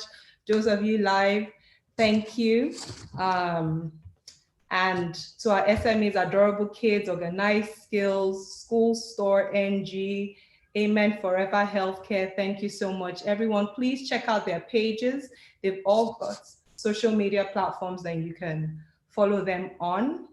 And for our giveaways, we had a book from School Store NG. Bossy Cosmetics has given us 2 lovely prizes for people who are in the US. Oriki Spar has given us giveaways. Thank you. We would be speaking on how the giveaway will be distributed to our attendees. I already have a few winners on my list. And then we also have some interesting things from LagosMums for our winners. We would announce that as we go. So, and quickly, for those who logged in early, I see Troy, Jadisola, Buki, Natasha, Tolutomi, Shola from Lagos, Nefi, Ajibike, Karis Omolola, Ayana Ter from Scotland, Ella Kim, Olainka, Dekonle, Dr. K, Chinwe. These are a few people that signed on between 10 and 10:15. We appreciate you, and to know that some of you are still here, we are so grateful. Thank you to all our amazing speakers from our first session on Getting Ready Jobs of the Future, Bankole Williams, Inya Lawal, Natalie Sunderlin, and our moderator, Enimian Inegdion. Thank you so much. Understanding Generation Z, thank you, Mr. Labi Williams and Praise Forward. Mental Health and Our Children, thank you to Dr. Orode Dohati, Dr. Yewande Oshodi, Mrs. Cherise Ijewere, moderated also by Enimian Inegdion. Thank you so much. The Changing Face of Education. Thank you, Dr. Abimbola Ogundere, Abiola Seriki Ayeni Otto Orondam, moderated by Fona Williams. Thank you. On the session with self-care, we say thank you to Joyce Awoshika of Oriki Spar. The brief session on Control Your Digital Footprint. Thank you, Jennifer and Isime Isene of Y Niger. And for the amazing session we just heard, say thank you so much to Patrick and of course, Yeti Williams. So we have come to the very end of this event. We're truly grateful. Thank you so much, Yeti Williams, for running with this vision. Thank you, Mr. Williams, for always being there and supporting. Thank you, Almighty God, for a great session. My name is Toya Oji. It's been a pleasure being with you all today, and I'll hand over now to Yeti Williams. Thank you. Thank you so much. My goodness, I don't even know what to say. My heart is full. I'm excited. Thank you so much, Tonya. Honestly, this is labor of love, and I appreciate you for doing this for us and constantly being part of LagosMums from the very beginning when you started doing emceeing for us, comparing for us. So I want to thank everybody for joining, for being here. It's been a full day. Wow, over 6 hours, and I've learned so much myself. So thank you. The only way you can really thank me for this amazing set of speakers that we brought to you is for you to implement it in your families. So take all the lessons you've learned and let's implement it, because it's a network effect. It takes a village to raise a child. And when all of us do what we need to do, our children and our family and the nation and the globe overall will benefit. So thank you. God bless. We will send you links after this. Everybody who registered, you will get either emails, follow-ups, feedback forms. Just let us know how we can be better and what we can do better in the future. So thank you so much. Thank you. Just a really quick one. Definitely, we save the best for last. To our sponsors, Maggie. Thank you for supporting us and always being there with us. And Chef Nine that came on, thank you. And to our media sponsors, Lost in Lagos, Bella Naija, Olori Supergirl, Why Naija Thrive Women. Thank you all so very much. And we look forward to seeing you all, by God's grace, in 2021. Bye, everybody.